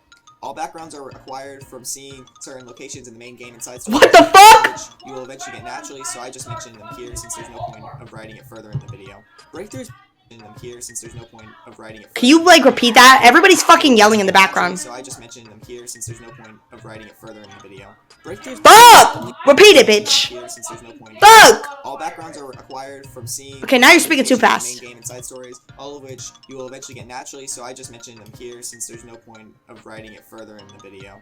Breakthrough is probably the only achievement in this video that'll take multiple steps to achieve. What percentage have I done? You ask. You little sexy little rodent. All you need to do is go to settings and check up in the top right hand corner of the screen. First thing I need you to do is go back to the poems. I know you were. Hold on, let me check. I am at 76 data completion. 76. Lazy to pick. I pick Kawaii, horror, and all these other things, you bitch. Yeah! Now we go to Act 1, where Natsuki pick. I pick Kawaii, horror, and all these other things, you bitch. Yeah! And Doki Doki, now we go right? to Act 1, where Natsuki and Yuri begin to fight about breasts. While in the fight, they'll ask you what they think. Ask Sayori for help during the argument between Yuri and Natsuki. Also, a little bit later, you and Sayori begin to talk about whether you'd walk home with her or Yuri if Yuri asked. Being a simp you are, tell Sayori you'd only walk home with her. More data to collect in Act 1 is choosing to help Monica and Sayori at the weekend, instead of Natsuki or Yuri. You can't actually help Monica or Sayori, so the game will always force you to choose Natsuki or Yuri in the end. In Act 2, trying to load the game after Sayori's death by pressing load instead of a new game will give you more data collection. You'll find your saves are deleted on the game. Another Act 2 data collection piece is experiencing Natsuki's play with me scene. Oh yeah, I saw that.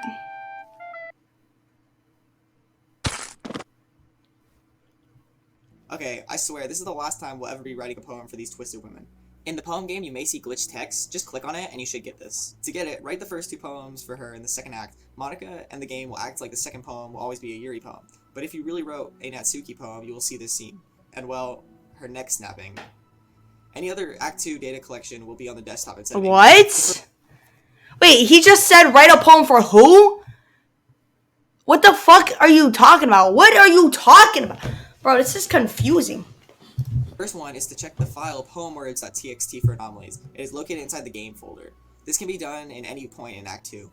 This next one is an annoying one. During the weekend, make it through without pressing skip. After Yuri's death, click a bunch of times until you reach the end. I'm not even gonna lie, guys, my hand has never burned so much in my life after spam clicking that. During the third act, delete Monica's character file before she begins her monologues. As soon as you were taken to the classroom in the void, go back to the virtual desktop and immediately delete her. Ain't gonna listen to even a second of her lies. Also, during the third act, press the skip button. No, this is too much to remember. I'ma just write it down off stream. This is ridiculous. In order for you to skip, she must... Bro, please. Ugh. Okay, yeah, I'm definitely doing this off stream. Get out of my face. This video is so convoluted. I can't do this anymore. So thank you so much for watching. Thank you so much for joining. I will see you Tuesday. It's gonna have to be Tuesday because I cannot do anything Sunday or Monday. I got plans. Yeah.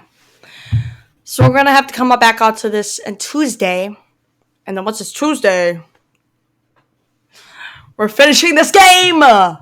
So I'll see you another day. Bye!